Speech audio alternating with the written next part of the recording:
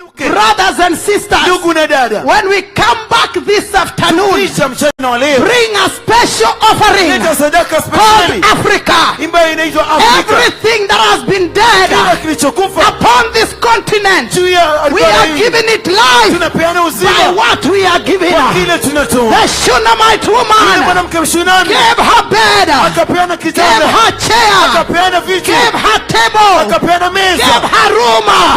The very seed that she gave for Elijah ministry is the very place where her son received life. You say, Bishop Margaret, but the boy was already born. Let me tell you, even the giving birth of the boy, it came from the same seed. So you've given over the years, started the business, now looks like it's dying. Given over the years, started the church, started marriage, started something, now looks like you are under threat. I say unto you, this day, as our seed falls on the ground, Jehovah God shall breathe fresh breath across the continent of Africa. The revival that will change the entire world is beginning with Africa and the country that God has appointed in this continent, in this beautiful country called Kenya, the covenant country, Kenya, the covenant nation, Kenya, the land that honors God. We are the seed that will cause global revival. But listen, there is a flip side. Allow me, please. Allow me, Apostle. You know, all these guys are my sons. So,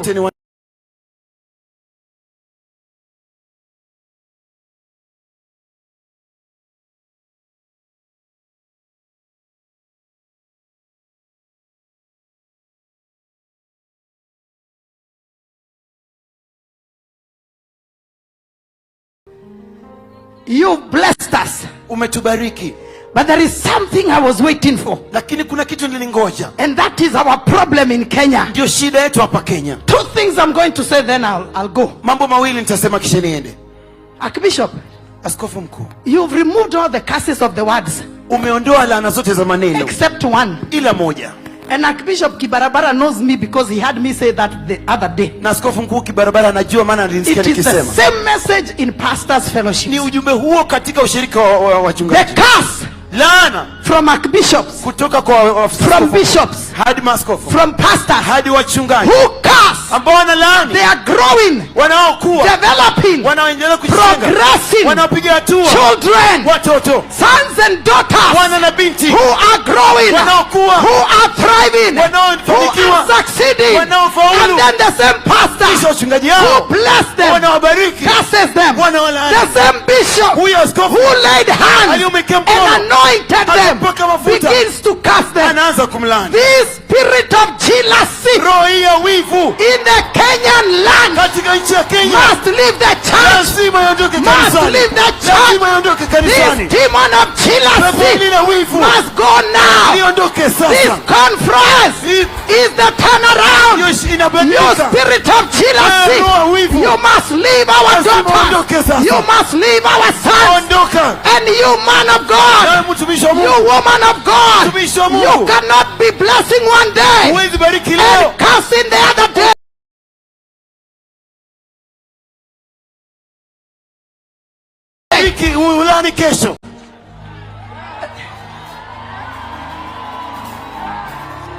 Somebody help me here. Somebody help me here. When we bless, we are led of the Spirit of God. So who led you to curse? Men and women of God must stop with this conference. Even if your children hata kama wanao become multimillionaires, watakuwa mamilionea, even if they have bigger congregations hata than you, kama wako na mkusanyiko kubwa kukuliko, even if they build mega churches, hata kama wanajenga makanisa makubwa, and you are there with your 200 people, na uko pale na watu 200, it doesn't matter, haijalishi, because what they are giving kwa back sababu to wanachopeana is what you poured into them. kile uliwapatia. The spirit of jealousy Roho wa wivu in this country katika taifa hili is killing linaua the body of Christ. mwili wa Kristo. Hello, that is one. Hiyo ni moja. So Archbishop, Kwa hivyo askofu, umeomba hiyo ingine yote umeondoa, you've prayed hiyo ya jealousy. about wivu, Spiritual fathers, mambo ya wivu, spiritual mothers, wa mama wa spiritual kiroho, parents wazazi wa kiroho, cursing their children. mnalaani watoto wenu. Si mumeambiwa Wanjiru means greatness, leader. Kiongozi mkuu. So why don't you want me to be a leader? Mbona hutaki niwe kiongozi? Mara bless, mara remove. We kuja. You are called to prosper in business, bless. Ulikuta kubarikiwa, You barikiwa. prosper 2 years. Unafanikiwa miaka You miwili. buy small cars, we are okay. Unanua magari madogo, sawa. The tuko day sawa. you drop a lorry, Kisha ukileta lori latest number plate, na number plate ya juzi, tunaanza kuuliza kwani anatoa pesa wapi? where is the money Kwani coming ilikuwa from? itoke wapi? Ulinibariki fanya nini? You Ikuje. blessed me so that these vehicles come. The blessings must flow Baraka. because the parents spoke the blessings and they cannot reverse the blessings. Baraka zitatirika maana walishanena na hatuwezi ondoa. It is curses that we reverse, Laana ndizo tunazorudisha, not blessings. sio baraka. You know me, I'm in politics, I'm in church, I'm Mimi a niko bishop. kanisani, mimi ni mwanasiasa, mimi ni Great askofu. church that God has given me, Kanisa great ministry kuu, huduma kuu Mungu amenipa across the nations of the katika world. mataifa ya ulimwengu, But I'm also in politics. lakini pia niko siasani. Look at our church leaders. Angalia viongozi wetu wa kanisa, And Madam Her Excellency will bear me witness. na mheshimiwa mama taifa Today ataniangalia. they anoint this one, they bless this one. Leo wanapaka mafuta huyu, wanambariki, Tomorrow they bless another one. kesho wanabariki The mwingine. political confusion in this country is always caused by the church. Kuna mchanganyiko mkubwa unaoleta na kanisa. Please, Tafadhali let the blessings be the blessings. wacha baraka ziwe baraka. Even my physical children, Hata watoto wangu hivi hivi I wasi, bless. na wabariki, I bless. na wabariki. I can't reverse. Siwezi ondoa. Bwana Yesu asifiwe. Amina. So hiyo kazi ni kwako. Wewe ndio ulikuja na hiyo ujumbe.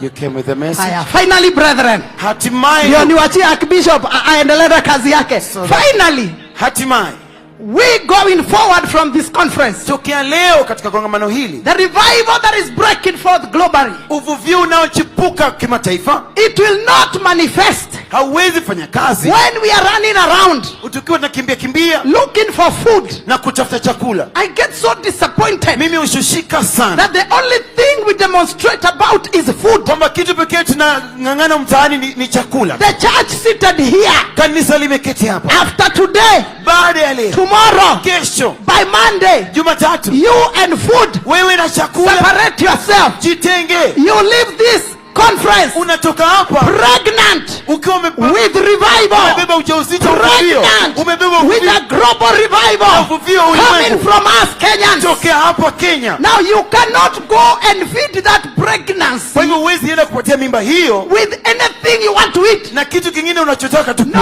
Hapana, you must nurture the baby. lazima umlee This mtoto. revival Uvuvio huu that God has given ambao us, Mungu ametupa, we have seen sparks, tumeona tayari. but I'm also tired and fed up of sparks Na of fire. nimechoka na miaka I ya want to moto. see God's glory Nataka kuona utukufu wa more than I Mungu have ever seen in my lifetime. zaidi ambayo I niliona. want to see God's glory Nataka kuona utukufu wa Mungu more than I've ever contained in my zaidi vile lifetime. niliweza kuingizwa na Great signs and wonders. ishara kubwa na And we mashara. thank God for what we have. Na tunashukuru Mungu kwa yale But we tunayo, want more lakini tunataka and zaidi more na zaidi and more na zaidi and more. na zaidi. Brothers and sisters, Kuna dada,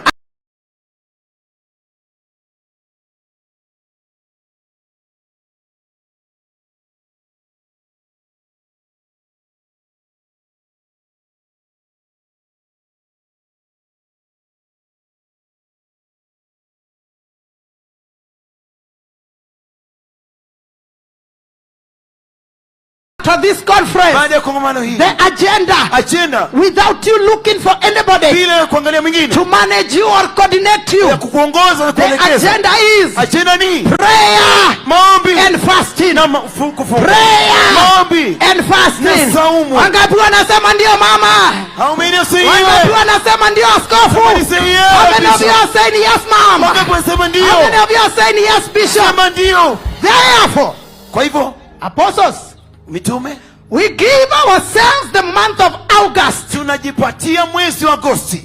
You are not crying about food, it doesn't matter. Haulili chakula haijalishi. You are not looking for food. Hautafuti You chakula. are crying out to God daily. Unamlilia Mungu kila uchao. The outpouring of the Holy Ghost. Achilie Roho Mtakatifu. Revival. Uvuvio. Outpouring of the Holy Roho Ghost. Mtakatifu achilie. Like the son of the Shunammite woman. Kama vile mtoto wa Let God mwanamke. pour out himself Mungu achimwage into mwenyewe us. ndani yetu. And where there was Na palipo na death, mauti, let there be revival. pawe na Let uvuvio. there be life. Pawe na nuru. Brothers and sisters, Ndugu na dada, if I see you again nikikuona tena by the end of August, mwisho wa Agosti, there should be no other talk in this kusiwe country. na mazungumzo mengine, Not just in Nairobi, sio tu but Nairobi, in the whole of Kenya. lakini Kenya There nzima. should be no other talk in this Kusiwe country. na mazungumzo The mengine. talk should be, Mazungumzo ni, have you seen? je, umeona? Have you Je, heard umesikia? what God is Yale doing Mungu anafanya in that church, katika kanisa in hilo, the other one, kuna in lile that crusade, na in ujumbe the huo, other one, katika in the mkutano huo, other na one? ule mwingine. Have you seen? Je, umeona? Have you heard? Je, umesikia? My son Subi, Ndugu yangu, Archbishop Kibarabara, come. Is there another Archbishop here or just the two? Just the two. Good. Come, Archbishop Kibarabara. tafadhali Tell your neighbor, for me neighbor, ambia jirani, revival is waiting for you. uvuvio unakungoja. And the month to give birth Na mwezi wa kuzaa is this one, ni huu, not next one, si ujao, not next year, sio mwaka ujao, this August. ni By Agosti the hii. end of this August, Mwisho wa Agosti hii, tukikutana when we meet, tunaongea miujiza, talk about miracles, tunaongea vile Mungu ametembea, we talk about what God has done, tunaongea mahali Mungu talk ametembea. about where God has Are we moved. together? How many of you say yes, mom? Wangapi wanasema ndio How many mama? of you say yes, bishop? Wanasema ndio askofu. We are together there. Tuko pamoja So hapa. now, with all due respect Kwa hivyo kwa heshima yote to these two archbishops kwa maaskofu wakuu hao whom I wawili love ambao nawapenda and respect, na waheshimu, you are the ones in this service. ninyi ndio mko hapa, Those who have been blessing wale waliowabariki, and cursing. waliokuwa wakibariki na kulaani. Ati mimi ndio nilimbariki. Naweza ondoa hiyo baraka. I'm the one that My blessed, friend. I can even withdraw the blessing. Yakarabosa kitabasi. Radia zabakataya. Huwezi bariki, You can't bless, alafu kesho ujaribu kuondoa. then you try to withdraw.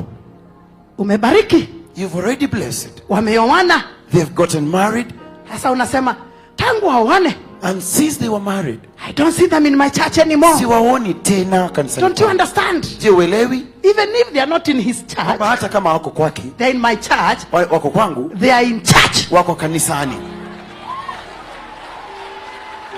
Did you see what Harrison did? He Yo. didn't tell us where his church is. Hata hajatoa. He told us where Subi's church is. Alituambia kule kanisa la Subi lipo.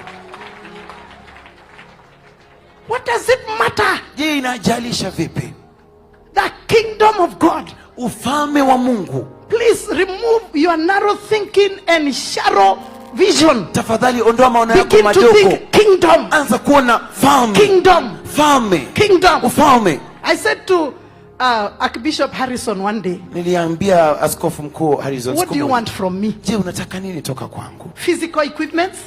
Vyombo vya kawaida hivi? Or do you want faith that will take you far? Au unataka imani itakayokupeleka mbali? I showed him money that he did not have. Nikamwonyesha pesa ambazo hakuwa nazo. And I said, but you can get. Nikamwambia lakini unaweza pata. If I give you the faith I have, Nikampa imani. it is enough to give you more than me.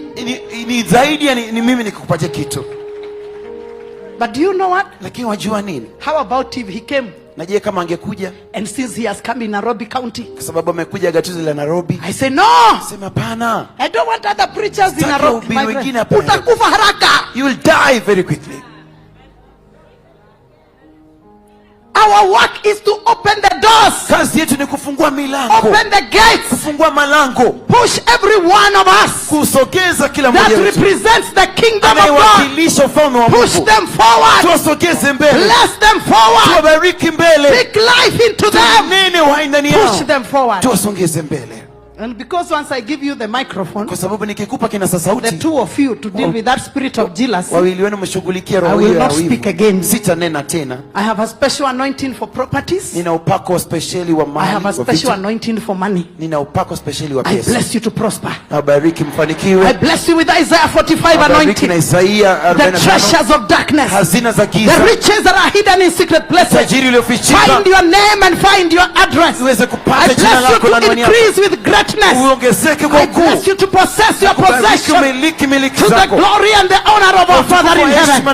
I bless every church represented here that does not have permanent property. I bless you with permanent property to the glory and the honor of our Father in heaven. Today we stand together and we bless the soil of Kenya. We bless the soil of Kenya. We bless the soil of our continent, the soil of our nation, the soil of Africa.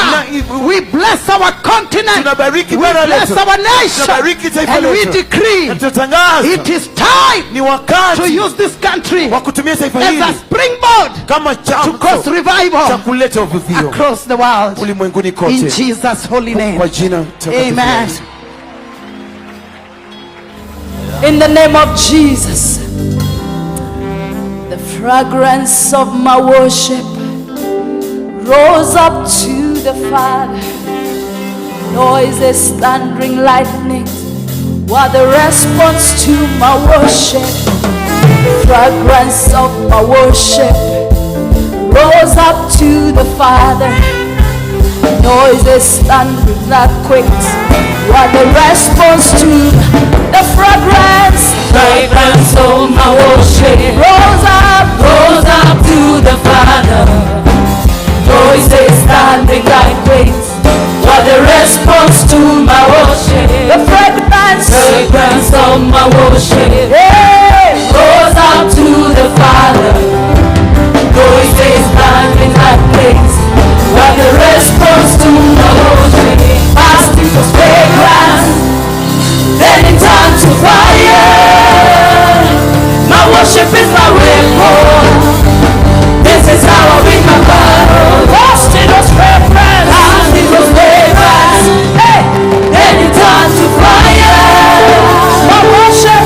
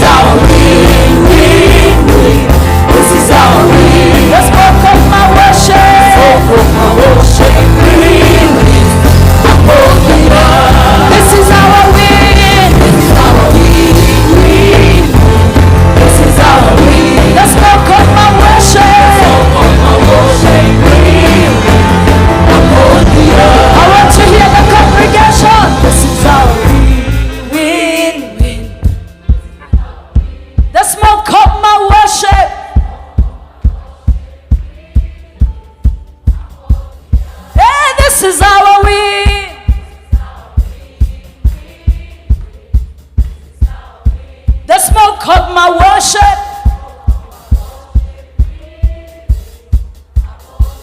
Hey, this is our win. The smoke of my worship. Oh, let's go. Hey, this is our win. This is our win.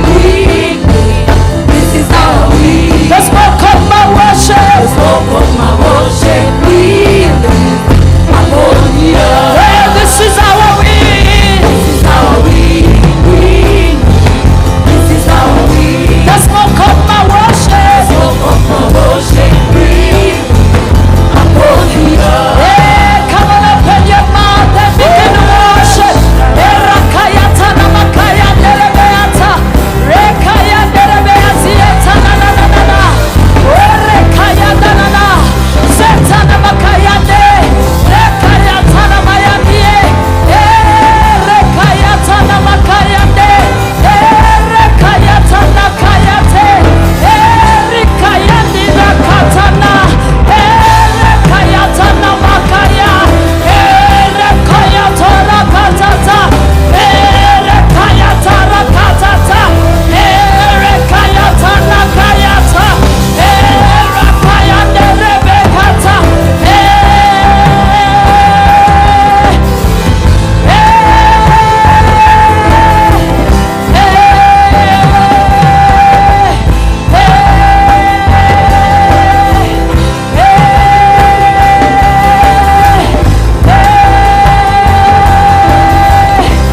Thank you, Jesus. You're worthy, you're worthy, you're worthy, you're worthy. You're worthy, you're worthy, you're worthy. You're worthy, you're worthy, you're worthy. You're worthy, you're worthy, you're worthy. You're worthy, you're worthy, you're worthy. You're worthy, you're worthy, you're worthy.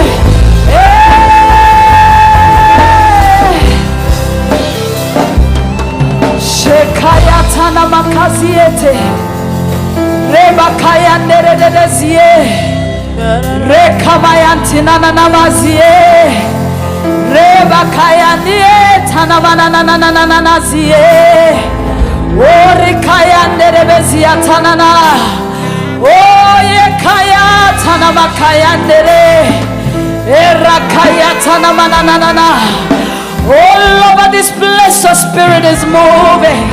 The Spirit is moving all over this place. The Spirit is moving. Yekatana makaya nderebe azieta nanana. Rekaya nderebe zieta. All over this place, the Holy Ghost is moving. The Holy Ghost is moving. The Holy Ghost is moving. The Holy Ghost is moving. Yekatana mayandie. Shekayatana mayanderelele. Right here, right now, you can receive whatever you want from the Lord. For the Spirit of God is moving. The Spirit of God is moving. The Spirit of God is moving. Orakayanderebe atanana.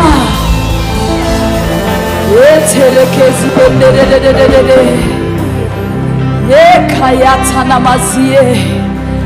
Rekayatana makandira da da da da.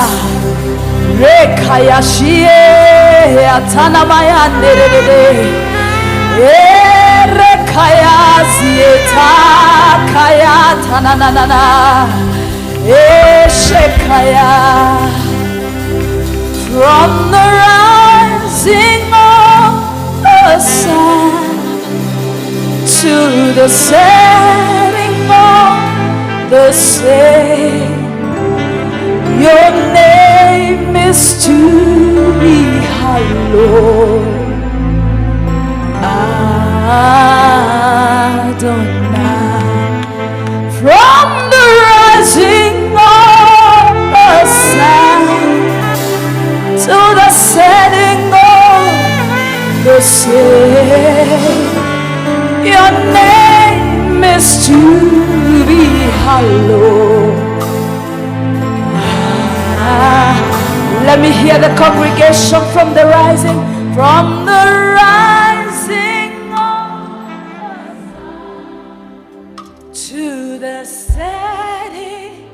There's such glory in this place. Your name is to be hallowed. Raise your voice to the King of Kings from the rising of the sun.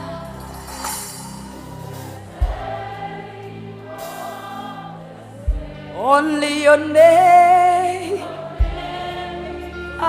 Shekaya taradadada.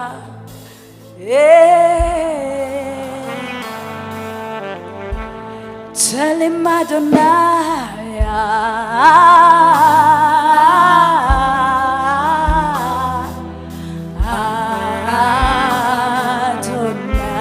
Tell him Adonai.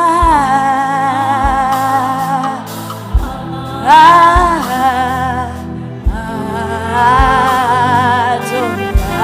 tell him Adonai. Shekaya tana makaziete, Rebakaya Adonai, Rebakaya zieta na na na na na na na yeah. Oh, Adonai,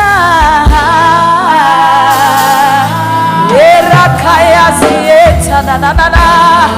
We join with the 24 elders as we worship Him.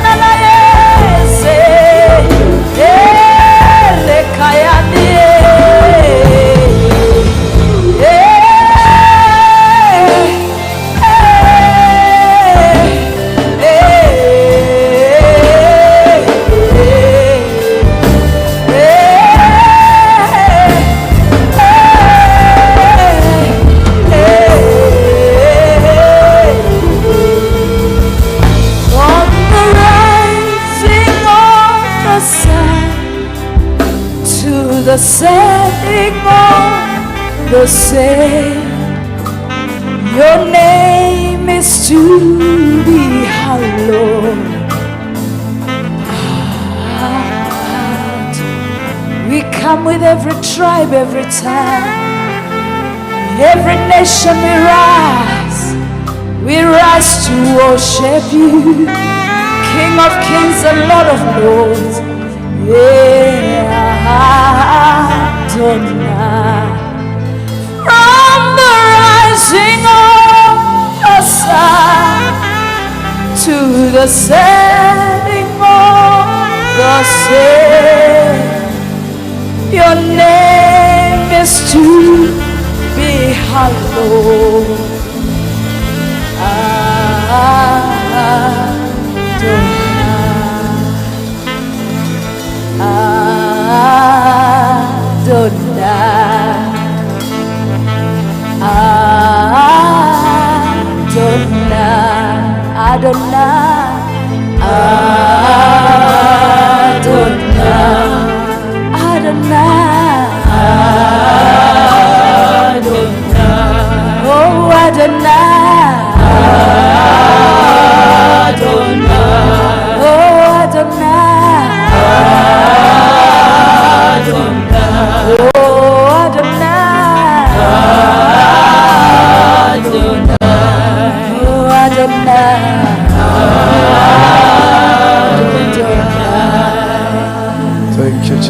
Just lift up your hands and worship the Lord. Just lift up your hands. Wherever you are, lift up your hands. Worship Him. Give Him thanks. Father, we thank you. Father, we bless your name. Thank you, Lord. We worship you. You are the Lord of lords. You are the King of kings. We praise your name. We exalt your name. We magnify your name. Thank you, Lord. Thank you, Lord, for ministering to us, for using your servants to speak to us. We worship you. We exalt your name because you're a mighty God. Thank you, Father. In Jesus' name we have worshipped. And we give God a powerful praise. Come on, let's celebrate Him. Clap your hands and celebrate Jesus. Hallelujah. Amen. Thank you, worship team. Thank you, worship team. I want you to lift up your right hand like this, wherever you are, and I want you to use your mouth to declare something. That after this service, you must testify. You must testify of financial breakthrough, a ministerial breakthrough, healing miracle, in the name of Jesus. Lift your hand and say in capital letters, in the name of Jesus. After this service, I must testify. I must testify. Can you clap to the Lord? So shall it come to pass. In Jesus' mighty name. Now there are some little changes. We want to receive Apostle Francina. I want to request those who are representing counties just to pave way for some few minutes, and then immediately after Apostle Francina, they will come back in front here so that we receive and pray for the counties. Let's appreciate them as they just have a seat somewhere for some changes. Let's appreciate them. You will come back immediately after Apostle Francina. Hallelujah. Hallelujah. For those who don't know me, I'm Apostle Charles Biegon, a son to Apostle Subi. I've been attending Heaven's Fire since 2008. I've never missed even one. From 2008. So in this summit we are on another level. In the name of Jesus. Are you ready to receive the woman of God? Are you ready? Are you ready? Let me hear you shout. Are you ready? Are you ready? Let's put our hands together and receive Apostle Francina on the altar in the name of Jesus. Wow. Okay, she's saying she wants to minister from there. Right. The protocol team, can you help? She wants to minister from there. Welcome, woman of God. We'll need another mic. When you're doing personal prophecy, you can't do it from there. We're going to call people out. Come on, let's just give the Lord a praise. Come on. Thank you, Lord. Oh, y'all got to pull on the anointing. Come on, pull on it. Pull on it. I need you to give her a mic too. Pull on it. Come on, pull on it. Glory to God. Hallelujah. Come on. Pull on the anointing of God. That's it. Hallelujah. Glory to God. Come on, God's getting ready to answer prayers. Come on. The Holy Spirit is locating you. He's locating you. Come on. You can do better than that. Come on, let everything that have breath, let's begin to praise the Lord. Thank you, Jesus. Come on, come on. Makofi.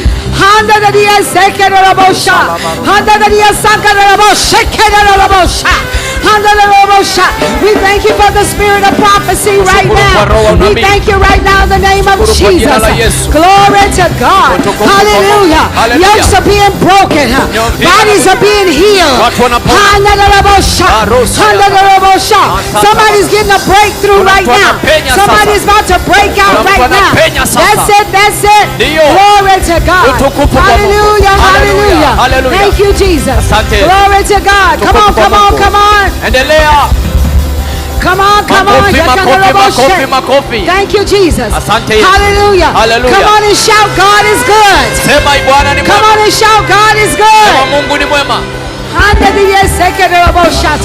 Thank you, Jesus.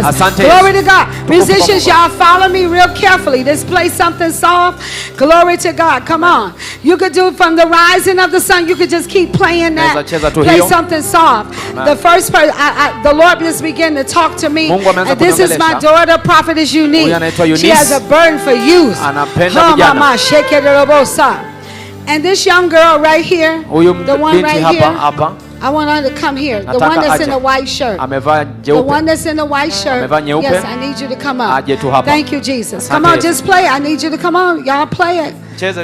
Come on, come on, musicians. I want you to begin to hear what the Spirit is saying. Thank you, Jesus. How old are you? How old are you?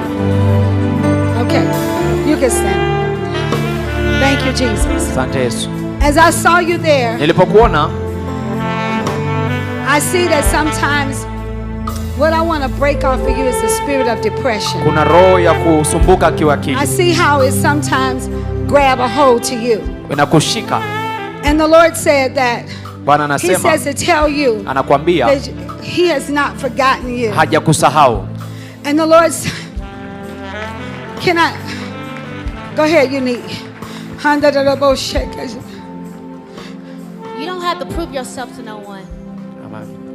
I know, so I see that you've been dealing with rejection around like since the age of 6. God's not going back to when you were the age of 6. He said, I'm shattering out your life right now. And I come against the tormented spirit that try to tell you to take your mind because nobody will not want you. I curse you right now in the mighty name of Jesus. He said, I'm going to start dealing with your dreams. He says, also, there's a book inside of you that you're going to be calling out to the youth. He said, I want you to start writing. He said, I also see you with school. He said you have a teacher's anointing. He said you're going to be snatching out people who've been depressed. You're going to be snatching out people who've been forgotten. I even seen you going out to the places where people are drug addicts, homeless. I even seen you dealing with elderly people as well. He said, I love you. He said, you're my favorite dream. He said, you're my heartbeat. He said, you are important. He said, you're not a, he said this, because you've been used so many times too. You've been used so many times by people who thought you were your friends. They talked about you behind your back. I come against those words right now in the name of Jesus. He said, you're not a tool. You're not a pedestal, but you are a jewel. He said, tell her this again. You're not a pedestal. You are not a tool, but you are a jewel. And when I lay my hands on you, every tormented spirit that's connected to you is being released from you right now, the mighty name of Jesus. Come on, let's give the Lord a praise for that. Come on, come on, come on. Hallelujah. Glory to God. Thank you, Jesus. Come on, come on. Let's just begin to worship Him. It was a young boy that went over there and he sat down. Where did he go? He went through there. Glory to God. A lot of times children don't get ministered to. But that's one of our burdens. While they're trying to find it, was a little young boy that went over there. Thank you, Father. It's something that I want to break. Is that him over there? Come here.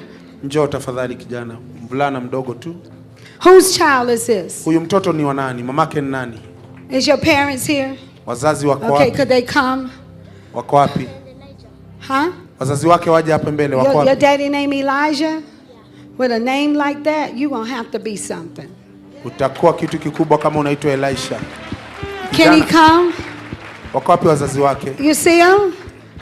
Oh, this is your child. Aha, huyo ndio baba yake basi. Is your wife here? Mkeo yuko? Okay, I want you to stand next to him. Hayupo leo. Just stand next to him. Simama tu karibu na mwanao. There's an incredible anointing on this young man. Kuna upako mkuu sana juu ya kijana huyu. How old are you? 8? 11? You're tiny. Miaka 11. But there's an experience that you had that the Lord is showing me. He has a lot of dreams. And he's trying to figure out what they are all about. And the Lord said, even when you were in school, I see you trying to, he preaches to everybody. Hey, you don't have to tell me. It's almost like he hears the word of God. He remembers the scripture. Even when you're up talking and you're giving something, he remembers every sermon. There's an incredible anointing that's on him. And what I see is that even when he was about 3 years old, I see the age of 3 years old. And the Lord told me that he had his hands on him at 3. Because it's almost even in his mom's womb, the enemy tried to snatch his destiny. The pregnancy was not good. It was kind of rough. And the Lord said, because this young man is a prophet. He's a prophet.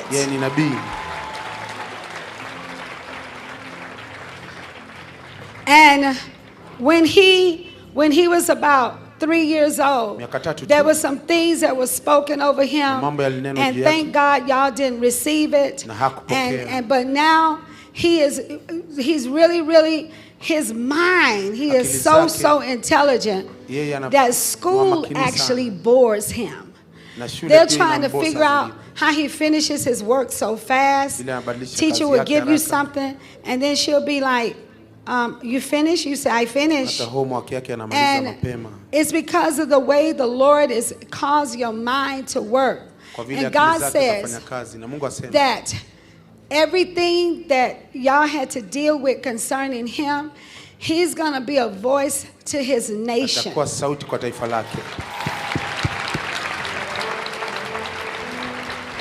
The Lord is showing me there was a teacher that you had. And for some reason, you kept telling your parents, we need to pray for that teacher. Am I correct? And you just kept saying, I need to pray for that teacher. It's something about that teacher. I don't know, Dad. It's something about that teacher, Mom. Something about this teacher just not right. And something about this teacher. And so he just kept praying for this teacher. And then all of a sudden, he didn't talk about the teacher anymore. Because the Lord removed the teacher. It was like the teacher was removed. And the reason why he felt that, because the teacher was dibbling and dabbling into darkness, into the demonic realm, into witchcraft. And he sensed it. And he began to pray that teacher out of there. And God says that is just the beginning. His discernment is real sharp. His discernment is, oh my God. His discernment is sharp. And he's shaking his head. He said, that's right. And you're going to have to ask the Lord to give you wisdom and how he needs to be cultivated in his giftings, because he's way ahead of his time. You have a word for him. What other language does he speak?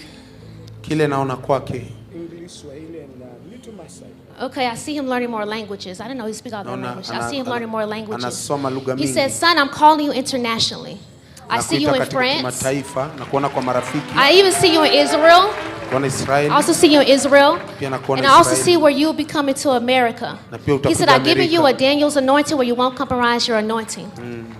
He said, as a protective shield over your hedge, over your body, that no darkness shall touch you. He said, I also, raise your hand. He said, I'm also giving you the anointing to resurrect the dead. I'm giving you healing in your hands. He said, I'm giving you healing in your hands that will have you moving in advance. He said, from this day forth, I want you to remember this, because one day you're going to be up here teaching like us. He said, never compromise your position, because they're going to be people jealous of you. He said, the same discernment that I've given you, you'll be able to shut it down. And he said, also, I even got your wife too. that's going to be prepared for you. May you not see her, may she not see you until it's time. And that no one would not even pollute your heart, because he don't want you like some of these people in this industry. So I thank you, Heavenly Father, for the anointing that will come upon him and release upon this Daniel anointing upon him. In the name of Jesus, amen. And even as you're raising your hands, I want you to grab his hand right now. The Lord said, he says, every curse that was in your lineage concerning the males, I see some premature death. It's being broken. You will live a long life. You will live a long life. You will see your grandchildren and your great grandchildren. Oh my God. Oh, look at that. Look at that. Come on, come on. Oh,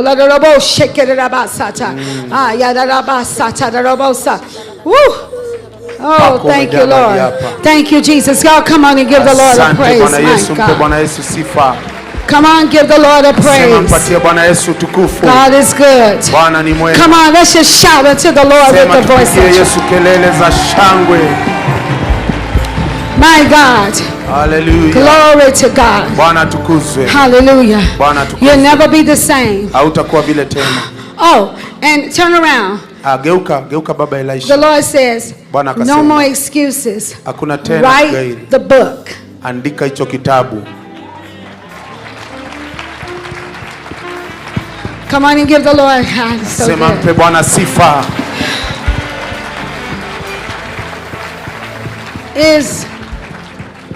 Is Charlene here yet? Or she couldn't come yet? Charlene ako ama amefika? Huh? She's on the way? Ako njiani anakuja. Okay, we had a strong word for her. Tuna neno and la what she's called to do. Thank you, Father. Thank you, Jesus. Hallelujah. The musician. Can y'all just play the keyboard player? Can you come here for a second? Kuja wewe unacheza keyboard, njoo. How many you know most people that play music they don't ever hardly get a word? Unajua kwamba wacheza vyombo saa zingine hawapati neno. They're so busy playing music. Wanacheza tu vyombo, hakuna neno linawapata, wako huku nyuma. Lakini leo amepatikana haraka haraka upesi.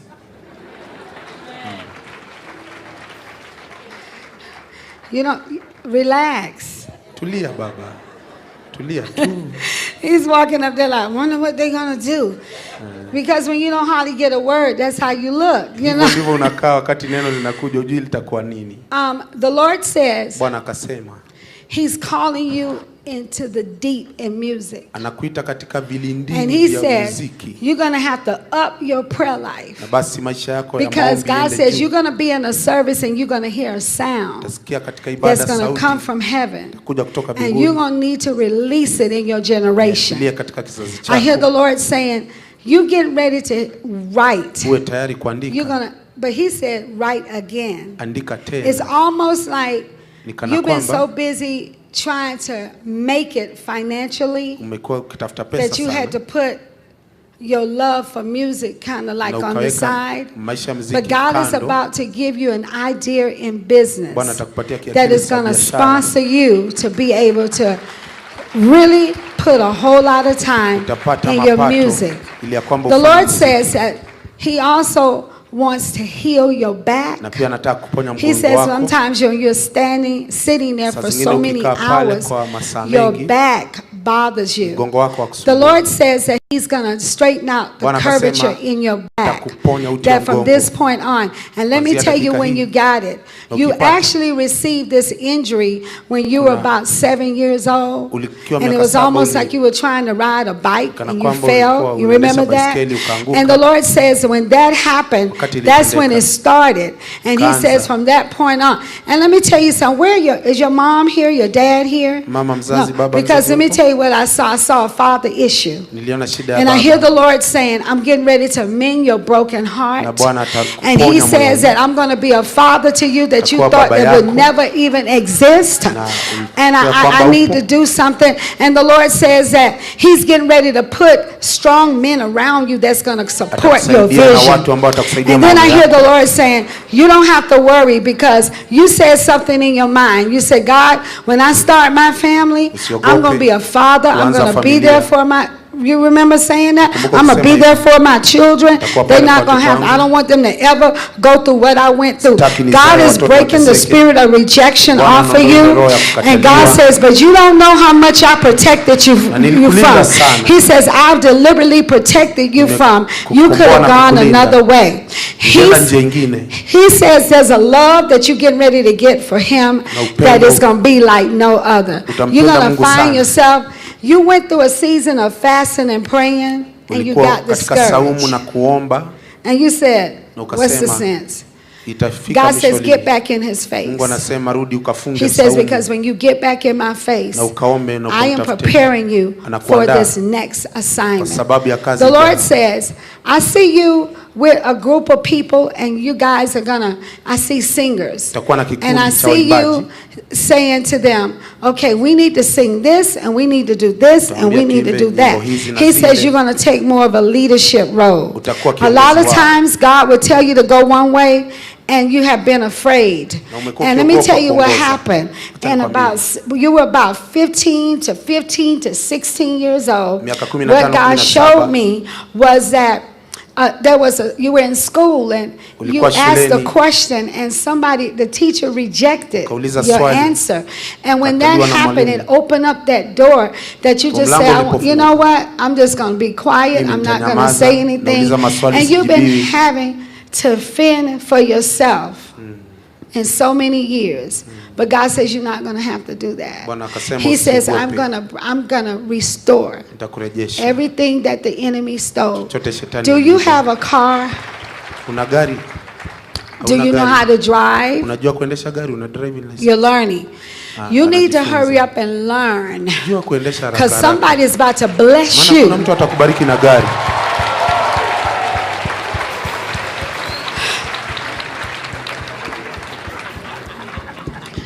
Somebody is about to give you a car. Because the Lord says, you've been having to sometimes walk places. You've been having to get on bikes and sometimes by the time you get to the place, you're wet, you're sweaty. You've been having to, when you got to go to work, it has been so difficult. He says it is over. My God. Let me ask you a question. How old are you? 24. And the Lord said, you've been wanting to go to school.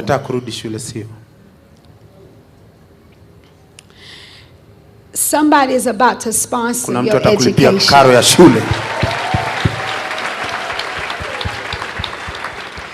You're going to be able to take the classes that you've been wanting to take. Who is this elderly woman that's around you? She's an elderly person. Who is that? And she looks like she's in a village and she's coming out and she's holding this pan and she's always moving around. Who is that? That's what I saw. Because I see her throwing things. And she was trying to figure out why she could not affect your destiny. She went on the altar to try to destroy your mind. And in 2005, you had to battle your mind. You remember that year? You were battling your mind. You were battling it. It almost like you started hearing little voices. And you were just like, it was almost crazy. And you would wake up every morning at the same time. And I'm going to tell you, I know what time, because you look at the clock. It was 3:48 a.m. in the morning. You would wake up that time, 3:40, and you would wake up and it was a battle for your mind. So you would just be like, God is not giving me the spirit of fear. And you would just continue to speak over your mind. But guess what? When I lay hands on you, God is going to cause that thing to travel all the way to that village. And I see the power of God knocking her on her feet. Every witchcraft that's in your lineage is being broken. Come on and give the Lord a praise. Oh, you need to give him a praise up in here. My God. My God. Shangilia Bwana.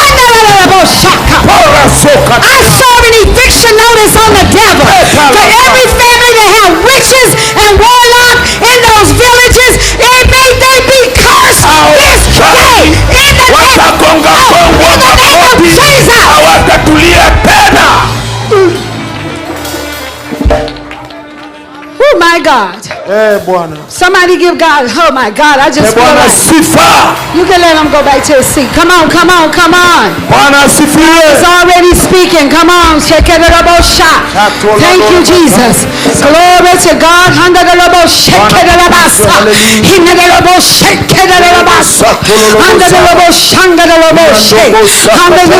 How many of you have been asking God for the school fees to go to school? I want you to stand. God's getting ready to give you a miracle. Because there's so many of you, I want you to stand right now. We're going to release the prophetic word over you. Hauna karo, nina neno kwako. Simama bali ulipo. You've been wanting to go back to school. Natamani kurudi shule na hauna karo, simama tu. But there's been no monies. Kuna pesa. You've been having to work. Hauna kazi. I want you to raise your hands right now. Taka uinue mkono wako juu. The Lord says I've located you today. Bwana anasema leo atakulingana na atakupata. And God says my favor is on your life. Sema kibali changu juu ya maisha yako. Some of you, God is sending people from other nations. Wengine wenyu basi mtapata kutoka kwa mataifa. Watu wa mataifa watakubariki. Father, we thank you. Baba asante. That each and every person that's standing right now, yote aliyesimama kwa miguu sasa hivi, you are opening up the door wafungua mlango of opportunities, na pia nafasi, that they will be able to have all of their school fees paid in full. Watapata karo imelipwa yote. We thank you, Lord. Asante Bwana. Oh my God.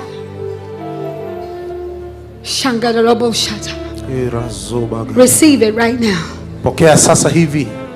Go ahead and put it. When you get home, you have homework. Kifika nyumbani una kazi. Say homework.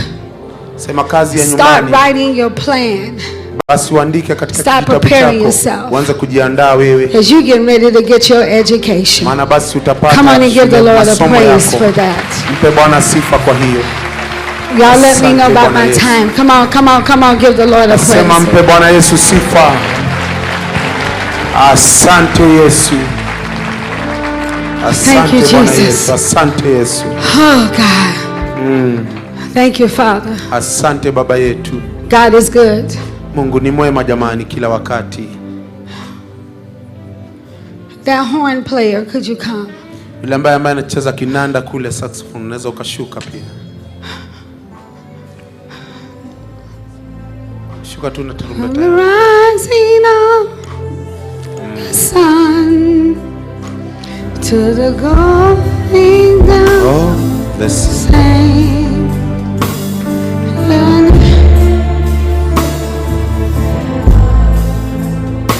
I'm glad you brought your horn.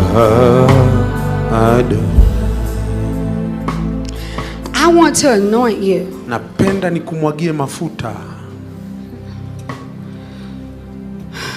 So that you can release a different sound in that horn. Kwamba uachilie sauti mpya na kinanda hichi chako cha rumbeta. Stand up. You don't know. I want you to stand up. Napenda you don't even know how good you are. Hata hujui vile wewe ulivyo mwema. You just do. So this is crazy, but the Lord told me to tell you. Yanishangaza lakini Bwana play that horn right now. Play. Cheza kinanda, tarumbeta sasa. From the rising of the sun. Come on.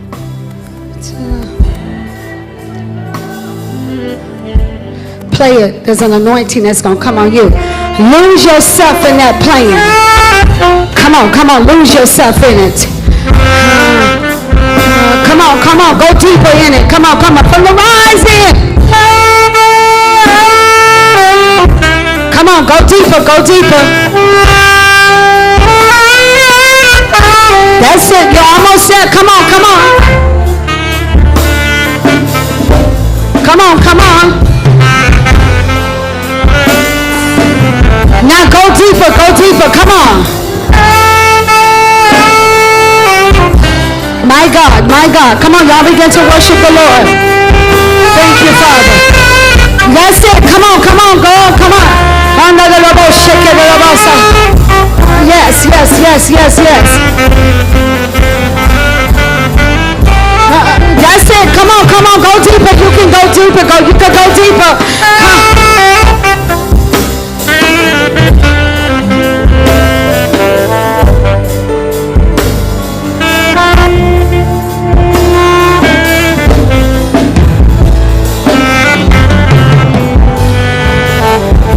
Okay, so that's what you know what to play. Now I want you to play what you don't know what to play. Sasa nataka ucheze kile ambacho Father, anoint him. Baba, mwagie mafuta. Right now in the name of Jesus. Sasa hivi kwa jina la He is going to start playing that cancers will be dissolved. Healing will take place in his plan. I want you to play what you hear. That's it. Forget about everybody else, and I want you to play as if you were playing unto the Lord. Okay, open your mouth and begin to play. That's it. There's an anointing that's on you right now. Go ahead and play. You're going to follow him because he's going to give you the sound that he hears. Go ahead, go ahead.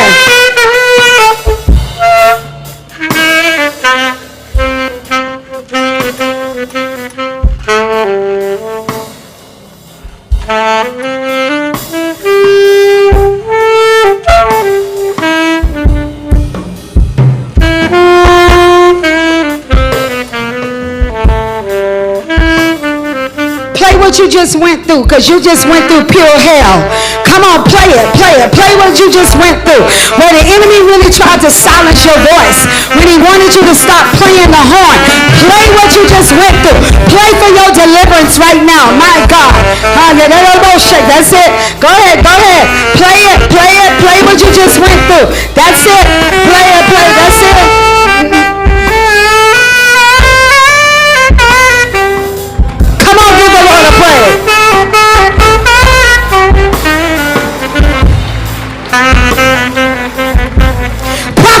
Prophesy. Go ahead. Prophesy.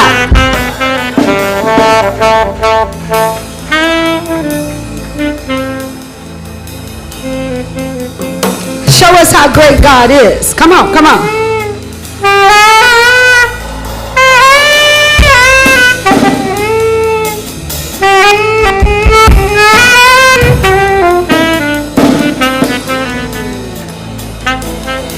Father, we thank you for a new anointing coming upon this young man and all the stuff that he has gone through.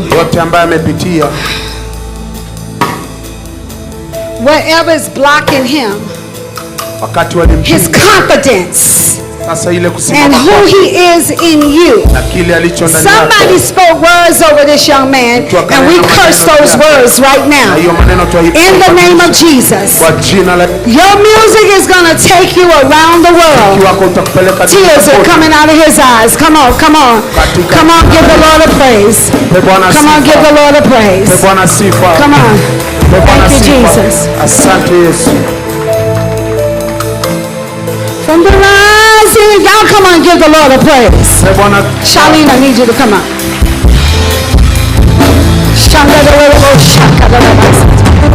Thank you, Jesus. You want to go first? Thank you, Father.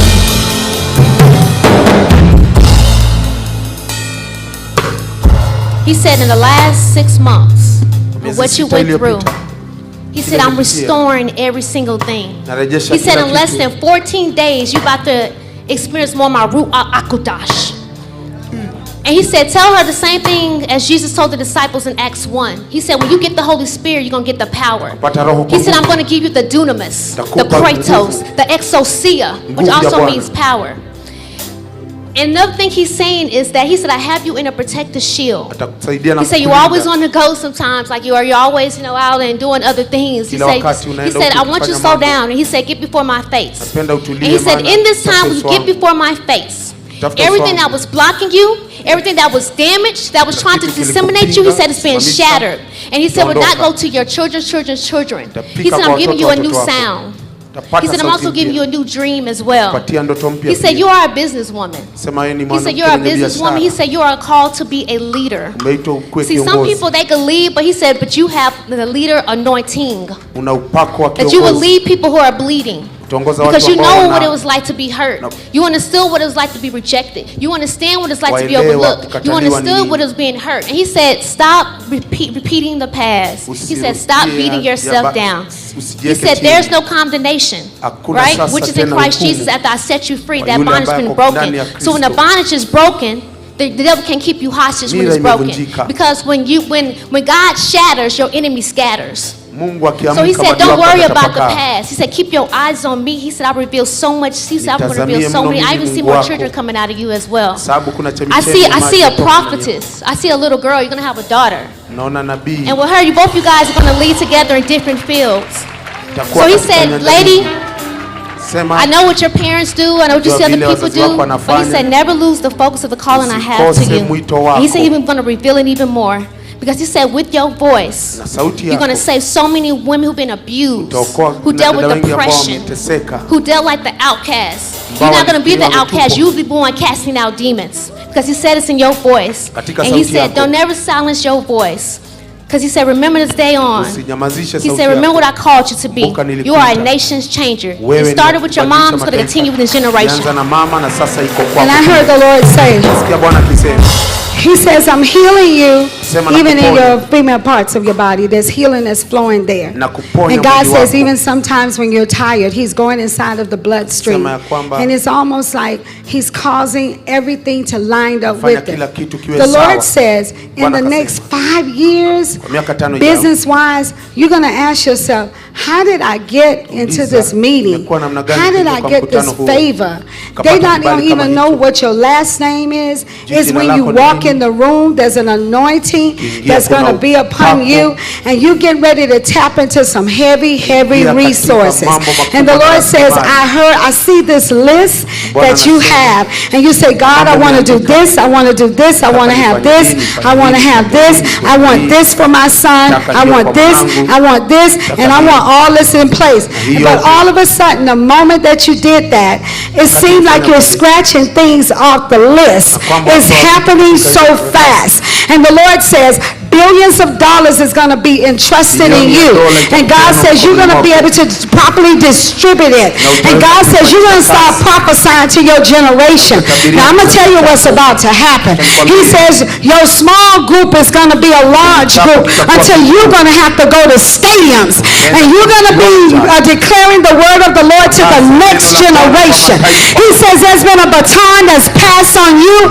The anointing of God is on you.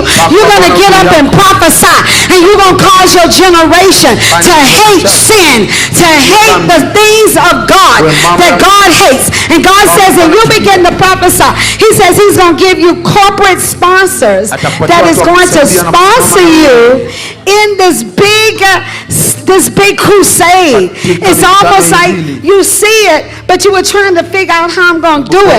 But God says you're going to have youth coming from all the African nations, and they're going to come together, and their lives is going to be changed. And there's going to be forums teaching them about business, teaching them about monies, teaching them how to be a good wife, teaching them how to be a good husband. Come on. They're going to be teaching them etiquettes and proper etiquettes, and you're going to be teaching them how to dress, and y'all going to be teaching. He says they're not only going to be empowered with the power of God, but they will be taught how to be a lady and how to be a man. The Lord told me to tell you something. He says there's an anointing on you that you're going to break some traditions, and one of them is going to be multiple marriages. Oh, I might get in trouble, but I got to tell you what God said. I'm leaving on Monday if y'all going to get mad at me. But God says, y'all, this next generation is going to break that. All of a sudden, there will not be a love to have 6 and 7 wives. God says, I'm breaking that over this nation, and it's coming through you. Oh, come on. I done got in trouble. Come on, come on. Woo! Oh, my God. It's being broken over this nation. It's being broken over this nation. It's being broken.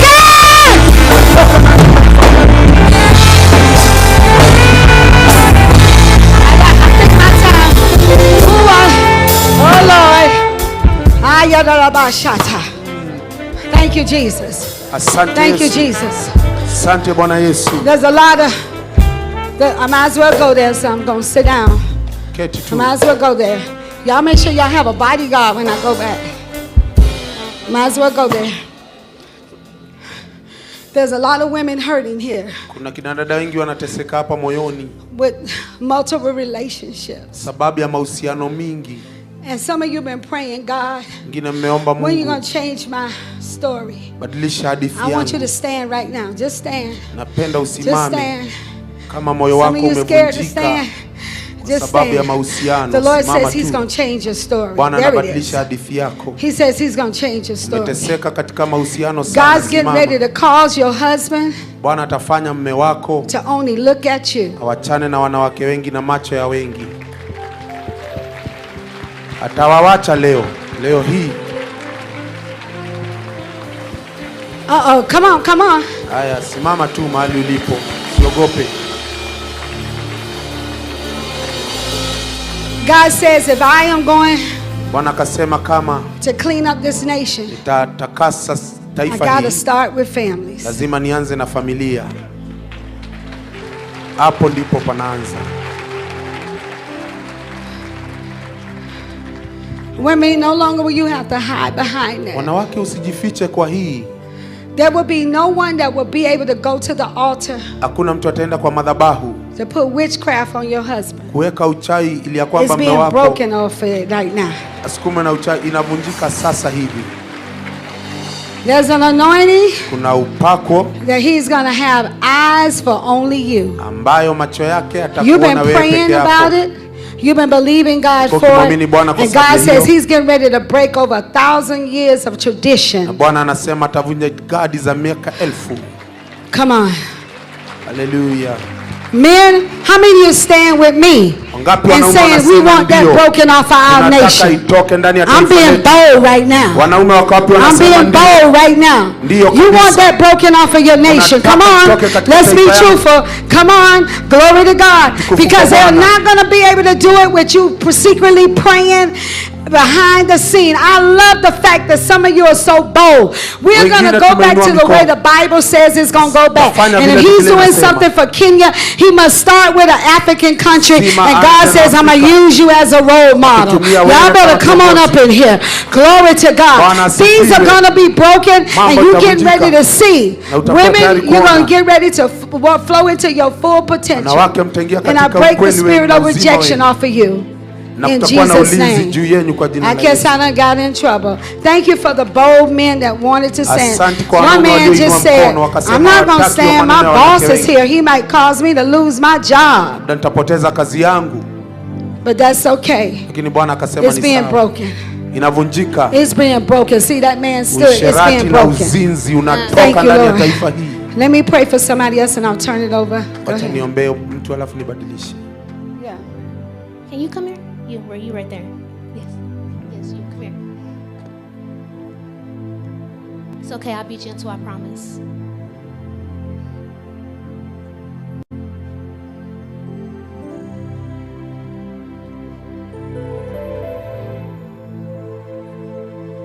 Hi, how are you? How old are you? God said you have such a gentle, pure heart. Una moyo mzuri sana tena mkunjufu. And when you get hurt, you hold on to it. Na ukiumia And unaficha. it's like a wall, but God is saying, I'm breaking that wall off Na of hiyo you. ukuta Mungu anaiondoa. Because you're so quiet, you know, the enemy likes to isolate you, and that's where Shetani depression anapenda sana falls, and that's kukuweka where, you know, kando. no one cares about you. You're not needed, Kuna you're not mtu important, you're not anakujali. precious, nothing like that. Wewe sio But on mzuri. behalf of the Holy Spirit, he said that's a lie. Roho Mtakatifu He said, akasema I ni purposely uongo. have you here. And he said, I'm going to use you to go to villages to where, like, you know, the kids are the ones who are like, they've been forgotten or they've been left. You're going to take them out. You're going to be helping them, get them from there, from the ones who've been molested and the ones who's been hurt. He said, I'm going to use you mightily because he said you're such a nurturer. He said, don't change your heart. Mungu anabadilisha Like it moyo says in wako. Psalm 73:26, you know, Sema katika my Zaburi. flesh and my heart may fail, but God is the strength of my heart and my Moyo portion wangu forever. utakosa Psalms nguvu, lakini 18:32, Mungu- it's God who answers with strength and make my ways perfect. Zaburi 1 inasema Thessalonians kwamba Bwana 5:17, atafanya pray njia without zako seeking. zikuwe 1 Chronicles uombe kila 16:11, wakati. seek the Lord in the strength, seek His Tafuta face Bwana continuously. maisha The reason why I'm yako yote. speaking these scriptures over you because He says He's going to use you mightily in Scripture. Bwana He said you atatumia are, akili zako. He said, you have such a brilliant mind. Una akili timamu nzuri tena. He said, you are very, very intelligent. It's like as if you could be a doctor. As if you could be a lawyer, an advocate, because I can see you being an advocate for women and going in schools and teaching other kids and different things, you know, because he said, you're not the usual, what people expect, you know, perceive. And he said, don't worry about the ones that perceive you or not, because he said, I'm with you. If I'm with you, who could be against you? And he said, daughter, from this day forth, and for even more, because you're only 18 years old. By the time you get 24 years old, I hit the word 24. He said, you're going to be well established. I'm anointed. He said, you're going to have money. You're going to have money to take care of your mom.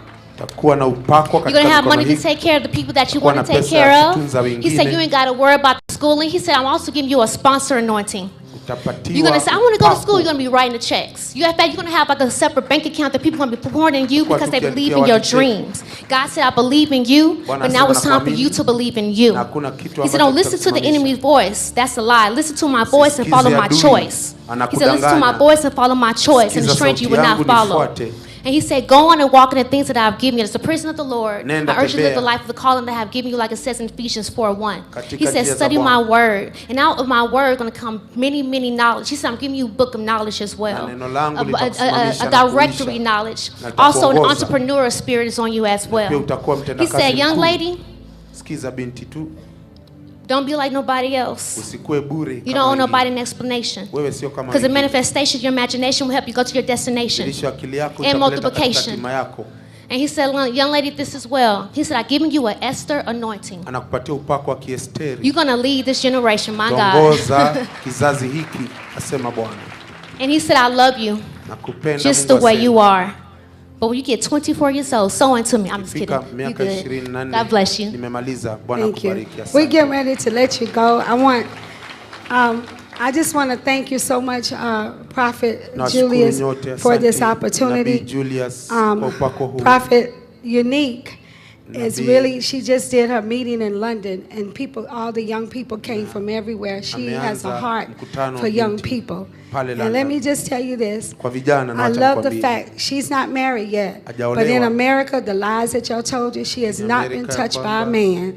She's waiting on her husband. It ain't easy, but I did it. I'm telling you, it ain't easy. In this day and time, so she's waiting on her husband. And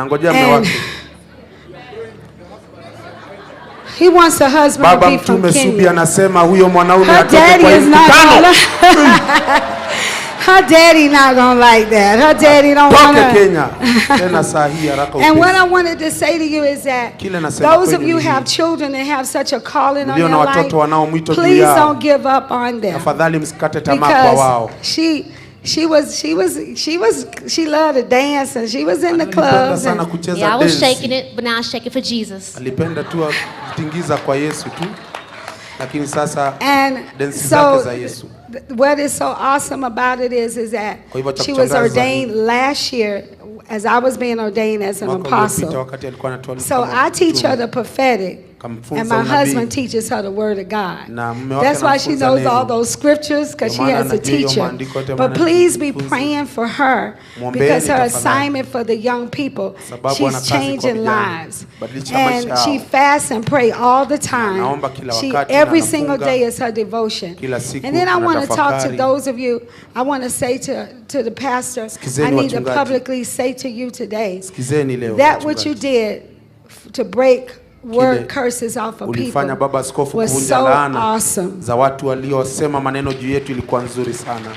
Asante Baba Askofu Harrison. Asante. Because someone asked, my sister's funeral is going on now. Someone asked how old she was, and I thought she was 59.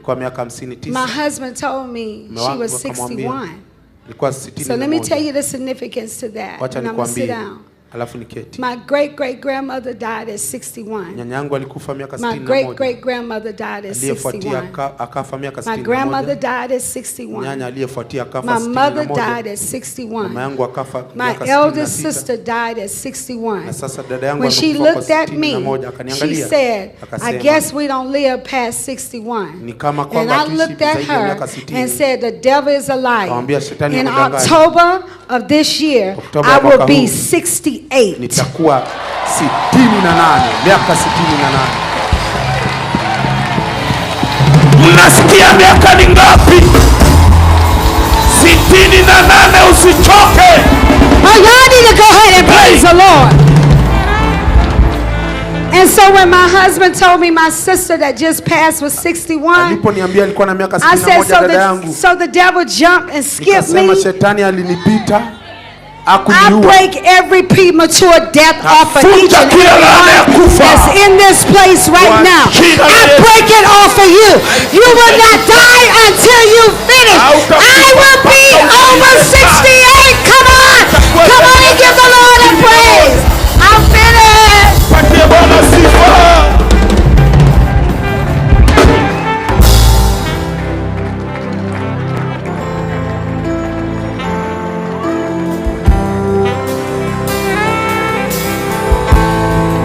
Wow. Give the Lord the glory. Kufuliwaje? 68 years. 68, mchungaji Francine.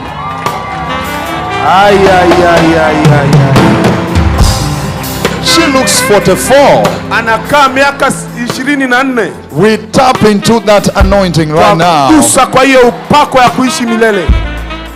Guess how old she is? Tazama na miaka ngapi? 18. She's 37. Mazako Brekatos. Huyu msichana wake miaka yake ni 37 na anakaa miaka 17. What kind of anointing is this? Hii ni upako aina gani jamani? Shangilia ukipokea.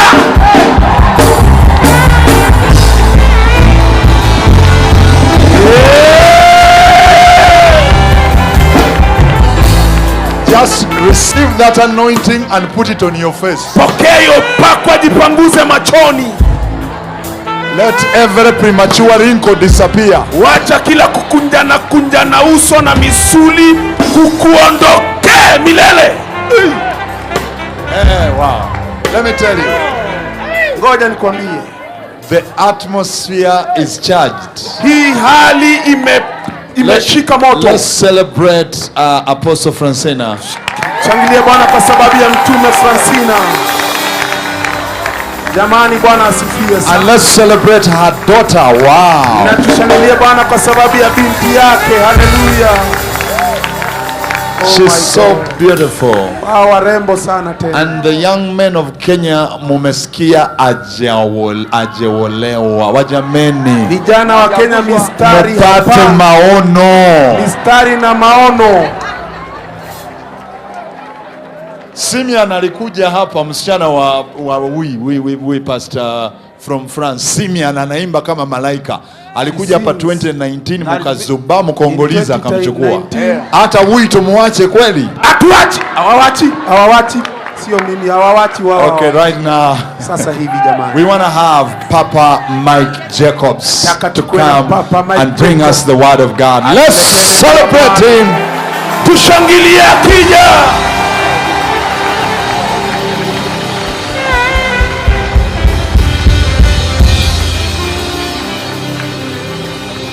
Haya.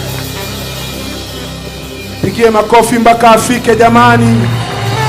Shangwe na vigelegele.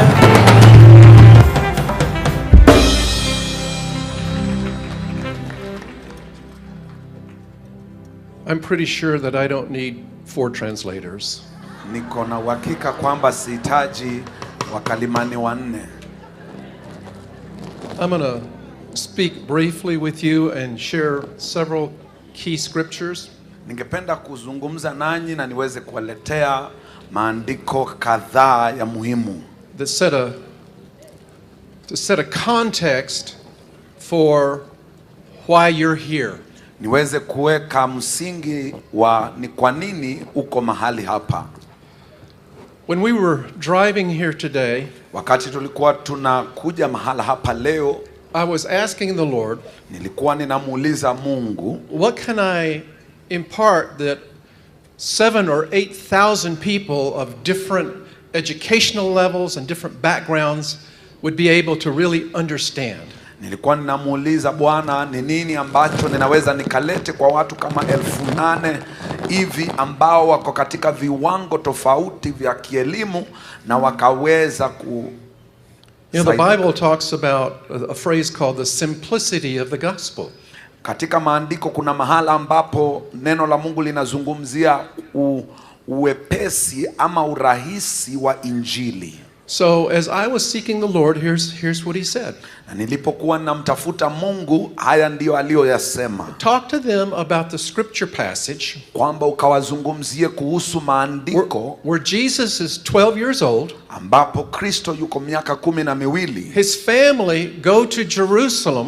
Jamii yake ikaelekea kule Yerusalemu. And as the family began their trip home, na wakati jamii yake walikuwa wanaelekea nyumbani, they could not find Jesus. Hawakuweza kumpata Yesu. So they got quite alarmed. Hivyo wakawa wanashangaa. And they go back to Jerusalem. Na wakarejea kule Yerusalemu. And they find Jesus talking to the spiritual leaders. Na wakampata Kristo akizungumza na viongozi wa kiroho. And they're not happy with him. Na hawakuwa na furaha na yeye. And basically they expressed how him not being with them was very upsetting. Na wakajaribu kumweleza jinsi kwamba hawakuwa na yeye iliwasumbua. And you know what Jesus' response was? Na wajua ni nini alichowajibu? I need to be about my Father's business. Kwamba ninahitaji kuwa katika biashara za baba yangu. If you want to understand the kingdom of God, kama unataka kuelewa ufalme wa Mungu, you need to understand this. Ni vizuri uelewe haya. The kingdom of God is a family business. Ufalme wa Mungu ni biashara ya kijamii.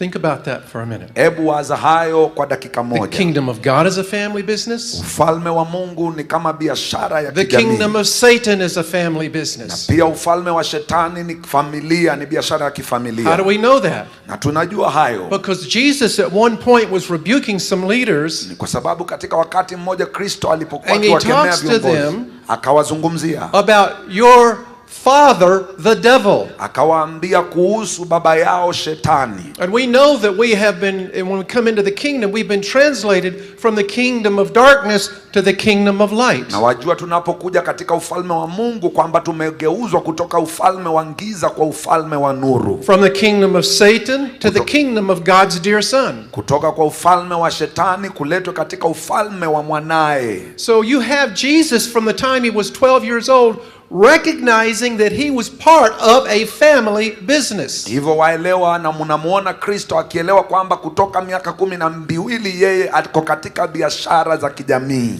Now, so often mara nyingi pastors and leaders, viongozi na wachungaji, they invite people to come into the kingdom, wanawakaribisha watu kuja katika ufalme, in order to escape hell, ndiposa waweze kuepuka kuzimu. In other words, kwa maneno mengine, they invite them to come into the kingdom, wanawaalika kuja katika ufalme, and they point to heaven, na wanawaelekeza mbinguni, and almost exclusively pointing them to heaven, na kwa jumla kuwaelekeza mbinguni, and they try to get them just to try to survive with a set of rules until they die. Na hivyo wanajaribu kuwapatia kanuni fulani ambazo zitawaongoza until they can get to heaven, hadi waweze kufika mbinguni.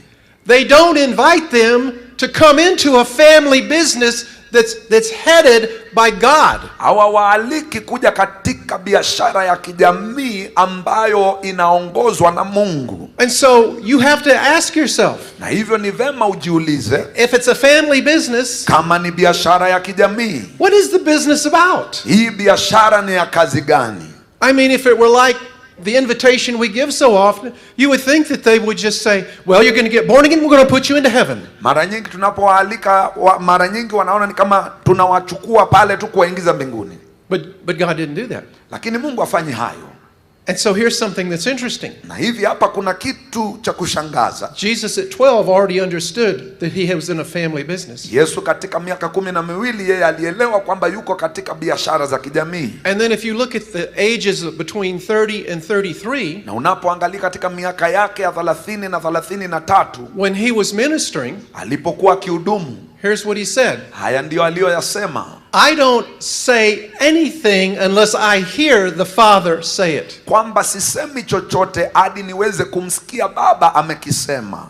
You like that, right? The word of God. What you say. Hiyo ni neno la Mungu. The voice of God. Sauti ya Mungu. The words of God. Maneno ya Mungu. And he said, I don't do anything unless I see the Father do it. Na akazidi kwamba kusema sifanyi chochote hadi nimuone Baba pia afanya. So all of the things that Jesus did, if you look in the New Testament. Hivyo kwa yote Kristo aliyofanya unapoangalia katika Agano Jipya.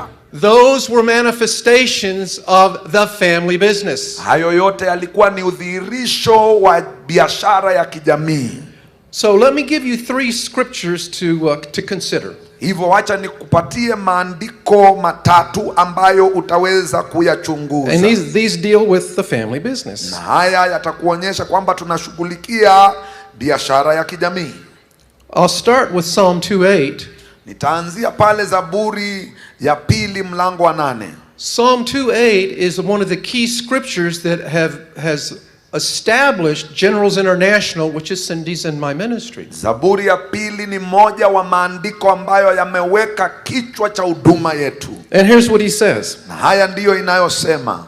Ask of me and I will give you the nations for your inheritance. Uniombe nami nitakupa mataifa kuwa urithi wako. And the ends of the earth for your possession. Na mlisho wa dunia kuwa miliki yako. Now, if you're one who takes notes, kwa wale mnao nakiri, take note of those words. Naomba kwamba uweze kunakili haya. Inheritance, urithi, and possession. Na umiliki. Secondly, jambo la pili, let's look at Isaiah 9:6. Tuangalie Nabii Isaya 9:6. This was what we call a messianic prophecy. It was a prophecy about Jesus who was to come into the earth. Na huu ulikuwa ni unabii wa kimesaya ambao ulimguzia Kristo ambaye angekuja duniani. And Isaiah had this revelation. Na Nabii Isaya akawa na ufunuo huu. For unto us a child is born. Maana kwa ajili yetu mtoto amezaliwa. Unto us a son is given. Tumepewa mtoto. By the way, son, family, father, family. Waona mwana, baba, familia. And na pia the government will be upon his shoulders. Na uweza wa kifalme utakuwa begani mwake. And his name will be called. Naye ataitwa jina lake Wonderful Counselor. Mshauri wa ajabu. Mighty God. Mungu mwenye nguvu. Everlasting Father. Baba wa milele. Prince of Peace. Mfalme wa amani. And of the increase of his government and peace there will be no end. Maongezeo ya enzi yake na amani hayatakuwa na mwisho kamwe. So, what is the family business about? Kwa hivyo biashara hii ya kijamii inaguzia nini? It's about the nations. Ni kuhusu mataifa. It's about government. Ni kuhusu serikali. If you're a pastor, kama wewe ni mchungaji, and you are not training and equipping your people, na auwekezi ama auwafundishi watu wako to function in this kingdom, kujinsi ya kutumika katika ufalme huu, to function in this family business, katika jinsi ya kutumika katika biashara ya kijamii, that has a governmental anointing, kwamba kuna upako wa kiufalme, then you're pointing them in the wrong direction. Basi wewe unawaelekeza makosa. So let's say for example that you do understand that it's a family business. Kwamba unaelewa jambo na swala la kijamii ya biashara. How are you going to equip them to function in the family business? Ni jinsi gani ambapo utaweza kuwaekeza waweze kufanya kazi katika biashara hii ya kijamii? And I'll show you one secret. Na nitakuonyesha siri moja. If I can pull it up here. Kama ninaweza ivuta hapa. You find it in Jeremiah. Unaipata pale katika kitabu cha nabii Isaya. Jeremiah. Mlango wa kwanza. Let's see if it is. Jeremiah 1:10. Yeremia mlango wa kwanza mstari wa 10.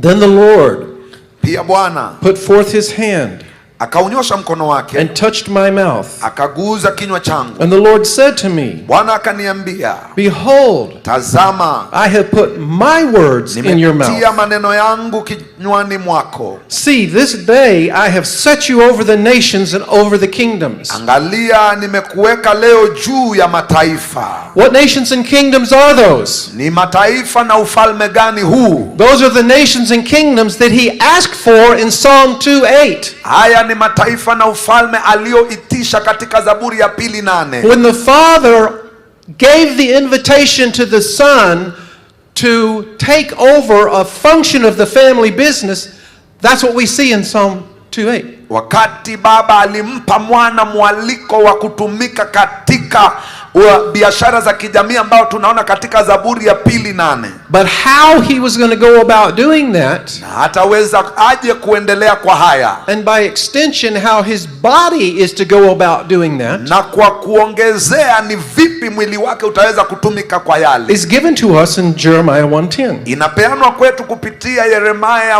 1:10. And here's what he said that you're to do with the nations and kingdoms. Haya ndio anatueleza kwamba tunahitaji tufanye na ufalme na mataifa. You're to root out, tunastahili tung'oe, to pull down, tuweze kuangusha, to destroy, tuweze kuharibu, to throw down, tuweze kupiga, to build, tuweze kujenga, and to plant. na tuweze kupanda. That is one of the techniques or strategies God has given for you to fulfill your role in the family business. Na hiyo ni moja wa njia muundo ambayo Mungu amepeana kwako ndiposa uweze kufanya kazi katika biashara ya kijamii. Now, Jeremiah 1:10 sometimes is deeper than you may have thought. Wakati mwingine Yeremia 1:10 ina undani zaidi ya vile unavyowaza. And I'm going to share with you just one small aspect of the depth of Jeremiah 1:10. Na nitaweza kushiriki na wewe mmoja wa nyanja ambazo ziko katika Yeremia 1:10. Because listen. Hebu sikiza. He says, I'm going to do this by putting my words in your mouth. Anasema nitafanya haya kwa kuweza kuweka maneno yangu kwa kinywa chako. And what he also says is that God will give him, or that he will be the Prince of Peace. Na pia Mungu anasema kwamba atamfanya kuwa mteule ama mfalme wa amani. So you will use words that God puts in your mouth to establish your assignment in the kingdom, and one of the things that you're doing is you're establishing God's role and Jesus' role as the Prince of Peace. Atafanya hili kwa jinsi gani? Kwa kutia maneno yake kwako ambayo utaweza kutumika na utamfanya Kristo kuonekana kwamba yeye ndiye mfalme wa amani. And this could be said from the Hebrew, he is the Prince of Shalom. Na hili linaweza tajwa katika Kiebrania kwamba yeye ndiye mfalme wa lile neno la Kiebrania shalom, ambalo maana yake ni amani. So if Jesus fulfills the kingly role of the Prince of Peace, hivyo Kristo anatimiza kusudi lake la kiufalme la kiamani, and you have been invited to be a part of the family business, na pia nawe umealikwa kuwa sehemu ya ile biashara ya kijamii, then your assignment is also to manifest shalom in the earth.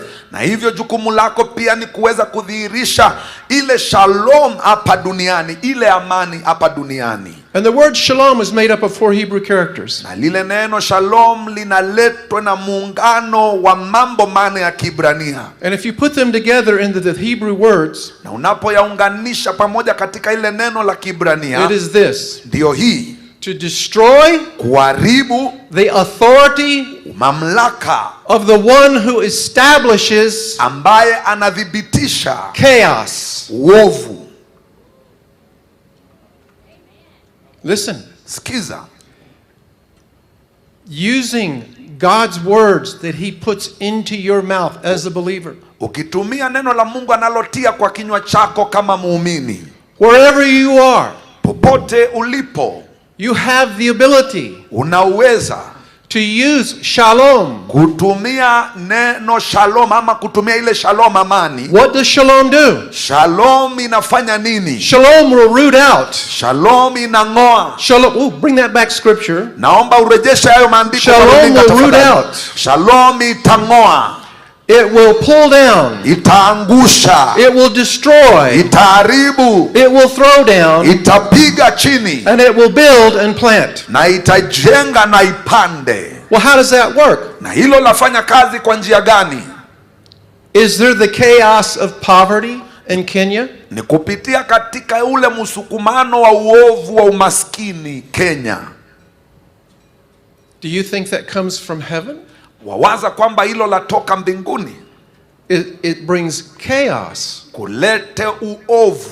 So if you're going to be in the family business, kama utakuwa katika biashara ya kijamii, and I know a lot of you are also intercessors in the family business. Na najua wengine wenu pia ni waombezi katika ile biashara ya kijamii. You need to be saying, Lord, unahitaji kuanza kusema Bwana, put your words in our mouth. Weka maneno yako kwa kinywa changu. Give us the strategy. Na hii ndio muundo, huu ndio muundo. To begin to pull down. Uanze kupiga na kuangusha. To root out. Uanze kung'oa. To destroy. Uanze kuharibu. To throw down. Uanze kupiga na kuangusha. The poverty. Umaskini. The authority that is establishing poverty. Nguvu zinazodhibitisha umaskini. In our nation. Katika taifa letu. And the Lord will do that. Na Bwana atafanya hilo. But it's not enough just to pull it down. Na hiyo haitoshi tu kuangusha. The Lord says also, Bwana asema pia, I will put in your mouth, kwamba nitatia kwa kinywa chako, the words, maneno, to put in place, to build and to plant, ya kuwekeza ndiposa ujenge, the structures, yale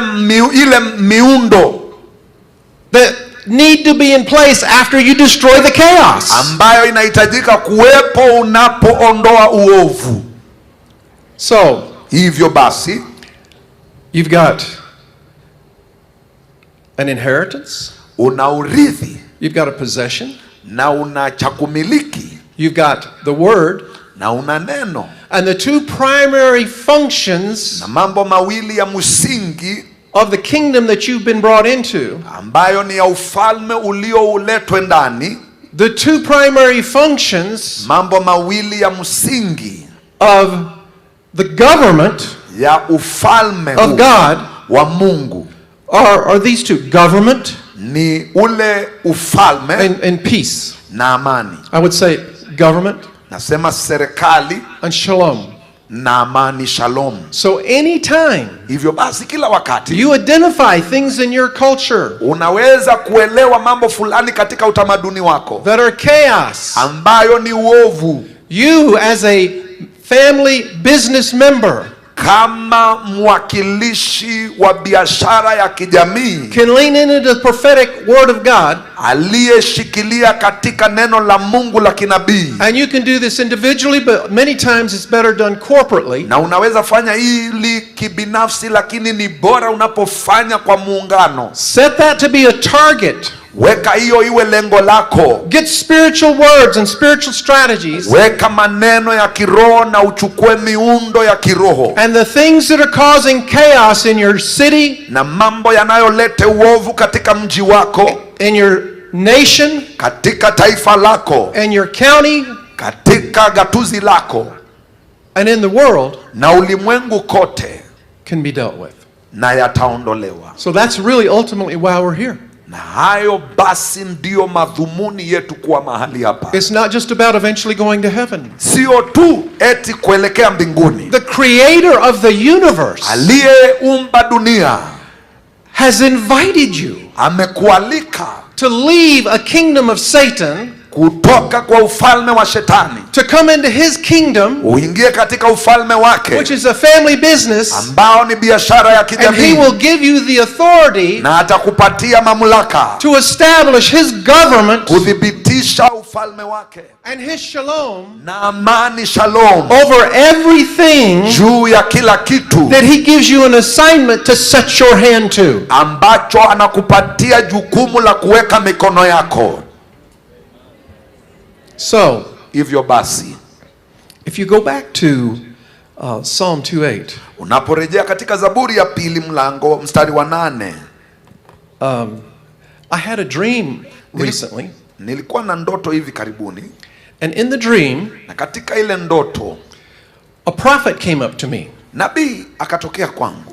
And he put his hands on my shoulders, one hand on each shoulder. Na akaweka mkono wake mmoja kwa bega langu. And he came up right to my face, really intensely. Na akaja hadi kwa uso wangu kwa nguvu. And he said, "Today is your birthday." Na akasema leo ni siku yako ya kuzaliwa. What do you want for your birthday? Ni nini unachohitaji kwa siku yako ya kuzaliwa? I had no idea what he was talking about. Sikuwa naelewa alikuwa anazungumzia nini. And I knew the prophet. Nilijua kwamba yeye nabii. So I called him. Hivyo nikamwambia. And he said, "Well," akasema basi, "what you have just had in your dream is Psalm 2:8 in the Message Bible." Kile ambacho umekuwa nacho katika ndoto yako ni Zaburi 2:8 katika ile version ya message ama ujumbe. Here's how it reads in the Message Bible. Na hivi ndivyo inavyosoma katika hiyo version. Let me tell you what God said next. Na hebu nikuonyeshe jinsi vile Mungu alivyosema. Alisema hivi, "You're my son, wewe ni mwanangu, and today is your birthday. Na leo ni siku yako ya kuzaliwa. What do you want?" Ni nini unachohitaji? Name it. Taja. Nations as a present. Mataifa kama zawadi. Continents as a prize. Continent kama vipawa. Think about this. Hebu waza hili. This is the same question that he asked Jesus. Hii ndio swali lile tu alimuuliza Kristo. So let me put it this way. Hebu niweke hivi. What do you want? Ni nini unachohitaji? Or what nation do you want? Ama ni mataifa magani ambayo unahitaji? All of you, nyinyi nyote, should want your nation. Mnahitaji, every one of you, kila mmoja wenu, should want your nation. Ni lazima uhitaji taifa lako. And he's saying to you this invitation. Na anasema kwako mwaliko huu. If you want your nation, kama unataka taifa lako, come join me in the family business. Njoo ujiunge nami katika ile biashara ya kijamii. And I will equip you. Na nitakuwekeza. And you will be an instrument. Na utakuwa chombo. The Bible says you'll be an ambassador. Biblia inasema utakuwa balozi. To establish wa kudhibitisha my government, ufalme wangu, and my shalom, na amani yangu. Now let me just say this. Hebu niseme hivi. I know that a lot of you over here, najua wengi wenu you would say, I would love to receive a prophetic word, a personal prophetic word from God today. Ungependa kusema napenda upendo wa kupata neno langu la kinabii la kibinafsi. The people over here, watu mlio hapa, and even over in this section, na hata katika sehemu ile, you would love to receive a prophetic word from God himself. Ungependa kupokea neno la kinabii kutoka kwa Mungu mwenyewe. This is the prophetic word for you from God. Hili ni neno la kinabii kwa What do you want? Ni nini unachohitaji? What nation do you want? Taifa gani unahitaji? What city do you want? Ni mji mgani unahitaji? Because I am going to give it to you. Ni kwa sababu nitaenda kukupatia. I will put my words in your mouth. Nitayaweka maneno yangu kwa kinywa chako. And you will destroy the works that come against your nation. Na utaharibu maneno yanayokuja kinyume na taifa lako. And I will put in my word, in your mouth, my words. Na nitaweka kwa kinywa chako neno langu. And I will give you the ability. Na nitakupatia uweza. To build and plant. Kujenga na kupanda. I will give you the ability. Nitakupatia uweza. To make Kenya. Kufanya Kenya. A nation. Kuwa taifa. That is a model of heaven. Ambalo ni mfano wa mbingu. Where there is no poverty, ambapo hamna, there is no lack, hakuna kupungukiwa, there is no corruption, hakuna ufisadi, there is no chaos in heaven, hakuna uovu mbinguni. I want to give you everyone today, nitakupea kile unahitaji leo, the ability, uweza, to be a family business person, kuwa mmoja wa biashara ya kijamii. And all I am asking of you, na kile ninachoitisha kwako, is this. Ni hili. Ask me. Niitishe. Ask me. Niitishe. Ask me. Niitishe. And I will do it for you. Na nitakupea. In Jesus' name. Kwa jina la Yesu.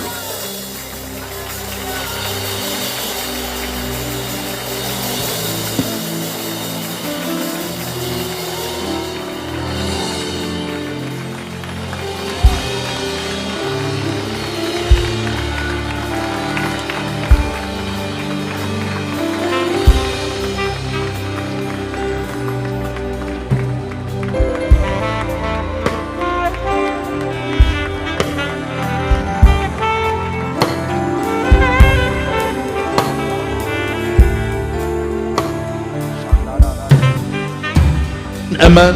Amen. Let's celebrate Papa Mike. Hebu tumpigie makofi Papa Michael. Ask your neighbor, what do you want? Muulize jirani yako unahitaji nini? I know some of us want parishes. Najua wengine wenu mnahitaji maeneo makubwa. Parish ama ni makanisa makubwa. Parish mzima. You want a village. Unahitaji kijiji kizima. What do you want? You want a nation? You want a village? Unahitaji taifa ama unahitaji kitongoji? You want a village? You know some of us. Unahitaji tu kijiji, kitongoji. You were born in Kabarnet. Unajua wengine mlizaliwa kule Kabarnet. You studied in Kabarnet. Ukasomea Kabarnet. You got married in Kabarnet. Ukaolewa pale Kabarnet. You want to die in Kabarnet. Wataka kufa kule Kabarnet. And be buried in Kabarnet. Na uzikwe Kabarnet. And resurrect in Kabarnet. Na ufufuke huko Kabarnet. We are asking for nations. Tunaitisha mataifa. We are asking for nations. Tunaitisha mataifa. We are asking for Kenya. Tunadai Kenya. We are asking for Africa. Tunaitisha bara la Afrika. Oh, Asia. Tunaitisha Asia. Give us Europe. Tupatie Europa. Give us America. Tupatie Marekani. Give us Australia. Tupatie Australia. Give us Latin America. Tupatie Marekani ya kule Latin. In the name of Jesus. Kwa jina la Yesu. May you receive nations. Pokea mataifa. May you receive nations. Pokea mataifa. We position doors for you. Kwa kuweka vizuri kwa milango. We position people to receive you. Waweka watu sawa wa kupokea. In Jesus name. Kwa jina la Yesu. Let's take our seats. Hebu tukae. Let's celebrate Mike. Tumpigie makofi Michael. Okay. We are moving quickly. Tunaenda kwa upesi. I just today leo is the last day of the conference. Ndio siku ya mwisho la kongamano. And we are going to have prophetess Cindy Jacobs. Na tutakuwa naye nabii Cindy Jacobs. She's going to come and finish. Atakuja amalizie. Praise the Lord. Bwana Yesu asifiwe. And you know, she has a prophetic word. Na ana neno la kiunabii. So don't leave. Tomorrow is Hivyo Sunday. usigatuke. You know, in atmospheres of revival, unajua katika hanga za ufufio, services can go on for 9, 10, 12 hours. Ibada zinaweza songa masaa 10 ama masaa 9 masaa 12. Because you may be wanting to go back home to find the same problems you left at home. Kwa sababu unaweza kuwa unataka kukimbia nyumbani ukakutane na zile shida tu umekuwa nazo. But the word that you may receive, lakini lile neno unaweza lipokea hapa, will change atmospheres in your home. Litabadilisha hanga za nyumba yako. So don't be in a hurry. Hivyo wachana na mbio, tulia. Tell your neighbor, don't be in a hurry. Mwambie jirani, wacha kuwa na mwendo mwepesi, tulia. So I want to take this opportunity. Hivyo napenda nichukue nafasi hii to thank, niweze kushukuru, even as we prepare for our prophetess to come. Hivyo hata tunapojiandaa kumpokea prophetess. Let me first of all, hebu kwanza kabisa thank the national altar. Niweze kushukuru madhabahu ya taifa. Under the patron of our mom, the first lady of this nation. Chini ya uangalizi wa mama yetu, mama wa kwanza wa taifa letu. Let us stand and celebrate. Hebu tusimame sote tumfurahie, tumsherehekee.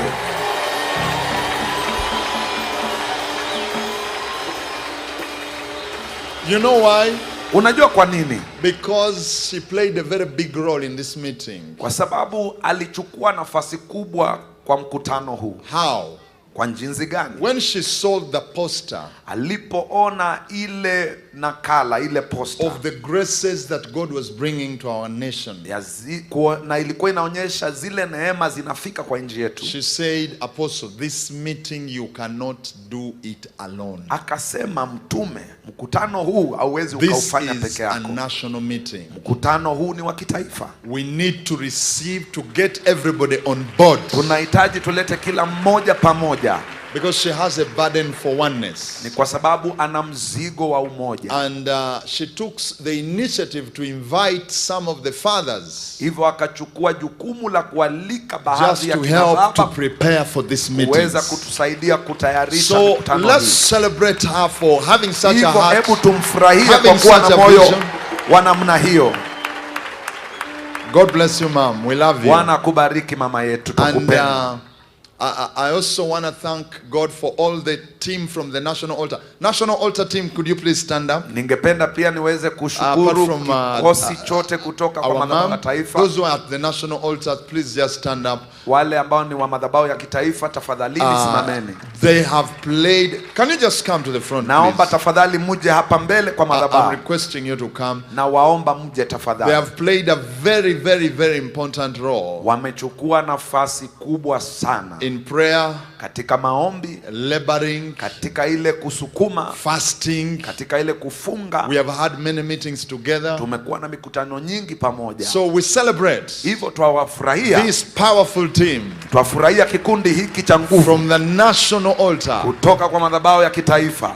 We have a national altar. Tuna madhabahu ya kitaifa that has a burden for the entire nation. Ambayo ina mzigo kwa ajili ya taifa mzima. Because for the first time, ni kwa sababu kwa mara ya kwanza in Kenya, hapa nchini Kenya, we have a president, tuna rais that is a king, ambaye ni mfalme, and is also a priest, na pia ni kuhani, because he's born again, kwa sababu ameokoka, and is a prayerful man, na ni mtu wa maombi. He fasts every Wednesday. Anafunga kila Jumatano. Every Wednesday. Kila Jumatano. Our president is fasting. Rais wetu amefunga. This year, mwaka huu, our first lady has fasted 40 days 2 times. Mama yetu wa kwanza wa taifa hili amefunga siku 40 mara 2 kufikia sasa. Hallelujah. Some people, they have been seeing our president losing weight and they think he has no problem. It is the power of fasting. Unajua wengine mmeona rais wetu is very healthy. Mumeona rais wetu hajaongeza, mnashangaa mwadhani eti ana shida fulani. Hapana, yeye ana afya ya kutosha, kwa sawa. Ile ni kufunga. Ile ni maombi, that's prayer. Sasa kama rais anafunga, if the president is fasting and you are feasting. One day we went at his place. Siku moja tulienda kwake. At that time he was still a deputy president. Wakati ule alikuwa naibu wa rais. And they had prepared for us breakfast. Na alikuwa ametutayarishia kiamsha kinywa. Mama had prepared and all the children were there. Mama alikuwa ametutayarishia na watoto walikuwa pale. And then she says I'm fasting. The president says I'm fasting. The children say Mama akasema nimefunga, rais amefunga watoto. Na mimi nakula. Nikasema Yesu nisaidie. Let's celebrate the national altar. Hebu tufurahie hawa watumishi wa madhabahu. Hebu tuwape Bwana makofi ya Bwana wabariki. Thank you so much. Asanteni sana. You can go and sit. Mwaweza rejea mkae. Amen. Amina. Okay, I will later on invite Reverend Kisoti. Baadaye kisha nitaweza kumkaribisha kasisi Kisoti. Okay, I want to invite the national committee. Ningependa niweze kualika kamiti ya kitaifa. Let's have the national committee. Kamiti ya kitaifa. Bishop Ruth, Askofu Ruth, Apostle Martin Suna, Mtume Martin Suna, Bishop Njao, please just come. Askofu Njao, let's celebrate them. Hebu tuwafurahie. Pastor Magangi, Mchungaji Magangi.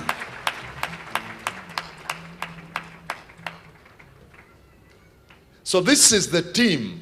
Basi hiki ndicho kikundi that has worked on a national level, ambacho kimefanya kazi katika upeo wa kitaifa. Can I have a mic? They can just naomba niweze kupewa kipasa sauti ndiposa tuweze kuwasikia. Just tell us their name, that is it, and your ministry. Elijah Lankisa, serve the stable anchor churches, but I'm also the secretary of the National Prayer Committee. Amen. Bishop Peter Njao, Joy Miracle Ministries, also the chairman of Evangelical Alliance of Kenya, Nairobi County. Thank you. Praise the Lord. Pastor Esther Gedige, Expert Worship Center. And praise the Lord. Reverend Peter Kamau, Destiny Worship Center, the Tattoo Chapel, next to Tattoo City. And my wife is right there, Pastor Florence Kamau. Would you stand? Thank you. God bless you, Apostle. Bishop Ruth Mwanza. I serve at Word Out Sanctuary, Kino, and I'm also in EEK, Women Alliance Commission. God bless you. Amen. John Magangi. I serve with a ministry called Clarence Mathini Ministries in Limuru, and also I'm a part of the National Prayer. Thank you. Amen. Thank you so much. Asanteni sana. Oh, okay. The microphone has been taken away. Bwana asifiwe sana. Bwana Yesu asifiwe. Thank you, Apostle Subi, for giving us the chance. Asante Mtume Subi kwa kutupa nafasi. And your wife to serve with you. Na mke wako kutumika pamoja. And we appreciate our excellency for the effort. Na tumshukuru mama wetu wa kwanza kwa ile bidii. And Kenya is so blessed. Na Kenya imebarikiwa. God is doing some great things. Mungu anafanya mambo makuu. This morning my daughter was stuck in an airport in America. Asubuhi ya leo binti yangu alikuwa amekwama katika uwanja wa ndege mmoja kule Marekani. Because of bad weather. Kwa sababu ya anga zikiwa zimechafuka. And somebody who was with her sent me a WhatsApp message. Na mtu ambaye alikuwa naye akanitumia ujumbe wa rununu concerning the first lady. Ambaye ilihusu mama wetu wa kwanza. One of the most foremost preachers you met recently. Ambaye ni mmoja wa wachungaji wa mbele ambao umekutana nao hivi karibuni. He said he had given up, he thought he was going to go to heaven. Amesema kwamba alikuwa amechoka, afikiri kwamba anaelekea mbinguni. He has done everything he knows how to do. Alikuwa amefanya yote anayojua kufanya. Until the first lady visited her last week.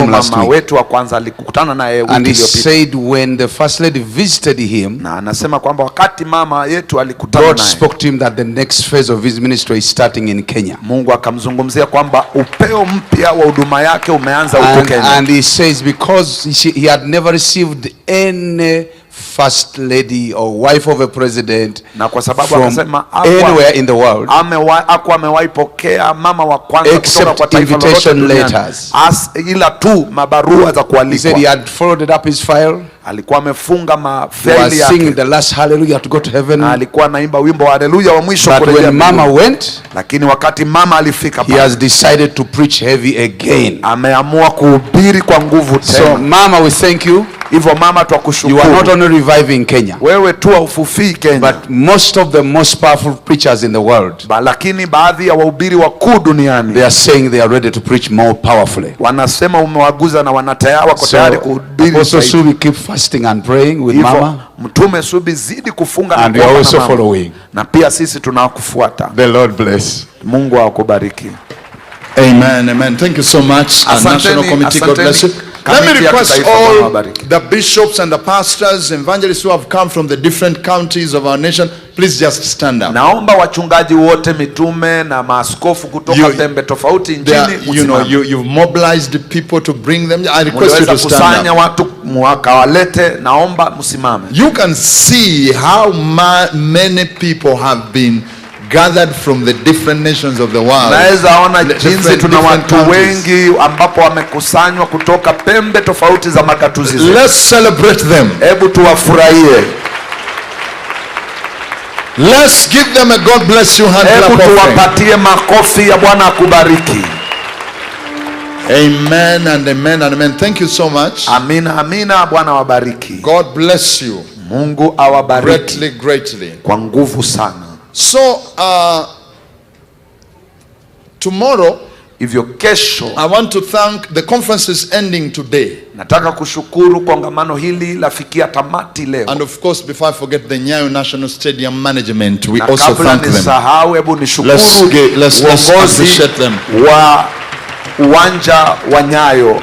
We pray that from today Harambee Stars will never lose any match in this stadium. Natangaza kwamba kutoka leo timu yetu ya Harambee Stars haitawahi poteza mechi yoyote hapo. We will qualify for Africa Cup of Nations, for World Cup la Afrika na hata kombe la dunia. In Mexico, America and Canada, Harambee Stars must be there. Kule Marekani, Harambee Stars lazima tumewaingiza. Yani sina watu wanapenda Harambee Stars. Yani wamaanisha sina watu wanapenda kikundi chetu, timu yetu ya mpira wa kandanda. Anyway, you are so spiritual. Nyinyi basi ni watu wa kiroho sana. But me, I watch football. I used to play football. Lakini mimi natazama kandanda kwa sababu nilikuwa mmoja wao. tomorrow. So the kesho. conference is ending after Cindy Jacobs. She's the one who is closing the conference. Basi kongamano hili lafikia tamati. Nabii Cindy Jacobs ndiye anaenda kututamatisha.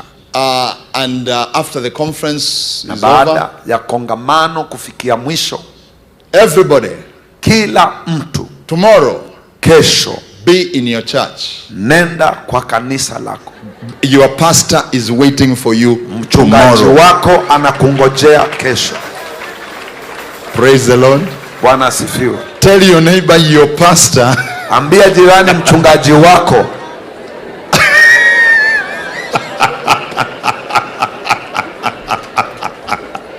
Your pastor is waiting for you tomorrow. Mchungaji wako anakungojea kesho. So be in your church. Hivyo tafadhali kuwa kanisani na tena mapema. For Exploits Worship Center members, hivyo washirika wa Exploits Worship Center, and those who had come from the counties who will be going back tomorrow evening, and those from other countries. Na wale wametoka kwa magatuzi. Oh, by the way, before I forget, let's also appreciate the 11 nations that traveled to come for the summit. Kabla nisahabu, hebu tushukuru mataifa 11. Just stand up. Just stand up. Hebu simameni walio all the nations that have come. Mataifa yote yaliyokuja. God bless you so much. Bwana wabariki sana.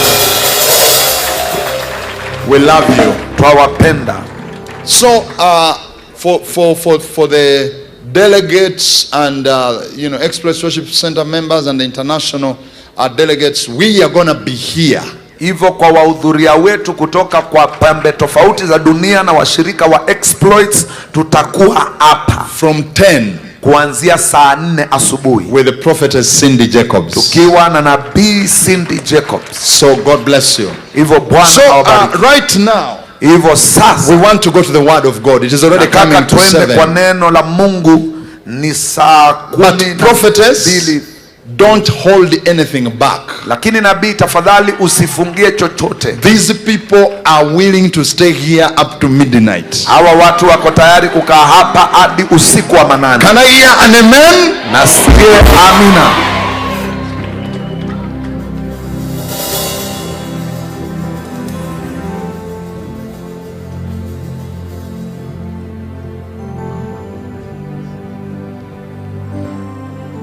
So, are you going to stay? Mko tayari kungojea? Are you ready? Mko tayari? Amen. Amina.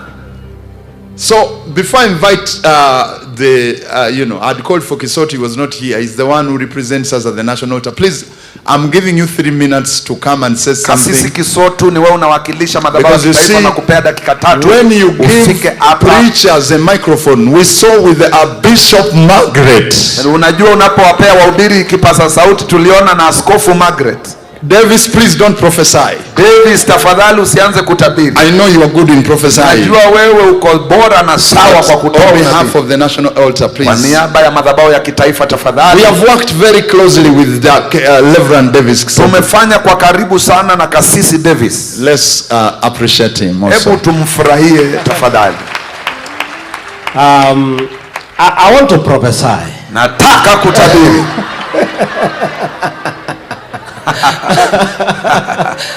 Your Excellency, our mother, mama yetu wa kwanza, twakuheshimu.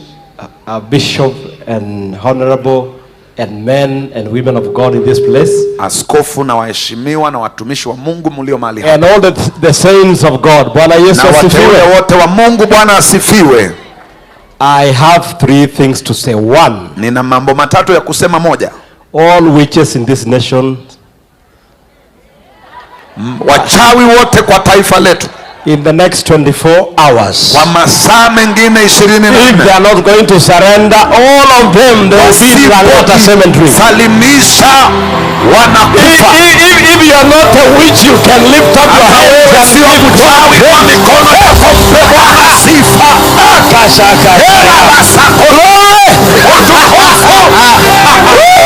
Hallelujah. So that's number 1. Hiyo ndio ya kwanza, kaeni tafadhali. Number 2, jambo la pili, on behalf of the national altar, kwa niaba ya madhabahu ya kitaifa, thank you so very much. Asanteni zaidi sana. Men of God, pastors, apostles, prophet, evangelists, deacons, watumishi wa Mungu, wachungaji, makasisi, wainjilisti, mitume, mashemanzi. The Lord bless you. Bwana wabariki. Number 3. Jambo la 3. This is the beginning of great things that God is doing in our nation. Huu ndio mwanzo wa mambo makuu ambayo Mungu anafanya kwa taifa letu. The coming month, mwezi ujao, we are going to gather again. Tutakusanyika tena, either here or there. Labda hapa ama pale. Revival has started. Ufufio umeanza. Bishop Margaret says something very important, and Askofu Margaret akasema kitu cha muhimu sana. It's good for all of us to carry it on. Ambacho ni vema kila mmoja abebe nyumbani. After this conference, baada ya kongamano hili, let's go back to mountains. Hebu turudi kwa milima. Let's go and fast. Let's make our houses, our churches, our places of worship a house of prayer. Turejee tufanye makanisa yetu, nyumba zetu, maeneo ya maombi. And all these wonderful and great words and prophecies, na maujumbe, aya na unabii wote uliotolewa, we will use them to wage war according to the word of Timothy. Tutautumia kupiga vita kulingana na waraka wa Timotheo.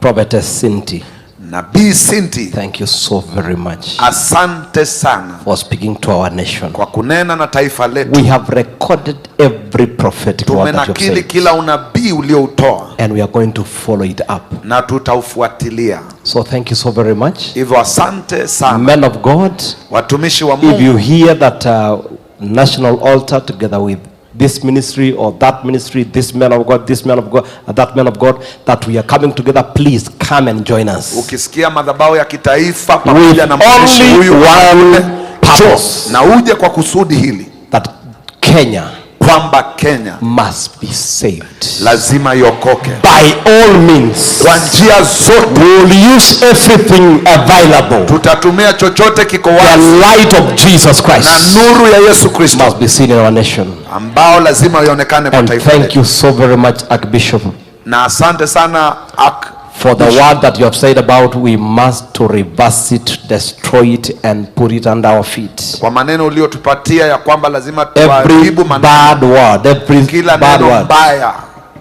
that anyone has ever talked against our nation Kenya, either against the president, against the leaders of this nation, and against our soil, by the grace of God in this conference. Hiyo maneno yameisha na yameisha na yameenda na yamepotea, na Kenya inaona mwangaza kuanzia leo na kuendelea. The light from now henceforth. Amen. Amen. 2 minutes and 40 seconds. Dakika 2 na sekunde 40.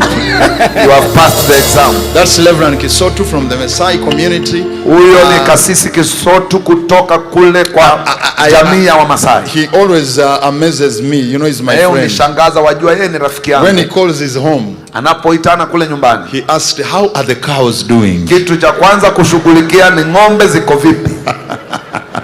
Reverend, we love you so much. Kasisi twakupenda. And thank you for the great work that you're doing. Na asante kwa kazi nzuri unayoifanya. Yeah, Prophetess Cindy the Maasai long time ago. If you didn't kill a lion, you could not qualify to get married. Nabii Cindy wa Masai siku za kale ilikuwa kwamba kama hujaua simba wewe haujafuzu kuoa. So they are bold people. Hivyo ni watu walio na umakinifu na ujasiri mwingi. Prophetess and our first lady, they are going to Narok on Monday to do a very powerful meeting there. Na nabii pamoja na first lady wetu wataelekea kule Narok kufanya mkutano. Mike Jacob. So I also want to acknowledge my wife's pia ni lazima nataka nimtambue mke wangu Martha Subi. Kasisi Martha Subi. That is a very wonderful clap for my wife. Hilo ni kofi nzuri la mke wangu.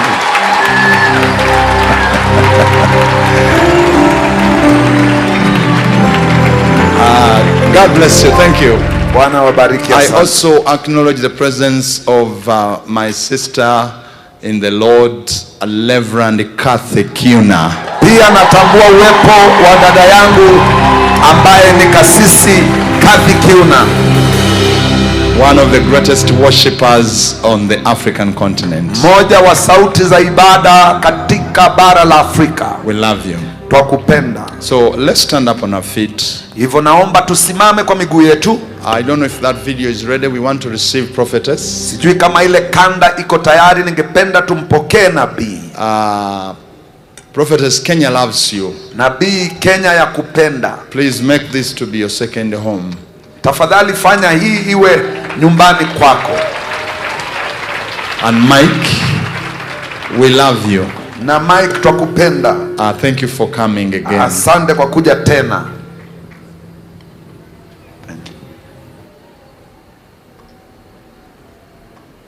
She is an author, speaker, teacher, and prophetess with a heart for discipling nations in the areas of prayer and prophetic gifts. At the age of 9, the Lord called her and urged her to read Psalms 2:8.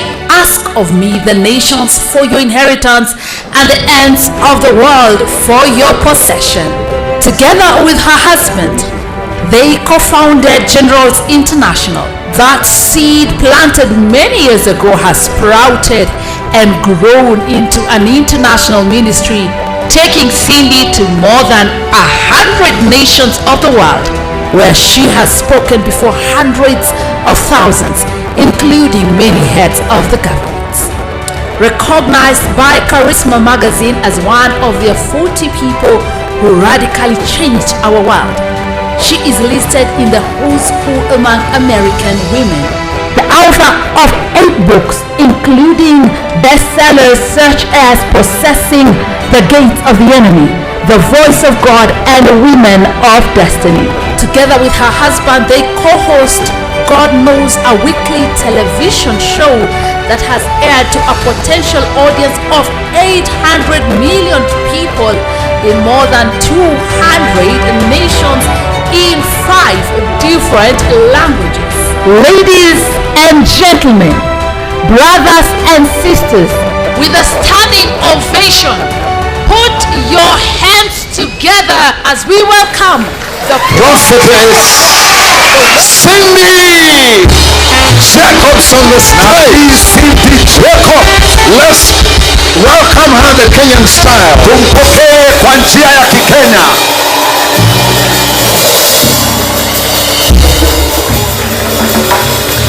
Amen. Hallelujah. Someone say hallelujah. Amen. Come on. Sauti sema hallelujah. Are there any Kenyans in the house? Hallelujah. Jamani, nina Wakenya kwa nyumba. Hallelujah. Sema hallelujah. Hallelujah. Jesus is Lord over Kenya. Yesu ni Bwana Kenya. The nations. Na kwa mataifa. Well, hug someone and sit down. Hebu na tuweze kukaa for at least 30 seconds. Kwa dakika hizi 30. We're so thankful to have Her Excellency Rachel Ruto. Tunashukuru kuwa na mama wetu wa taifa, She bought Mama Rachel lunch Ruto. for everyone during the conference. Hallelujah. Are you going to say that? Amen. Amen. Amen. Amen. Oh, I'm feeling that prophetic unction on me. Nasikia ule msukumo wa kinabii. Oh, I'm feeling that anointing on me. Nasikia uwe upako juu yangu. I feel the fire of God. Nasikia moto wa Mungu. Hey, by the way. Hey, hebu sikia. Do you notice I'm dressed like a Texan tonight? Unajua vile nimevaa leo jioni ya leo? You see these cowboy boots? Munaona hizi ni zile za kule Texas. Red cowboy boots? Mumeona vile nimevaa kama Texas. wale wa kule Texas. Yeah, my husband has his cowboy boots. Unajua mume wangu alikuwa wale cowboy. We decided to look like real Texans na tonight. Tulijaribu jioni tukae kama wale Texas. And then the Maasai, you have your regalia. Na pia nyinyi Masai mna mavazi ya kwenu. And I cannot wait to go to Maasai. Na siwezi natazamia kufika huko kwa Wamasai. I am so excited. Nina furaha sana. You know, even, this is going to be a terrible joke. Even though white women can't jump, you know. Unajua hii ni mfano tu ajabu. Unajua hata kama sisi wa Kimarekani hatuwezi ruka. I think you translate better than I preach, really. Wajua unatafsiri zaidi ya vile ninavyohubiri. But we love you so much. Lakini twawapenda sana. I want to say all the way to the very back. In the plastic chairs, we love you. Nasema mpaka kule mwisho, wale mko kule nyuma twawapenda. Amen. Amen. Amen. Amen. Well, let's prophesy over a few nations. Hebu nitabiri juu ya mataifa kadhaa. Because they traveled a long way. Unajua mlisafiri kutoka mbali. Are there people from Botswana here? Kuna watu hapa kutoka Botswana. Okay, come up here. Hebu njooni hapa. Come on, just run up here. Kimbieni hapa. Come on, represent yourself. Naomba muweze kujiwakilisha. They had to go to like 5 other African nations to get here. Kama mataifa 5 kufika hapa. So really, hivyo basi, anytime someone says, "Oh, I'm going to another African nation," wakati mtu anasema naenda kwa taifa lingine la Afrika, you know, even if it's your neighboring nation, hata kama ni taifa jirani, you have to go to another nation to get to that nation. Lazima ungepita kwa taifa lingine ufike kwa hilo taifa. So let's give a word. Na hivyo basi, you ready to have the word? Mko tayari kupokea neno? Oh, I was waiting for you. Nilikuwa nakungoja wewe. Okay, and this is what the Lord says for Botswana. Hivi ndivyo Bwana asema kwa Botswana. I am going to have you be a transformed nation. Nitawafanya kuwa taifa lililogeuzwa. I mean, I'm going to transform every part. Na nitawaletea kutoka kila maeneo. And the Lord says, watch and see with the new minerals discovered, the diamonds. Na Bwana asema mtazamie kuona the diamonds. Zile hazina zitapatikana kwa nchi yenu. Because they're not going to be stolen from the country. Na nitazirejesha kwa ajili ya taifa lenu. I have created these diamonds for the people of the nation. Nimeumba almasi hii kwa ajili ya watu wa hili taifa. And the Lord says, na Bwana asema, look and see what I'm going to do governmentally. Tazama uone kile nitafanya kwa kiserikali. For I'm going to expose some things. Na ni kwa maana nitaweza kusimamia mambo fulani. I'm going to put some down and put some up. Nitashusha wengine na niinue wengine. For I have a new generation, says God. Kwa maana nina kizazi kipya, asema Bwana. And the Lord says, na Bwana asema, sir, you are going to build a building. Utaweza kujenga mjengo. That is so amazing. Mjengo wa ajabu. And the money is there. Na pesa hipo. You're going to build a church that the gates of hell cannot prevail against. Utajenga kanisa ambalo malango ya kuzimu hayawezi fuzu. And the Lord says, na Bwana asema, I am giving you an anointing for women. Ninakupa upako wa wamama. You're like a Ruth to me. Wewe uko kama Ruth kwangu. And the Lord says, na Bwana asema, gather them. Waunganishe. And the Lord says, you are a prayer warrior. Bwana asema wewe ni muombezi. I have called you to war. Nimekuita kwa vita za kiroho. I have called you to pray. Nimekuita uombe. And so come here. Lord, I just lay hands on my sister. Bwana naweka in the name of Jesus. Kwa jina. And I use that anointing. Na achilia upako. Pokea. There we go. Okay. And the Lord says, you bring joy. Bwana asema waleta furaha. And you're going to represent the next generation. Na utaweza kuwakilisha kizazi. Because you want them to have revival. Kwa sababu mnaleta muamsho. And the Lord says, na Bwana asema, I've given you a mothering anointing. Nitakupatia upako wa kulea. And you're going to be a mother to the next generation. Na mama kwa mataifa. And the Lord says, oh, you are my strong one. Na Bwana asema wewe ni wangu wa nguvu. I've given you authority to cast out demons. Nakupa uweza wa kutoa mapepo. To break strongholds. Kuweza kuvunja ngome. I have given you authority over the political spirit. Na kupea nguvu juu ya nguvu za kisiasa. And the Lord says, na Bwana asema, I'm going to finance your dreams. Kwamba nitaenda kupea hela za you have sown and now you're going to reap. Umepanda na utavuna. Okay, come on, take it, receive it. Oh, hallelujah. Hallelujah. Wow. The Lord says you're going to network the networks. Mungu anasema utalete muunganisho. I'm going to use you to bring great unity. Na utalete umoja. You're a peacemaker. Wewe ni wa kuleta amani. Take that home with you. Pokea hiyo. Come on, somebody shout. Pigia Yesu makofi. Oh, I tell you, I'm in a hurry tonight. Nasema nitaarifu. I'm in a hurry. Thank you. You may be seated. I'm in a hurry. Okay, come up here, Sylvie in France. Come on, get up here. Get up here. Get up here. Ufaransa njoni hapa. Switzerland can come too. Na pia Switzerland. I'm in a hurry. Na muharakishe. I have a lot of things to do tonight. Na mambo mengi ya kufanya jioni so you're going to have these microwave prophecies. Hivyo mtakuwa na njia hii ya kutabiri. And don't forget I said I was coming out in the crowd prophesying. Na usisahau na kuja pia huko kutabiri. Okay. I didn't forget that. Sijasahau hiyo. And by the way, Reverend David.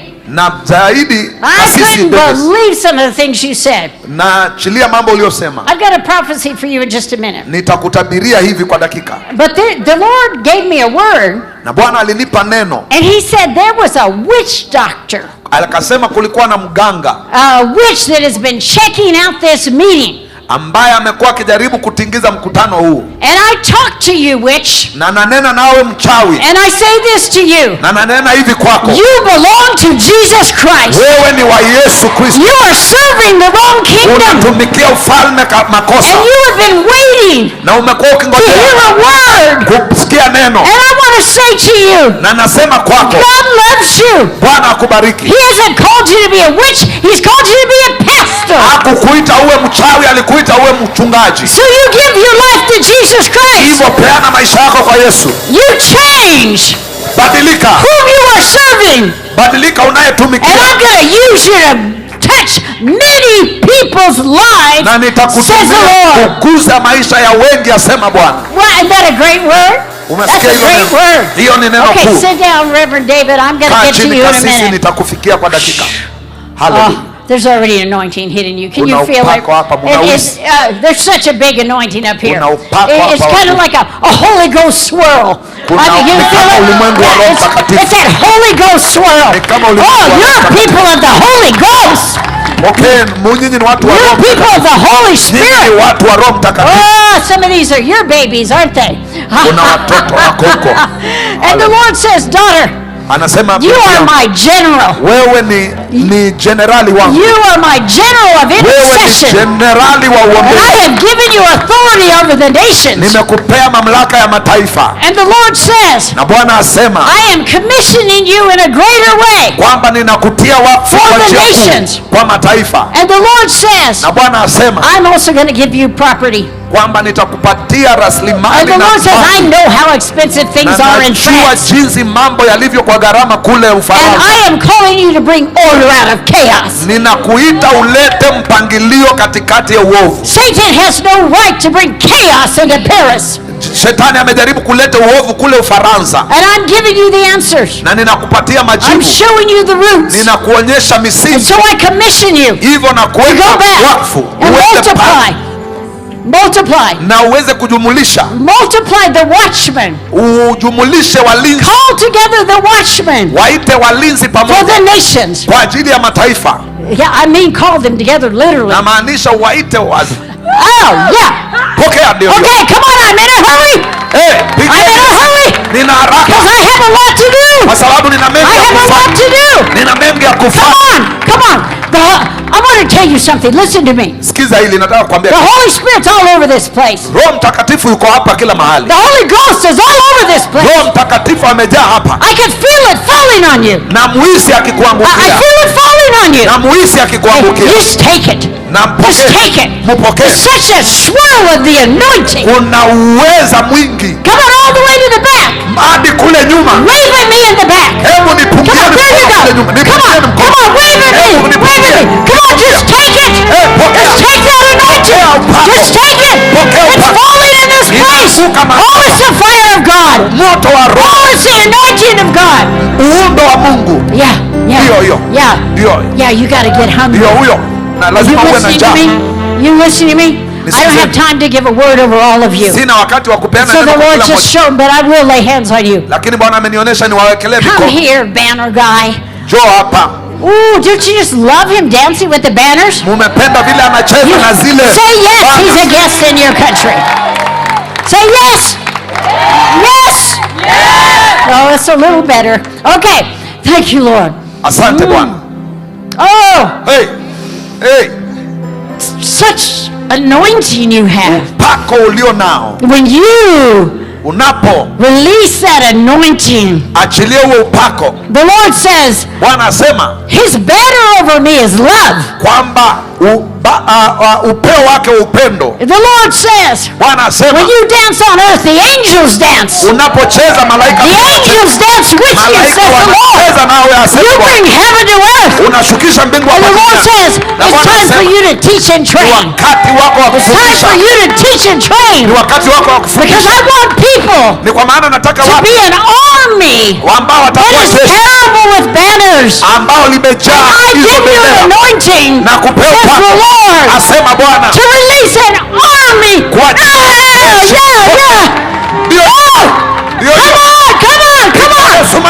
Come on, the glory of God is here. The fire of God is here. The anointing of God is here. Are you ready? Oh, Switzerland, come here. Switzerland, njoo hapa. You represent French-speaking Switzerland, right? Wewe unawakilisha Wafaransa Waswizi wanaonena Ufaransa. Okay. The Lord says you're going to network also. Bwana asema kwamba utaunganisha.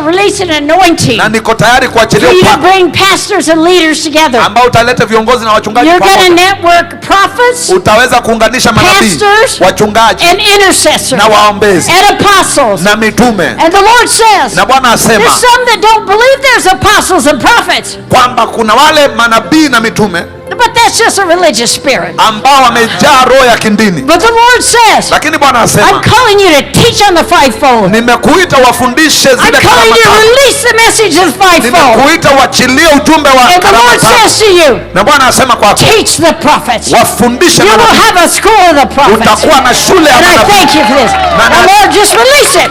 Achilia. Yeah, more.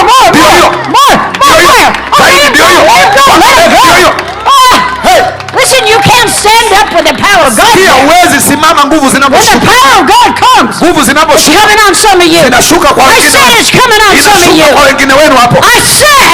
I said, come on, you ready? You ready? You ready? You ready? You ready for the fire of God to hit you? I'm gonna loose it into you. Okay, silver, gold have I none. But I have the anointing for you. So I don't know what you want. But when I say take it, you better take it. Are you ready? I'm gonna count to 3. Okay, 1. You ready? Are you ready? Are you ready? I can't hear you. Are you ready? 2, 3. You ready? Take it. Take it. Take it. Take it more. Take it more. Yeah, let's just get hungry. There it is. Yeah.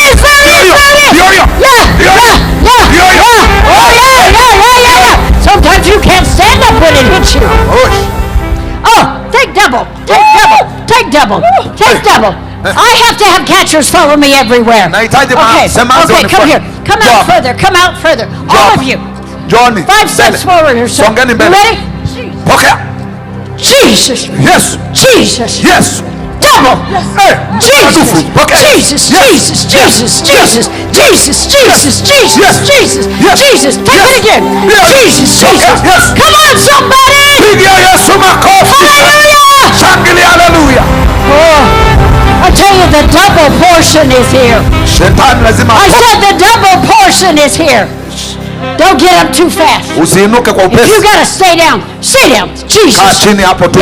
Yeah. You have the heart of a David. I want you to release the psalmist anointing into the nation, says the Lord. And I'm anointing you to raise up a David's tour.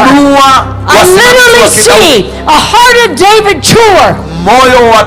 I see you going from city to city. I see people worshiping in the streets of France. Not only France, but Angola. And the French-speaking nations. I'm calling you to the French-speaking nations of Africa. Says the Lord. Come on, we have to be attentive. We have to listen. You may be seated. Sometimes when a prophecy is given, you feel that anointing on you. And you say, well, that could be mine. And if it's the Holy Spirit, and there's this resonance inside of you, I'm going fast, sorry. Maybe you're a worship leader. Where are the worship leaders? Wako wapi viongozi wa ibada? Stand up if you're a worship Simameni leader. viongozi wa ibada. Okay. Basi. When I lose this anointing, God's going to use you. Mungu atawatumia. To gather people together. Kuunganisha watu pamoja. Not just one person. Sio mtu mmoja tu. This young man kind of in the, I don't know what color that is, pinkish. Huyo kijana amevaa hiyo. It's you. You turned around. Wewe. Yeah. Just stay right there though, so because I'm in such a hurry. The Lord says, Bwana asema, take the worship to the streets. Kwamba peleka ibada kwa mitaa. I'm anointing you. Na kupaka. To gather worshipers. Uunganishe watu. I have put my hand upon you. Mkono wangu uko juu yako. And the Lord says, na Bwana asema, I have given you great ability. Kwamba nimekupea uweza zaidi. Not only for yourself. Sio tu kwako. But for the next generation. Hata kwa kizazi kijacho. So Lord, over all these worship leaders. Kwa hivyo shika hawa viongozi. Rebuild the tabernacle of David. Ujenge hema la Daudi. The Lord is anointing you. Bwana anawapaka. To rebuild the tabernacle of David. Kuweza kuliunga tena. And I want you. Na kuwapaka. Not just to stay in a church. Sio kukaa tu kanisani. I want you to go to the streets and worship. Nataka muende kwa mitaa na take banners. Pelekeni bendera. Go from village to village to village. Muende kwa vitongoji na vitongoji. Make this nation a house of prayer for all nations. Fanyeni taifa hili liwe nyumba ya uombezi kwa mataifa. Make this nation. Fanya taifa hili. Filled with God's praise. Ijae neema ya Mungu. Because worship. Kwa sababu ibada. Defeats the enemy. Ushinda adui. Now be seated. Basi kaeni. Now take it.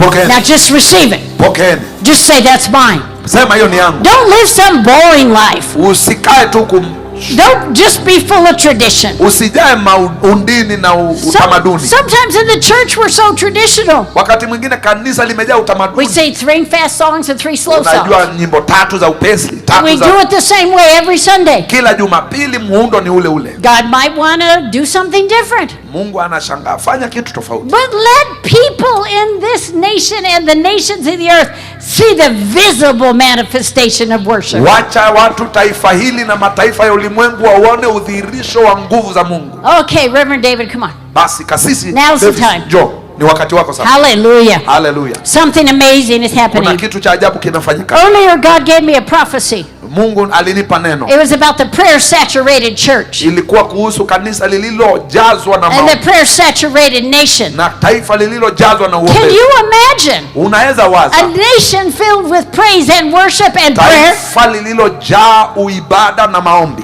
Probably, listen. Sikia. If David was our model.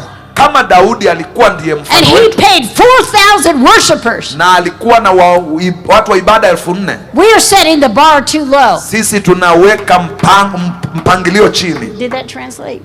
Yeah, we're setting the bar too low. Tunaweka kiwango chini sana. We've got to do more. Lazima tufanye zaidi. We've got to do greater. Lazima tufanye zaidi. Yeah, we've got to have a great prison break from our church buildings. Lazima tuwe na ibada za ajabu katika majengo yetu ya ibada. Let the visible Jesus be shown to this nation. Kristo aonekane. Whoa. The Lord says, Bwana asema, because of your prayer life, kwa sababu ya maisha yako because of your personal life, kwa sababu ya maisha yako ya siri, even when you worship me, hata wakati unaniabudu, when men criticize you, wakati watu wanakupiga, when they said evil things against you, wanasema kinyume nawe, you still blessed, wewe unazidi and you didn't curse, na wala, and you kept your heart right, na umeweka moyo wako sawa. The Lord says this about you. Bwana asema hivi juu yako, you are going to be part of the reformation of this nation. Utakuwa mmoja wa kulete mabadiliko ya katika hili taifa. Ina Bwana asema, let the children come. Wacha watoto waje. Build the altar for the children. Jenga madhabahu kwa watoto. And the Lord says, na Bwana asema, even the preschool children, hata wakuani, because there's going to be a preschool program started. Bwana asema kuna mashule ya kichekecheo yataanza, where the little children can come while their mothers are working, ambapo watoto wadogo watakuja wakati mama zao wameenda kazi, and they're going to be prayer houses, na hizo zitakuwa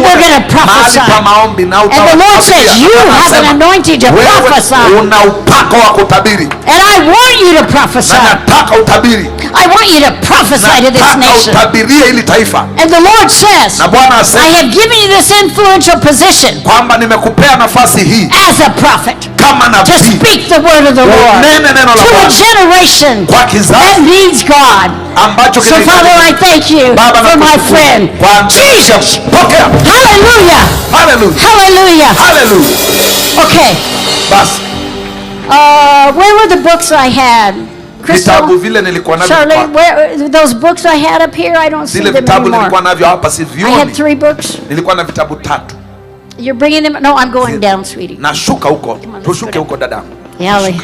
Okay, watch out. Waya, basi mimi ndio huyo. I'm coming down. Nashuka mimi ndio huyo. Watch out. Basi kama makini mimi ndio huyo. Watch out. Makinika ninakuja. Okay, we have to give Apostle Julius a prophecy, okay? Lazima sasa tumpatie mtume Julius some of the others. Na wengine sasa. But I'm coming for you. I'm coming out there. Nakuja kwako sasa. I can't prophesy over all of you. Siwezi watabiria nyote. But I'm going to prophesy over some of you. Lakini itafikia wengine wenu. And you can just catch the anointing. Na unaweza kamata ule upako. Listen, if you're called to prophesy, umeitwa kutabiri, you just let this anointing splash all over wacha upako huu kutapakia. Are you listening to me? Munanisikiza? Splash all over you. Utapakae kwako. God wants you. Yeah, it's all over you. Hiyo inashuka. And the Lord says, there it is. There it is. There it is. Yeah. Yeah. Let her come forward. Let her come forward. Yeah. The intercessors come forward many times. Just let her come forward. A lot of times the intercessor doesn't fall backwards, they fall forwards. Mara mingi waombezi hawaanguki nyuma, wanaanguka mbele. Yeah. Listen to me, young man. Nisikize kijana. God has his hand on your life. Bwana ana mkono wake juu yako. Oh, he's deaf? Yeah. Okay. Get an interpreter. You get an interpreter. Okay. God has his hand on your life. Mungu akana mkono wake juu yako. And the Lord's going to use you for miracles. Na Mungu atakutumia kwa miujiza. Even while you're waiting for your miracle. Hata wakati unangojea muujiza wako. God has his hand on you. Mungu mkono wake uko juu yako. And the Lord has called you to preach. Na Mungu amekuita uhubiri. And you say, I don't know how I'll do it. Na anasema sijui vile. And the Lord says you start with a translator. Lakini Mungu anasema anza kwa kutafsiri. And the Lord says, na Bwana asema, I am faithful to you, my son. Nitakuwa mwaminifu kwako mwanangu. I'm going to pray for your ears. Nitaombea masikio yako. I don't have a word that they're going to be healed tonight. Sina neno kwamba utapona jioni ya leo. Because the Lord might want to use you to start preaching. Ni kwa maana Mungu angependa kukutumia kuhubiri. Even when you need a translator. Hata wakati unahitaji mtafsiri. But you're a sign and a wonder. Lakini wewe ni wa ajabu. So Father, I do pray. Baba naomba. And I thank you, Father. Na nakushukuru Baba. The deaf spirit has to go.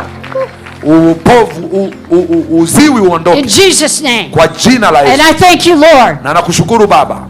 For making him kwa kumfanya a sign and a wonder. Kuwa jambo a sign and a wonder. Mfanya ajabu. You are a sign and a wonder. Wewe ni ajabu na mshangao. And the Lord says over you. Na Bwana asema juu yako. You are my faithful servant. Wewe ni mtumishi wangu mwaminifu. You are my faithful servant. Wewe ni mtumishi wangu mwaminifu. And the Lord says, na Bwana asema, I'm going to bless your generations. Nitabariki vizazi vyako. I'm going to bless your finance. Nitakubariki kifedha. You're going to give. Utatoa. And the Lord says, na Bwana asema, there are many who are deaf in this land. Kuna wengi wanauziwi katika nchi hii. And while they're waiting for their miracle, na wanapongojea muujiza wao, they must be taught. Ni lazima waguzwe. And I anoint you. Na ninakupaka. To teach the word of God. Kufundisha neno la Mungu. I anoint you. Na kupaka. And the Lord says, na Bwana asema, there are going to be schools for the deaf. Kutakuwa na mashule ya viziwi. Started.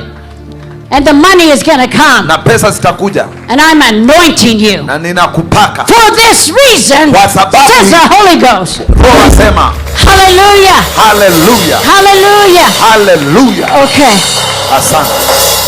Apostle Julius and Martha, come up here. Pastor Martha. Tume Julius na kasisi This is my latest book.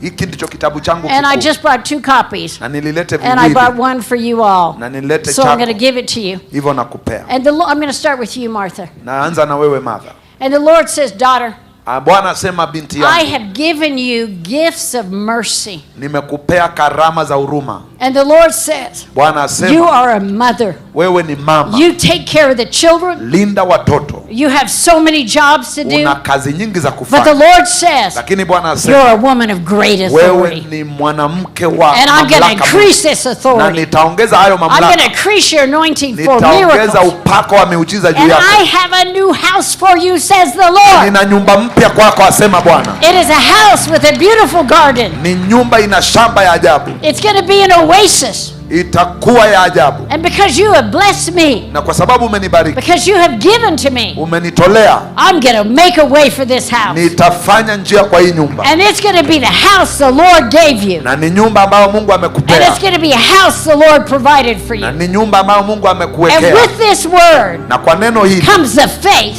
kuna kuja imani that you need. Ulihitaji. And the Lord says, na Bwana asema, when people come into this house, watu wakija kwa hii nyumba, you are to name the house Oasis. Utaja nyumba hili Oasis.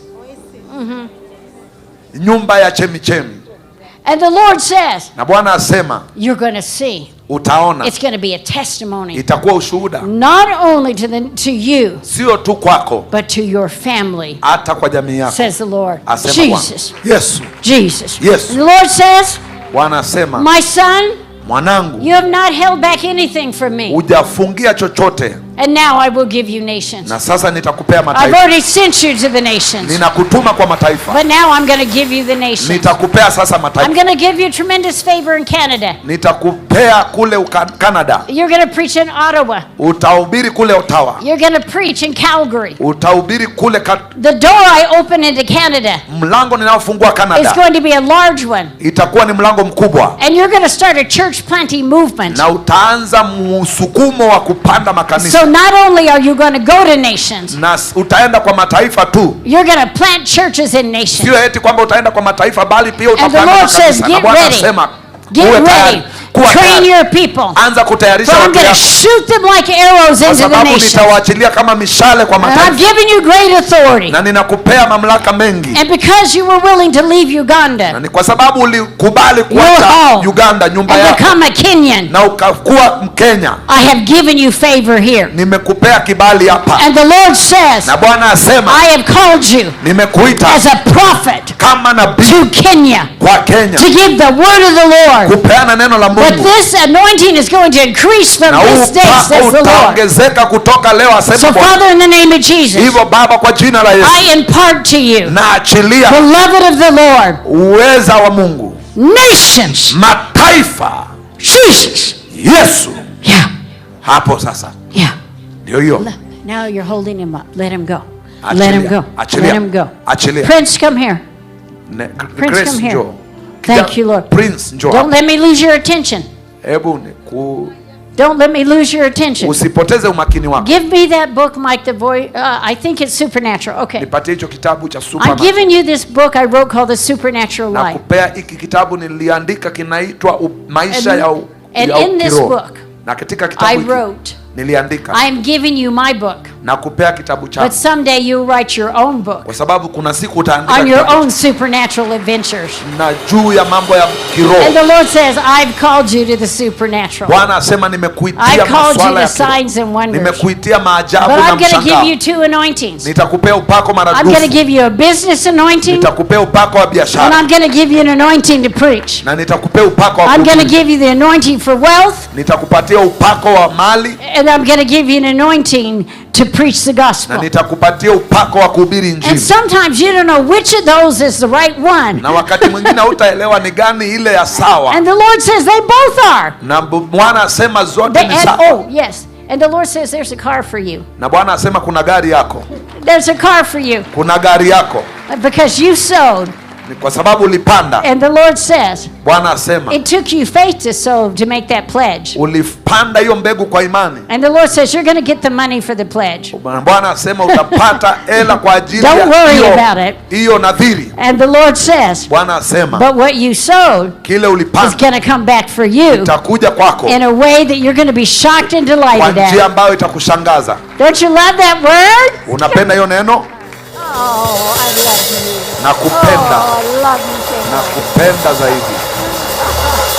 Oh, hallelujah! Hallelujah! Where's Reverend Kathy? Come here. Ako wapi kasisi Kathy? Oh, you know God gave me a word when I looked over at you. Unajua wakati nilikutazama Mungu alinipa neno lako. You are going to build a movement that moves.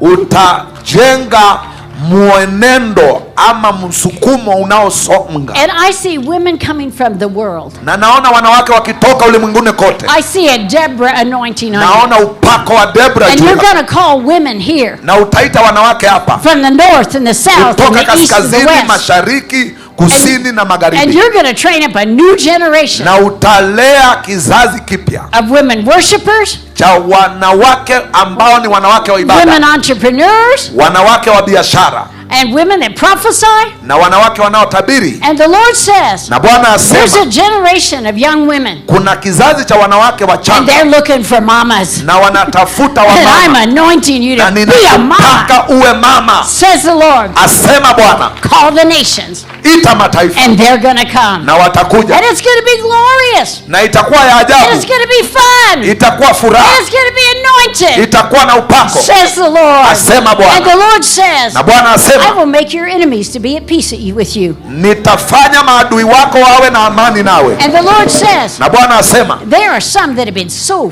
jealous, na kuna wengine watakuwa na wivu sana, but I'm going to shut their mouths, lakini nitazima vinywa vyao, asema Bwana. They spoke against my anointing. Kwa sababu wanazungumzia aliyepakwa. Pokea. Ndio hiyo.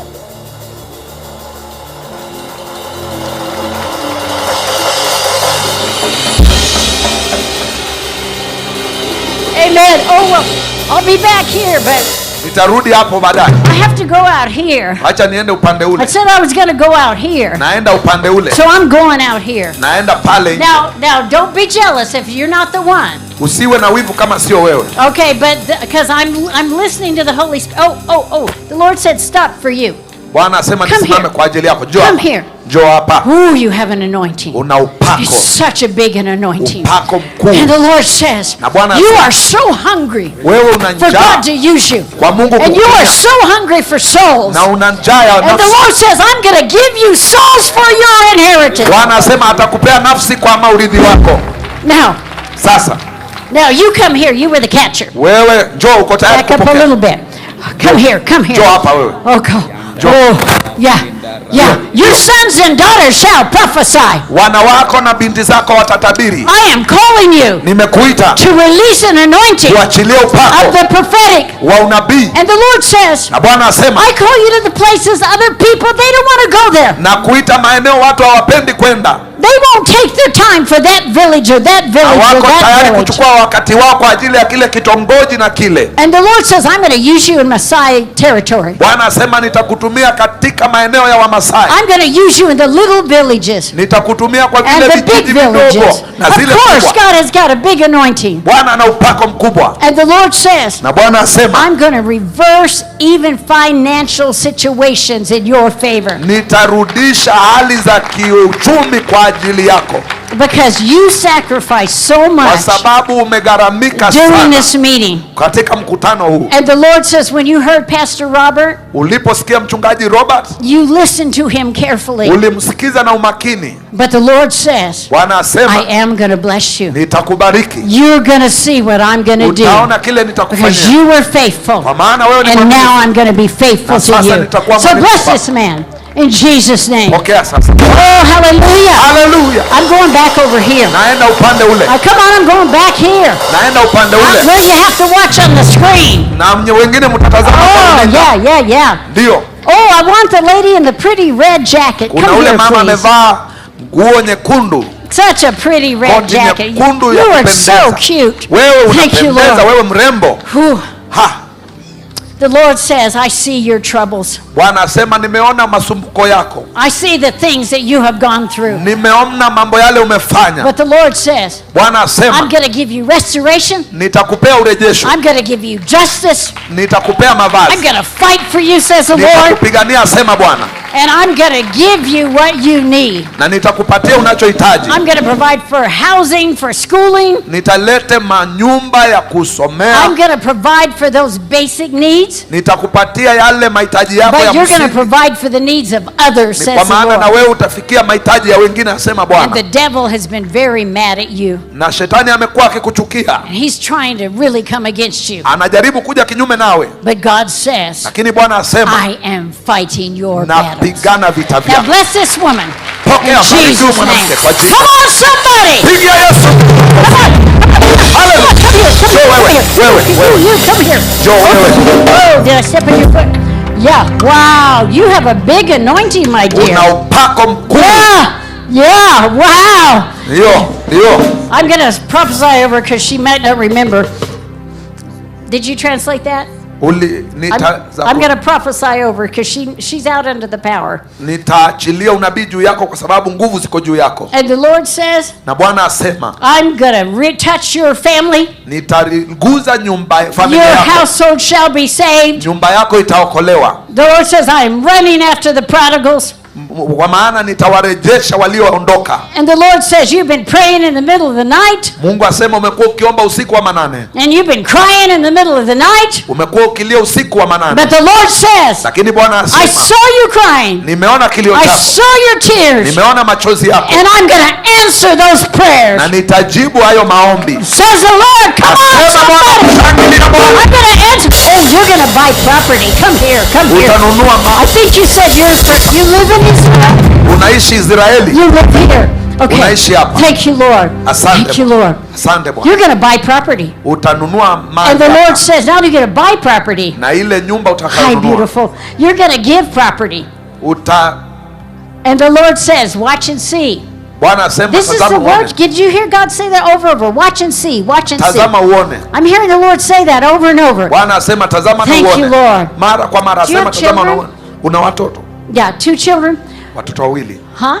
Boy and girl. A boy. I'm telling you, they're going to be giants in this land. Watakuwa they're going to majitu be kwa giants in the kingdom of watakuwa God. majitu kwa The ufalme. Lord says, your generations will rise up and bless you. Zitainuka na kuwabariki. And this is your promise. Na hii ni ahadi yako. Says the Lord. Give me your Asema hand. Bwana. Come on. Lete mkono wako. I'm going to count. Uko tayari kwa hesabu hii? 1. Moja. Jesus, take. Pokea. Yeah. Thank you, Lord. Come on, I'm in a hurry. Nina haraka. What time is it? Oh, I'm doing good. I've done a lot in a short time. I'm working so hard. Come here. Bishop Margaret, you're my namesake. Get up here. My middle name's Margaret. Come up here. I love this name. Pearl of great price. Pearl of great price. You can tell she's a bishop. She's like, get up here. Get up here. Get up here. Get up here. She's ready. Miracles. Miracles. I've given you so many miracles, says the Lord. But the greater miracles are coming. The Lord says, I will also open the doors to you. Listen. I see West Africa. Naona Afrika ya Magharibi. Senegal. Cote d'Ivoire. The Lord, Benin. The Lord says, I'm going to open doors. Bwana asema nitafungua milango. And then stadiums are going to open for you. Na mawanja za michezo I've always given you a stadium anointing. Nilikupea upako wa kujaza uwanja. Says the Lord. Asema Bwana. And you've always had favor. Na una kibali. But this day, lakini siku hii, you're going to have greater favor. Utakuwa na kibali kikuu. You're going to be anointed. Utapakwa with favor. Na kibali. And I thank you, Lord. Na kushukuru Bwana.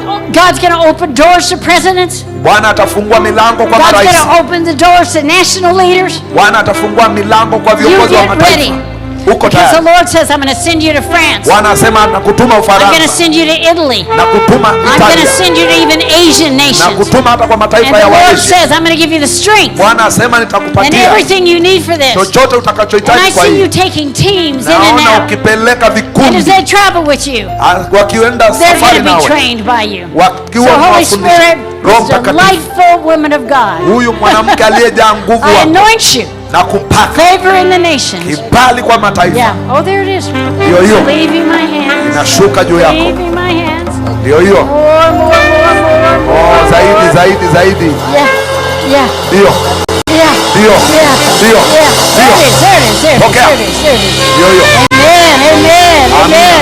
Amen. Hallelujah. Oh. And what about you? Na wewe. Come please. Njoo hapa. You are a Daniel. And I have called you like wewe ni Danieli na nimekuita kama Danieli. To give advice. Kupeana ushauri. And you have prayed for wisdom. Na uliomba kwa ajili ya hekima. And you have said, Lord, I need more wisdom. Umekuwa umemwambia Bwana nataka hekima. So I don't know what you're doing currently. Sijui kile unachofanya kwa sasa. But the Lord says, I open this door. Lakini Bwana anasema nafungua mlango. No man open this door. Hakuna mwanadamu I open this door. Lakini na ufungua mlango huu. And the Lord says, na Bwana asema, the spirit of wisdom and the counsel of the Lord is upon you. Hekima na ushauri wa Mungu yuko juu yako. kutoka leo it's going to increase. itaongezeka. Because it's going to be supernatural. Itakuwa ya kimungu. Jesus, Jesus. Yes. Hallelujah. Hallelujah. Oh, bring that book for Francina. Come here, Francina. Njoo hapa Francina. Thank you, Lord. Asante. Where's that other, the last book I had, Deliver Us from Kile Evil? Oh, here kitabu it cha is. ukombozi. Yeah, this is for you, sweetie. Hiki ni chako mpenzi. I don't, you probably know everything in that book, but thank Najua you, unajua Lord. kile kiko ndani lakini ni yako hii. I'm giving you the anointing to heal nations. Nakupa upako wa kuponya mataifa.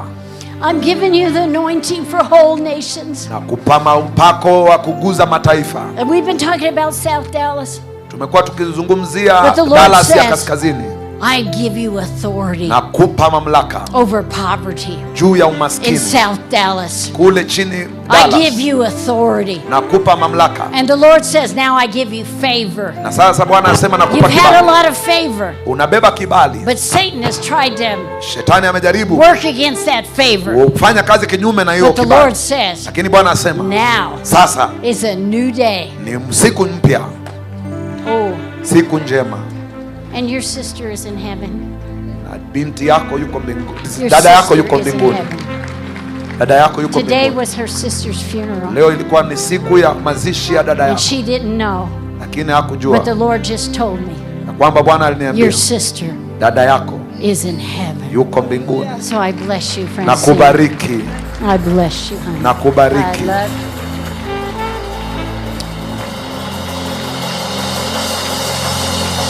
Amen. Let's come over here. Joe. How you doing? You tired? No, keep Are you it. doing good? Okay, come over here. Joe upande huu. Let's see. Wacha tuone. I have to go way back for a minute. Wacha niende kule I have to nyuma. go way back for a Naenda moment. hadi kule Yeah, nyuma. because we have to go to the back. Let me Tunaenda go to kule the nyuma. back for a moment. Fungua njia, tunaenda Before I kule go to nyuma. the front, let me go to the back. Wacha niende nyuma. Hallelujah. Haleluya. I want to find a preacher girl. Kuna I want to mhubiri. find a preacher girl. Kuna mhubiri binti Are you a mhubiri. preacher girl? Wewe Come ni over here, mhubiri preacher binti. girl. Njoo hapa wewe. Hallelujah. Wewe binti mhubiri. Father, I thank you for this woman of God. Baba nakushukuru kwa huyu mtumishi And the wako. Lord says, Na Bwana asema I'm getting ready to do miracles for your family. niko tayari kufanya miujiza kwa familia yako. You have preached for me. Umenihubiria. There's nowhere that you turned me down if I told you Hakuna to mahali go. umeniangusha. God gives you an anointing of evangelism. Bwana anakupea upako wa The uinjilisti. anointing to win souls. Upako wa kufua nafsi. But I'm going to bless you now, Na says the Lord. nitakubariki sasa asema Bwana. You're going to be able to take food into villages. Utapeleka chakula kwa vijiji. You're going to be able to help the villagers. Utasaidia vijiji. Yeah, I see you going in with bags of provisions. Naona ukibeba mifuko I ya see you taking kuwafikia. medical provisions in. Naona ukiwapelekea And so, vitu. Father, I thank you for this woman Baba of God. nakushukuru kwa huyu mwanamke. And I bless her. Na And mbariki. there's the anointing for you. Upako ni Fire of ndio. God. Moto. Fire of God. Moto wa Mungu. More. Ndio hiyo zaidi. I want to pray for a young revivalist. Kuna kijana A mufufio. revivalist. Kijana wa ufufio. You have said, God, Unasema give Mungu, me souls or I nipe die. nafsi ama nife. Where is a young Huyu revivalist? kijana wa Where is ufufio yuko there a wapi? young Is that you? Ni wewe. Are you a revivalist? Wewe ni wa ufufio. Okay, come over here. Njoo hapa wewe. Kijana wa ufufio. It's okay. The Holy Spirit's just working on Asante, Roho Mtakatifu yuko hapa. you. I just bless you, sir. Nakubariki. I bless you, sir. Nakubariki. God loves you. Bwana akupenda. Yeah. There's the anointing of God on you. Unapakwa There's a lot of kuna hunger. shuka, una There it njaa. is. Ndio hiyo. There it is. Ndio hiyo. Yeah. There's Ndio the hiyo. fire of God. Moto wa There's the Mungu. fire of God. Moto wa Mungu. You're being released Unafunguliwa from attacks against you. kutoka kwa nguvu za Attacks of zinazo- Satan. mapepo, Things that Satan nguvu has zinazo- done. You're being released right now. Unafunguliwa sasa. Hey, right now. There it is. Ndio. There it is. Ndio hiyo. Okay, we got that. Thank you, Lord. Asante Thank you, Bwana. Lord. Now, Sasa this is what the Lord says to you. hivi ndivyo Bwana How anasema. many kwako. souls do you want? Unahitaji nafsi ngapi? How many souls? Do you want souls? Unahitaji nafsi? Do you want harvest? Unataka So mavuno? the Lord says, Bwana asema, I give you the anointing of the nakupa evangelist. upako wa uinjilisti. I give you the anointing of a Nakupa upako wa revivalist. uinjilisti. And I'm going to put my fire in you. Naweka And you're going to do miracles. Utafanya Let 'em go miujiza. down. Hallelujah. Come on, Jesus, Jesus. Hallelujah. Today you reverse the curse. Leo ulirejesha ukali. You reverse the curse. Ulivunja laana. Come here. Njoo. thank you, Lord. Asante Bwana. Oh, thank you, Lord. Asante Bwana. Oh, my goodness. Hey, Mungu wangu. I see God is going to give you great influence in Nigeria. Naona Mungu akikupatia ushawishi mwingi kule Nigeria. And I see God have you planting churches. Naona Mungu akikufanya upande makanisa kule Nigeria. I see God using you in South Africa. Naona Mungu akikutumia Afrika ya Kusini. And the Lord says, I'm giving you the anointing of a reconciler. Naona Mungu akikupea upako wa kuunganisha na kuleta amani. And I'm giving you this gift of humor because it's anesthetic. It's anesthetic. Ni ajabu. When you preach the word of the Lord, utaihubiri neno la Mungu. Woman of God, you're a prayer warrior. Wewe mwanamke wa Mungu ni you build the altar of prayer. Wewe umejenga madhabahu. Thank you, Lord. Thank you, Lord. Asante Bwana. Oh, hallelujah. Hallelujah. Are you Suna?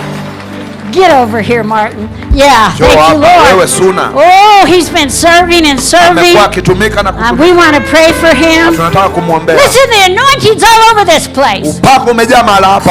Somebody's got to get hungry. Sometimes when the prophet prophesies, I say, I want everything. I want all of that. I don't want you to hold back anything from me. Yeah, in fact, if they talk about souls, I'm saying, pick me, Jesus, I want souls. If they talk about revival, I want that. And listen, I want it all. Why don't you just want it all? God is delivering many people right now. God is taking devils out of this place. Oh, you have an anointing for nations. I'm going to open the door to England. Big doors in England. And the Lord says not only England. The Lord says I'm going to open doors in America. And I see you going to course with Apostle Julius. But I have given you such a big anointing to preach, says the Lord. And you are a preacher. And the Lord says I've given you authority over the demonic realm. I mean, the demons tremble when they see you coming. And the Lord says, I'm going to bless this. Oh, this is a great word. I also have a new house for you. And you sowed for your future. And now you're going to see the miracle I will do. Let me see your hands. Miracles in this. Hallelujah. Come on, put your hands together. Be seated. Oh. Okay, Malaysians, come. Jean, Grace, Pastor Grace, come up here. Okay, one more nation, then I want to preach some. You better be getting ready for some good preaching. Because I'm feeling like being a preacher girl tonight. I'm telling you, I'm feeling something. Oh, look at that anointing following you, my brother. That anointing on you. Wow.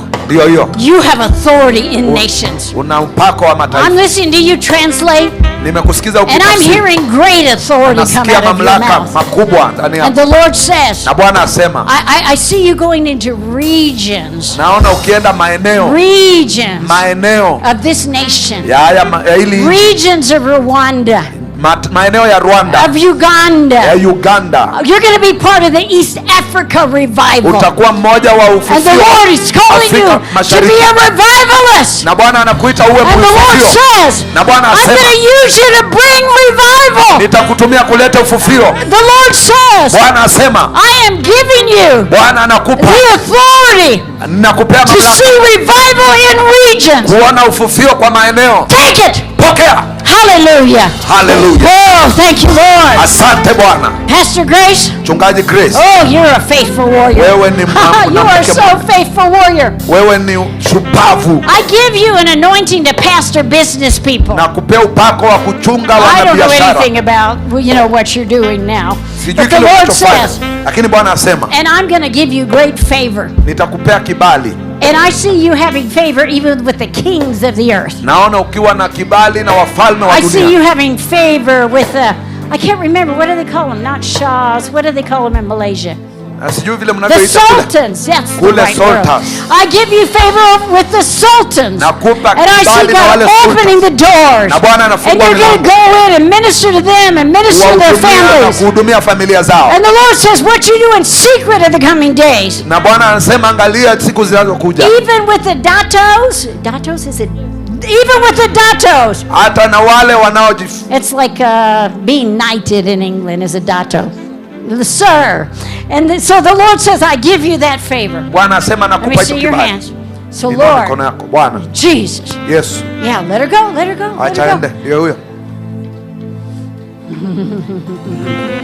I'm going to give you the business. And you're going to make millions and millions of dollars and you have sown and you even sowed in this conference towards your business and your business ideas. And now the Lord says, I'm going to open a door for you. And it's going to be right door and not the wrong door. Because you've been concerned whether it be the right door or the wrong door.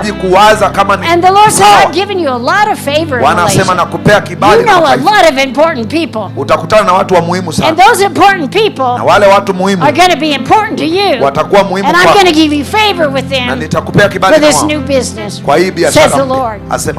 Jesus. Yes. Hallelujah! Hallelujah! Oh, I need some water. Somebody get, come on, somebody shout hallelujah! Hallelujah! Come on, shout hallelujah! Come on, I'm preaching so good! Somebody shout hallelujah! Hallelujah! Amen! Maybe we should sing a song. What should we sing? Tuimbe wimbo. Kikundi cha sifa. Let's sing a song. Imba wimbo. Let's sing something fun. Wimbe wimbo wa nguvu. Let's sing something really uplifting. Wimbo unaoinua. You ready to dance a little bit? Uko tayari kucheza kidogo? Come on, you've been here a long time. Umekuwa hapa muda mrefu. I think Africa has eternal church services. Can I say that? We have eternal church services here in Africa. Are you ready? Are you ready? You ready to loose that anointing? Okay. Hallelujah. Where's the worship leader? Ni nani anayeongoza sasa? Nani anaongoza? You're the worship leader? Wewe ndio unaongoza. Go for it. Nenda songa mbele sasa. Lord, come on, just put your hands together and celebrate Jesus tonight. Come on, give him praise. You're an awesome God, awesome God, mighty God, mighty God. We give you praise, we give you praise. Awesome God, awesome God. You're an awesome God, awesome God, mighty God, mighty God. We give you praise, we give you praise. You're an awesome God, awesome God, you're an awesome God, awesome God, mighty God, mighty God. Lord, we give you praise, you're an awesome God, awesome. Oh, we give you praise.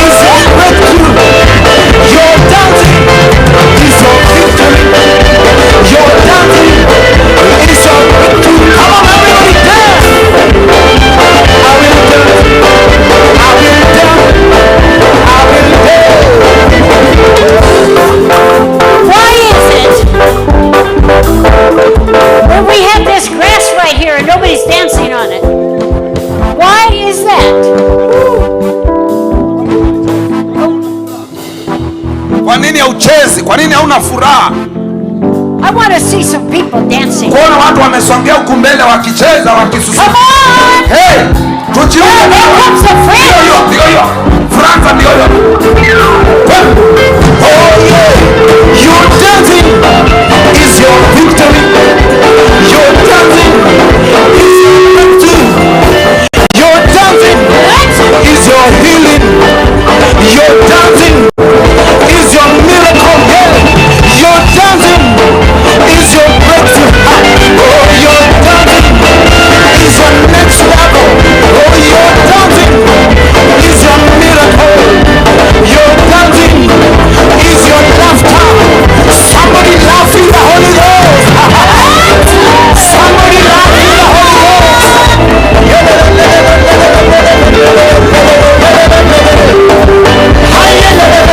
I say laugh in the Holy Ghost.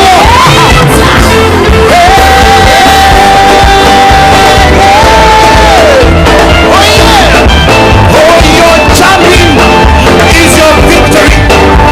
Your jumping is your breakthrough. Somebody say, your jumping is your victory. Your jumping. Somebody jump. Live for Jesus. Let Africa dance. Let Asia dance for Jesus. Let Europe dance. Let the Americans dance. Let the island sing a song. Your dancing is your breakthrough. Your dancing is your miracle. Jesus loves it when you dance. Jesus loves it when you shout. Jesus loves it when you dance. Jesus loves it when you shout. Somebody shout. Somebody shout. Oh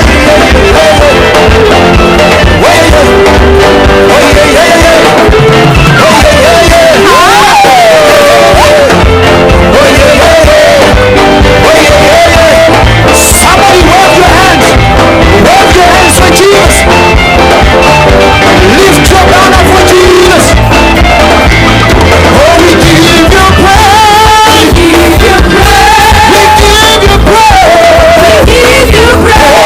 We give you praise. We give you praise.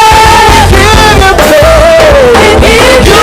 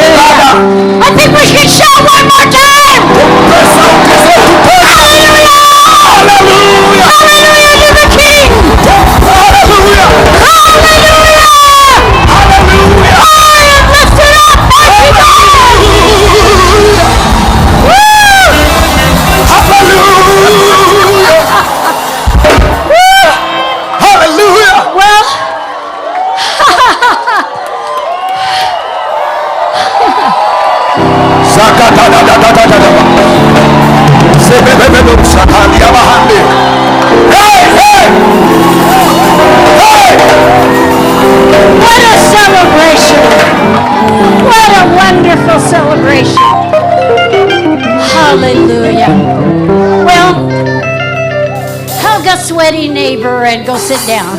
Hebu saidia, geukia jirani yako na turudi tukae. Just sit down a few minutes. Turudi tukae kidogo. I love you all. Nawapenda nyote. Hasn't this been a sweet night? Hasn't this been a sweet night? Wengine wenu thank you worship team. Asante kikundi cha ibada. Thank you dancers. Asante. I love you and you guys, the worship band. You're amazing. Nyinyi bendi ni watu sawa. Thank you.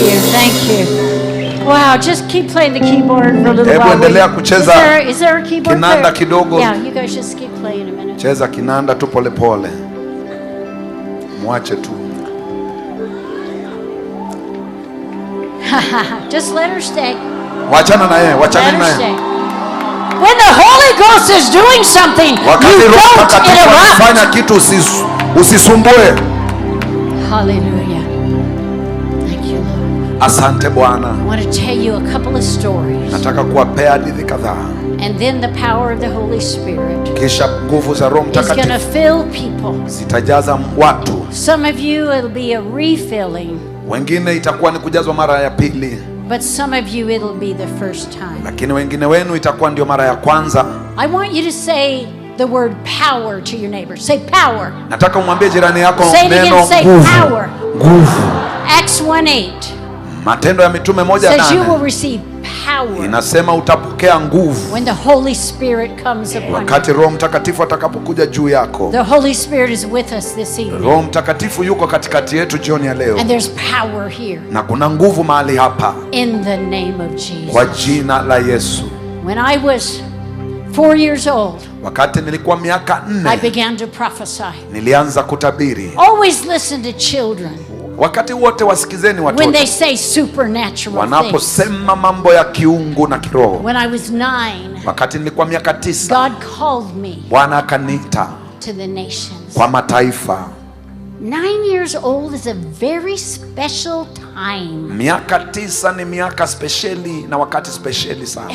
Did anyone else get called to preach at 9? I just kuna mwingine hapa ambaye aliitwa katika miaka ya miaka 9. Listen to 9-year-olds. Wasikizeni miaka 9. Thank you, Lord. Asante Bwana. Something just happened. The atmosphere just changed. Anga zimebadilika. Thank you, Lord. Asante Bwana. You see, but even though God called me to preach, ingawaje Bwana aliniita nihubiri, I needed power. Nilihitaji nguvu. Mike and I didn't know about the Holy Spirit. Mike nami hatukujua kuhusu Roho Mtakatifu. As a person, kama mtu, we had to learn. Ilitubidi tujifundishe.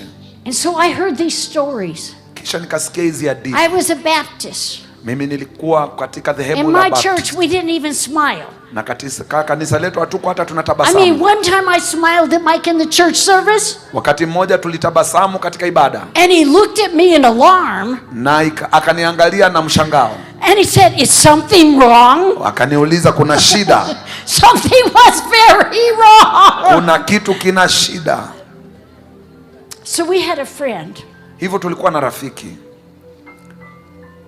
And began to tell us stories. Na akaanza kutupatia hadithi. And even before that, na kabla ya hayo, I was reading in the Bible about the Holy Spirit. Nilikuwa nasoma katika Biblia kuhusu Roho Mtakatifu. I read about speaking in tongues. Nikasoma kuhusu kunena na lugha. My daddy preached against speaking in tongues. Baba yangu alihubiri kinyume na kunena lugha. But it was in the Bible. Lakini ilikuwa kwa Biblia.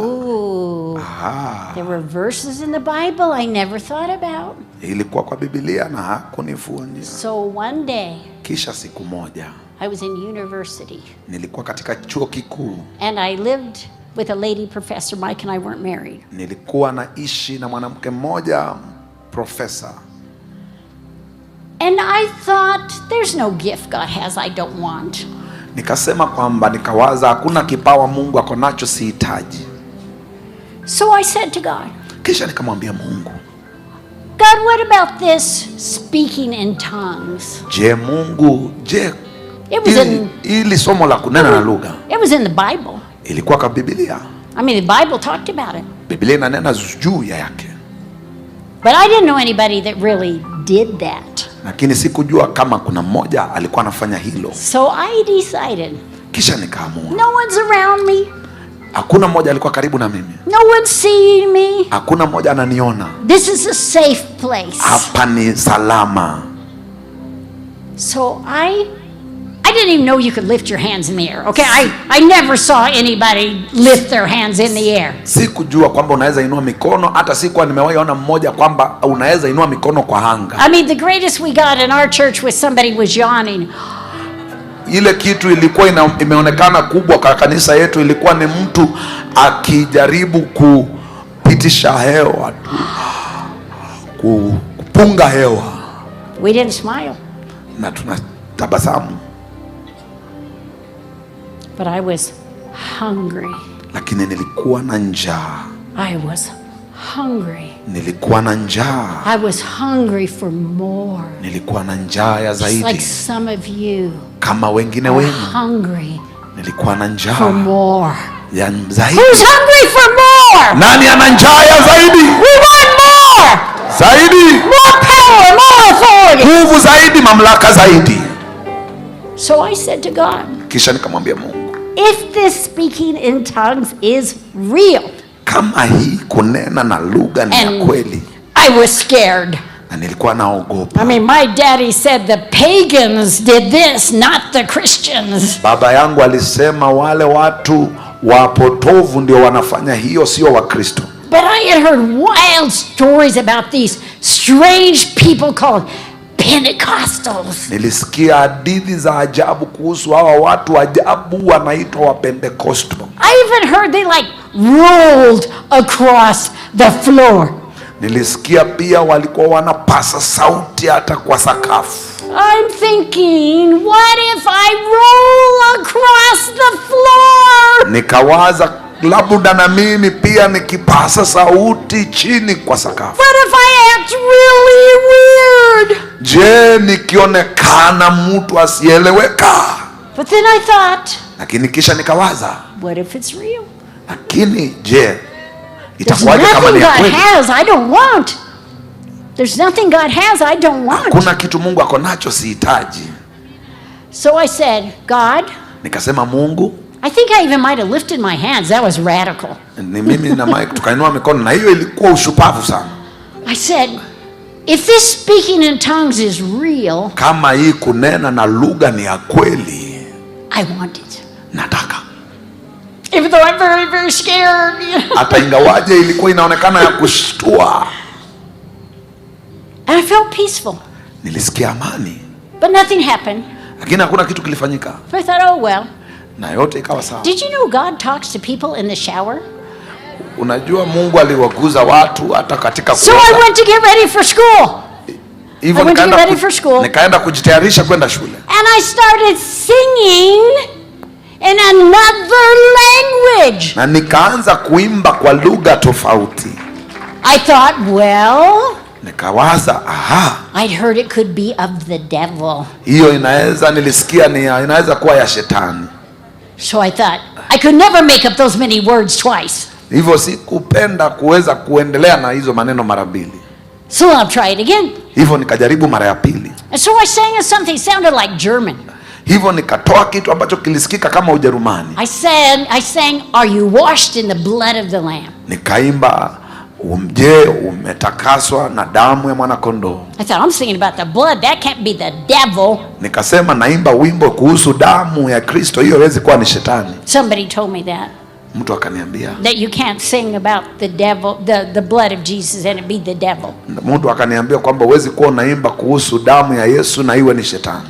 And so kisha I thought, I wonder if I could do that again. Nikawaza kama je, naweza jaribu hiyo tena. And I started singing in language after language after language. Na nikaanza kuimba kwa lugha na lugha na lugha. I have a degree in music. Nina cheti cha kufuzu chuo cha muziki. I was studying opera. Nilikuwa nasomea kule opera. And so God had me sing. Na Mungu akanisikia nikiimba. And I sang in language after language. Na nikaimba kwa lugha na lugha. I didn't know even then my call to the nations was beginning. Sikuelewa kwamba mwito wangu wa mataifa ulikuwa umeanza. And then I said, God, I want to know what I'm saying. Na nikasema Mungu, nashangaa kile ninachoimba. And I got the gift of interpretation. Na nikapata karama ya utafsiri. And I started interpreting. Na nikaanza kutafsiri. And the Holy Spirit. Na Roho Mtakatifu. Just gave me all kinds of languages. Akanipa lugha za tofauti tofauti. Now I had a long message. Sasa nilikuwa na ujumbe mrefu. But we're too tired for a long message. Lakini nyinyi mwakaa kuchoka kwa ujumbe mrefu. We just want the Holy Ghost. Tunataka tu Roho Mtakatifu. We just want the Holy Ghost. Tunataka tu Roho. We just want the power of God. Tunataka nguvu za Mungu to manifest tonight. Zidhihirike jioni ya leo. But I want to tell you one more story. Lakini nataka kukupa kisa kingine. And then we're going to pray for those who need the Holy Spirit. Kisha tutaenda kuwaombea wale wanahitaji Roho Mtakatifu. And speak in tongues. Na kunena na lugha. So you get ready. Hivyo kaa tayari. And so I began to read about people that put their hands on people and they got healed. Nikaanza kusoma kuhusu watu waliowekelea wengine mikono na wakapona. That was so radical. Hiyo ilionekana na ushupavu. We didn't touch anybody in the Baptist church. Katika kanisa la Wabaptist haukuruhusiwa kuguza mtu. So I heard that even people fell over when people prayed for them. Na nikasikia kwamba eti watu wanaanguka wanapoombewa. Can you imagine? Unaweza waza hivyo? A human being. Mwanadamu. Falling over. Akianguka. When somebody prays for them. Wakati mtu anamuombea. It was like we'd gone to the moon. Ilikaa ni kama tumeenda kule kwa bara mwezi. So I decided I was going to practice on somebody. Hivyo nikaamua nitajaribu hii kwa mtu. But nobody in the Baptist church would let me practice on them. Lakini hakuna mtu katika kanisa la Wabaptist angeniruhusu nijaribu hilo kwa. So I decided I'd practice on myself. Hivyo nikaamua nitajaribu kwangu binafsi. So Mike and I had a tiny little house. Hivyo Mike na mimi tulikuwa na kanyumba kadogo. And so I went in our tiny little bathroom. Hivyo tukaingia kwa ile nyumba yetu ndogo. And I thought. Na nikawaza. I closed the door. Nikafunga mlango. I have hands. Nikainua mikono. And I read that out of your belly will flow rivers of living waters. Na nikasoma kwamba kutoka kwa tumbo zenu kutatoka mito ya maji. And I already spoke in tongues. Na nikawaza, nikasikia kwamba. So I thought. Nikawaza. I just have to get the anointing from my belly out of my hand. Nahitaji nitoe upako ulio ndani ya tumbo yangu kwa mikono yangu. I'm a simple person. Mimi ni mtu rahisi sana. I put my hand on my tummy. Nikaekelea mkono kwa tumbo yangu. And I said, Lord. Nikasema Bwana. By faith. Kwa imani. The anointing is coming out of me. Upako unatoka ndani yangu. And going down my hand. Na naeka mkono wangu chini. And so I waited till I thought I could feel something. Nikangoja hadi niliposikia kitu. And all of a sudden. Na kwa ghafla. I put my hand on my head. Nikajiekelea mkono. And I fell in the bathtub. Na nikaanguka. I was like, wow, that's amazing. That really works. Nikasema, hiyo ni ajabu, kumbe inafanya kazi. And then I thought, I wonder if I could do it again. Nikasema, jaribu, acha nione kama naweza fanya tena. No one was looking. I mean, our bathroom was like, from there to, it was tiny. Mahala pa kuogea palikuwa pale, ilikuwa ni mahali pamesongamana. Really not room even between the sink and the toilet and the bathtub. Haikuwa eti kwamba kuna nafasi kati ya mahali pa kuogea na choo na mahali. So I did the same thing. Hivyo nikajaribu tena. I got out of my belly. Na nikasema kutoka kwa tumbo. Rivers of living water. Kutatoka mito. And I thought I'm going to let it go out of my belly. Nikasema nitaachilia kutoka kwa tumbo yangu. Down my hand. Kwa mikono yangu. And I put my hand on myself again. Nikajiekelea mkono tena. Bam, in the bathtub again. Nikaanguka tena mahali pa. I go, it's real. Nikasema iko sawa.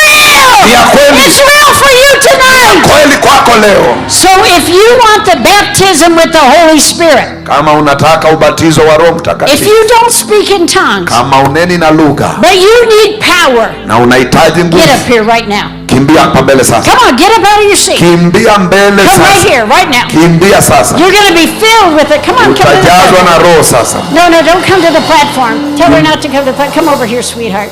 Thank you, pretty girl. Thank you. Come on. Jo. You're going to be filled. Utajazwa. And you're going to speak in tongues. Na utanena na lugha. And God is going to do something tremendous for you tonight. Na Mungu ako tayari kufanya kitu cha ajabu kwako jioni ya leo. Maybe some of you have tried. Labda wengine mmejaribu. Maybe people have prayed for you. Watu wamewaombea. To speak in tongues. Kunena na lugha. But you have never done it. Lakini haujawahi pata. But tonight's your night. Jioni ya leo. Because we need power. Kwa sababu tunahitaji nguvu. Oh wow, look how many are coming.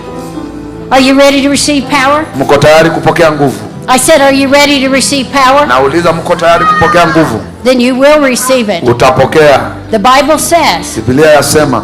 When the Holy Spirit comes upon you, Roho Mtakatifu atakapokuja juu you yako, have power. utakuwa na nguvu. That word in the Greek means dynamite. Kwa Kiyunani inamaanisha. Some of you have had weak and failing lives. Wengine mmekuwa na jamii ambazo zina udhaifu. Because you don't have the power of the Holy Spirit. Kwa sababu hamuna nguvu za Roho Mtakatifu. And when you speak in tongues, unaponena na lugha, God will sanctify your reasoning. Mungu atatakasa mawazo yako. God will give you solutions. Mungu atakupea majibu to problems. Kwa shida. He will give you breakthroughs. Atakupea upenyo that you have never had. ambao hujawahi kuwa nao mbeleni. Yeah.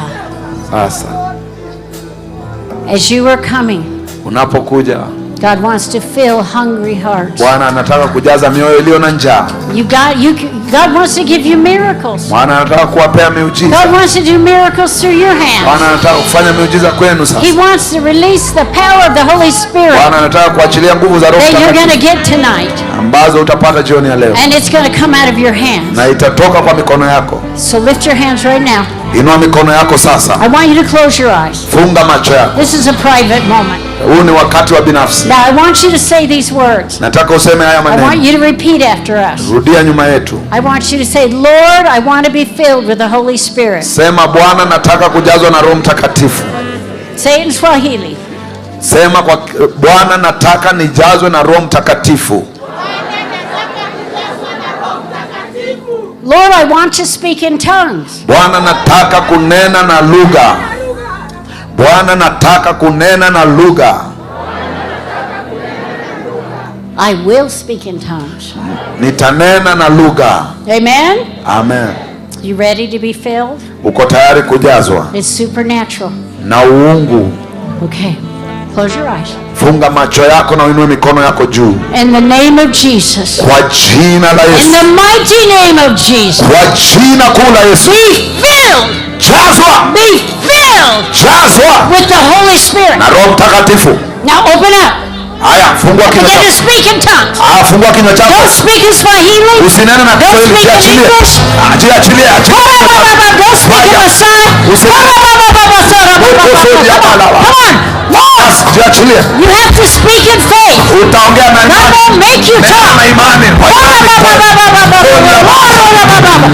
Holy Spirit. Holy Spirit. Come with your power. Holy Spirit. Fill your people. Come on, some more. Come on, speak. Speak. It's a language. Yeah, come on.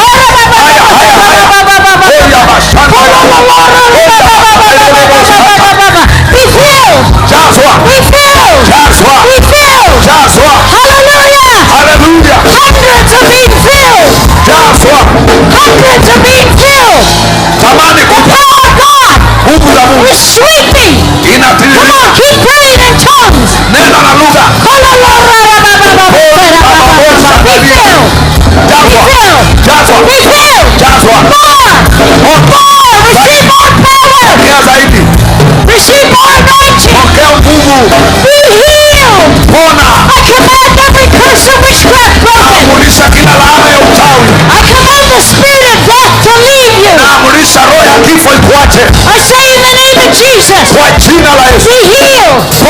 Arthritis leave. Tumors disappear. The blind spirit leaves.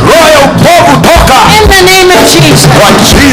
Amen. How many of you say I received? Come on, wave your hands. How many can speak in tongues? Now for the rest of us. The rest of us. Be filled some more. Be filled some more. Be filled some more. In the name of Jesus. Come on, speak in tongues.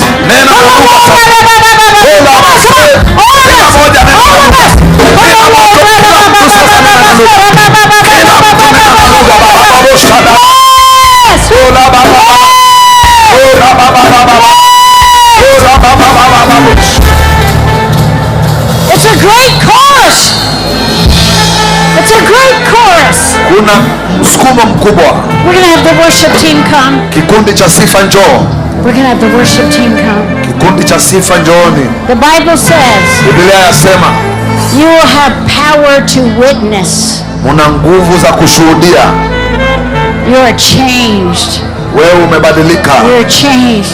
Wewe umebadilika. See, the Holy Spirit is all over you, son. Roho Mtakatifu yuko juu yako. God's given you Bwana anakupea as a man of influence. Kuwa mtu wa ushawishi. You're going to walk into businesses. Utatembea kwa You're going to have great authority to establish businesses. Kwa nguvu za kudhibitisha biashara. You have a great hunger. Una nguvu nyingi. In Jesus' name. Kwa jina la Yesu. Thank you, Lord. Yes, more, Lord. Kuna zaidi. More, Lord. Zaidi Bwana. Come on, say more, Lord. Sema zaidi Bwana. More, Lord. Sema zaidi. More, Lord. Sema zaidi. More power. More anointing. Upako zaidi. More power. Nguvu zaidi. We want souls. Tunataka nafsi. We want souls. Tunataka nafsi. Come on, let's worship. Some living waters. Come on, rivers. Rivers of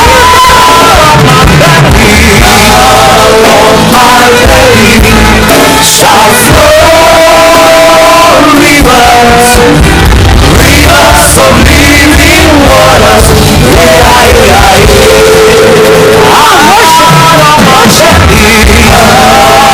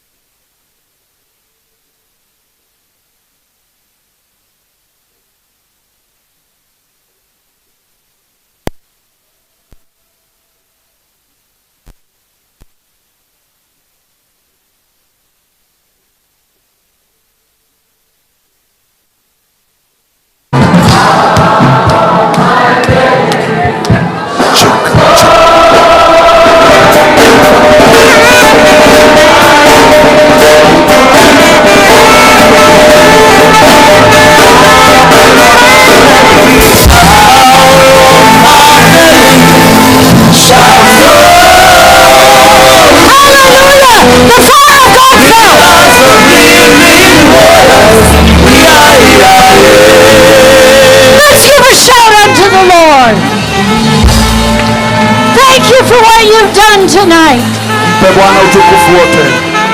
Just go sit down a moment. Just go sit down. Tunaweza rudi tukae, tunaweza rejea tukae. Now you go home and you speak in tongues.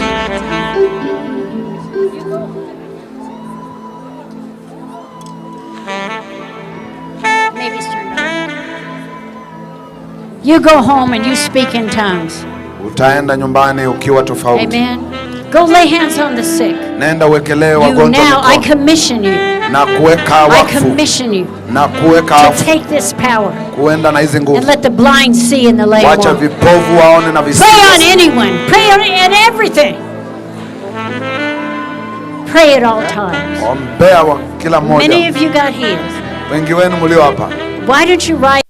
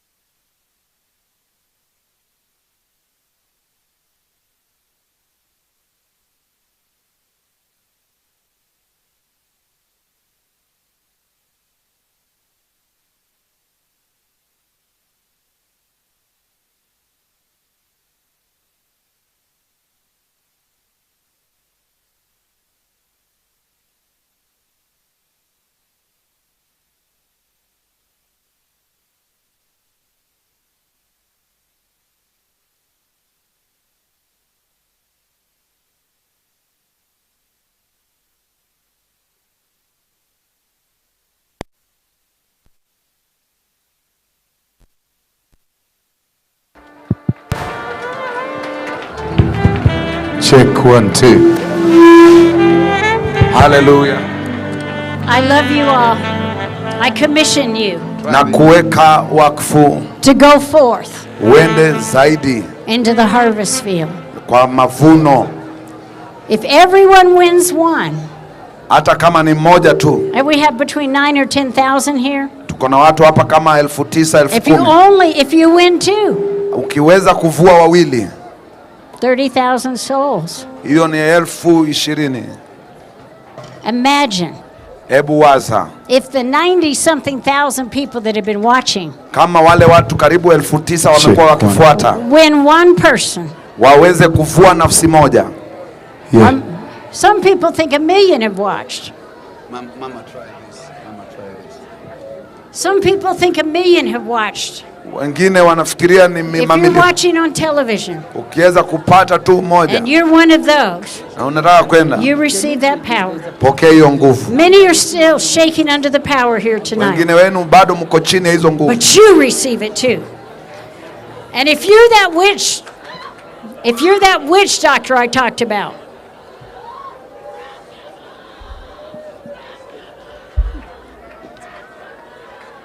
Come again. Huyo mchawi aliyekuwa hapa. Yeah. come to Jesus. Huyo mchawi njoo kwa Yesu. He loves you so much. Yesu anakupenda sana. He loves you so much. Yesu anakupenda. Let's clap our hands and thank God for what he's done in heaven's fire. Tumpigie Yesu makofi kwa yale amefanya. Glory, glory, glory to God. Wow, let's celebrate the Holy Spirit. Wacha tufurahie Roho Mtakatifu.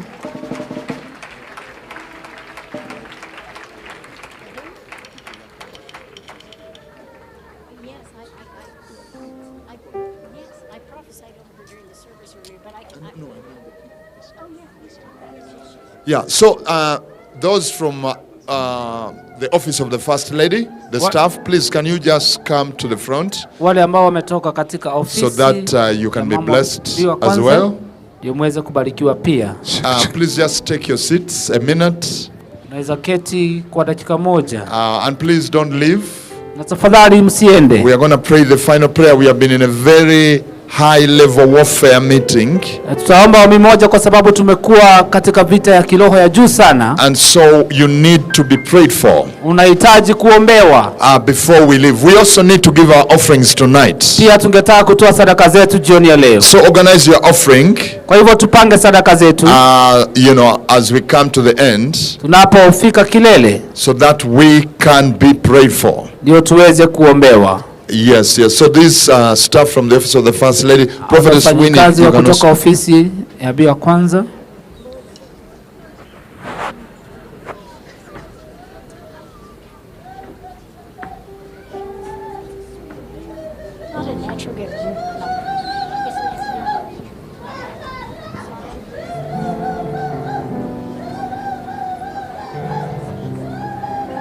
Some ushers, please. Tunahitaji wasaidizi hapa. So as she's praying for them, let's bring our offerings. Anapowaombea wacha tuweze kutoa sadaka zetu. Let's have the pay bill numbers on. Wacha tuwe na pay bill number. Because she's not using the mic to pray for them, so.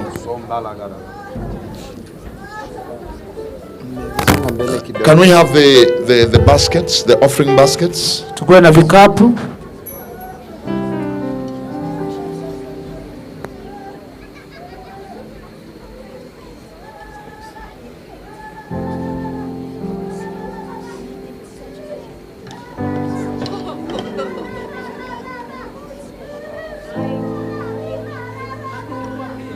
Take the basket.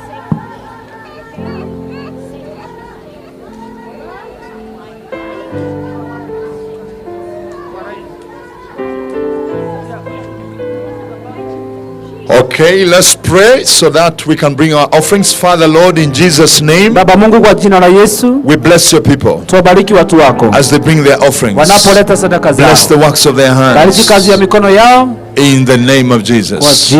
Those of you who have brought the seeds, the $1,000, the 10,000 shillings, you can also bring them. Na pia wale walikuwa wanaleta zile dola 1,000 na pia shilingi 10,000, kama ulikuwa umepeana nadhiri unaweza leta. People have really been giving. Somebody gave a car the other day, somebody gave a car yesterday. Kuna watu wanatoa zaidi, kuna mmoja alitoa gari jana na mwingine akatoa siku nyingine.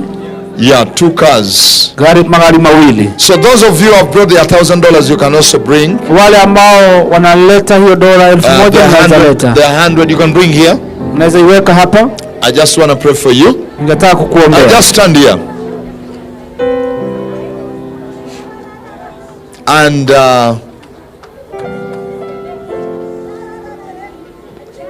those who want to swipe, I think the card is there. Wale ambao wangetaka kutoa kupitia kadi zao, mashini iko hapa mbele. The rest of us, let's bring our offerings. Those who have brought their pledges, the vows that they made, the $1,000, the $100, just bring it here. Wale ambao walitoa nadhiri zao, yote ambayo ilitangazwa katika hiyo wiki, unaweza leta hapa mbele.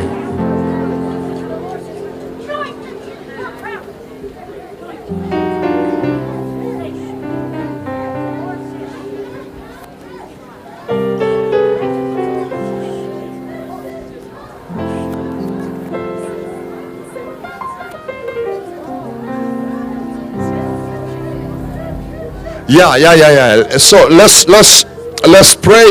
Let's do it quickly. Let's bring our offerings. Wacha tufanye kwa haraka, tulete sadaka zetu. Those who are bringing offerings, just put them in the basket there. Wale ambao wako hapa mbele wanaleta hapa mbele. Those who are writing checks, write checks to Highway of Holiness Ministries. Wale ambao wanaandika hudi, andika Highway of Holiness Ministries. And the pay bill numbers are there. Na malipo iko pale ya pay bill number. Yes.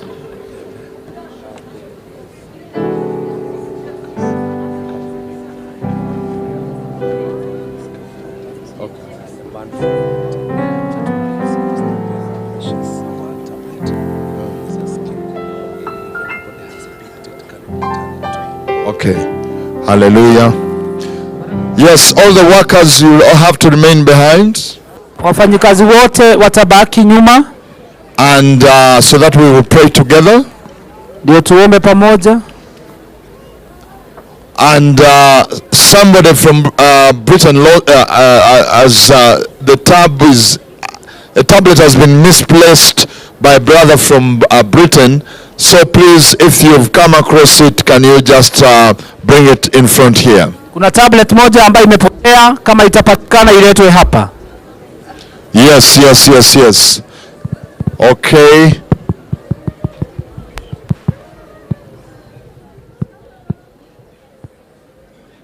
Let's do it quickly. Tufanye kwa haraka.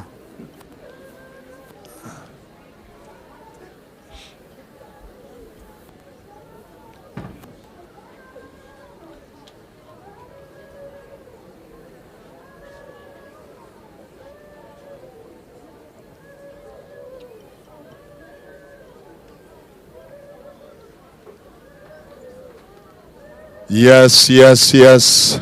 Even those who are online, God bless you as you give your seeds. Wale pia wako kwa mtandao, Mungu awabariki mnapotoa.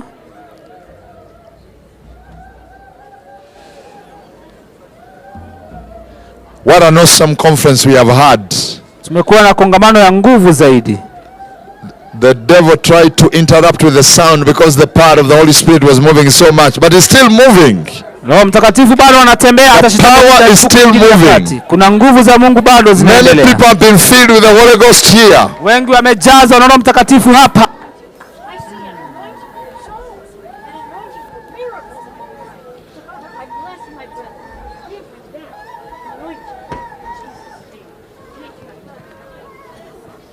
Please, I called here people from the office of the First Lady. Is all these? But I can't see. More people have come. Please don't allow people to just come over here. You are in the office of the First Lady? You also in the office of the First Lady?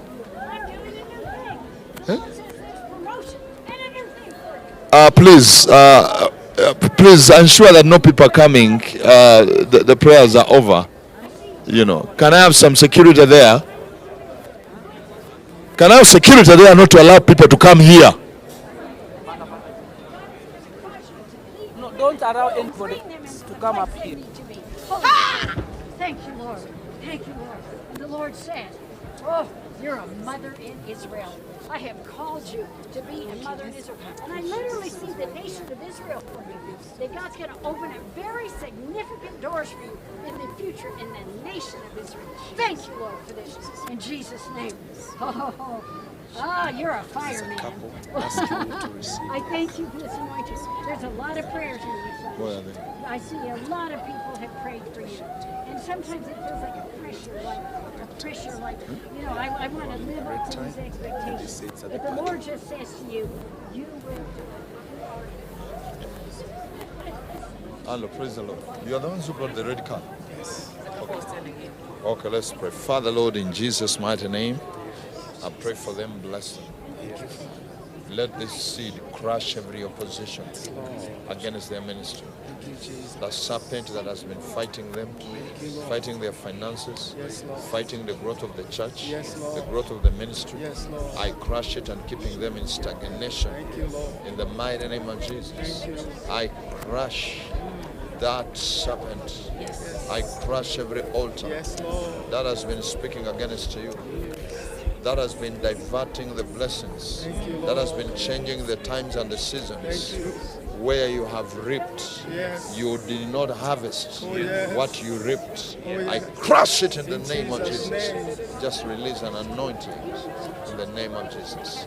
May the Lord give you authority, increase in authority and power over where you are. In Jesus' mighty name. Father, we thank you. We bless you. Bless the people who have given their seeds. Bless those who have brought their offerings in the mighty name of Jesus. Multiply them. Let there be breakthroughs, supernatural shifts and lifts in their lives. In Jesus' mighty name we pray. Amen. And how many prophets are here? You're a prophet, lift up your hand. How many prophetic people do we have? You know, we are just thinking about having a prophetic round table with Cindy. How many people would want that kind of thing? Maybe 50 people. A closed session. I even don't know how we're going to be passing you that information.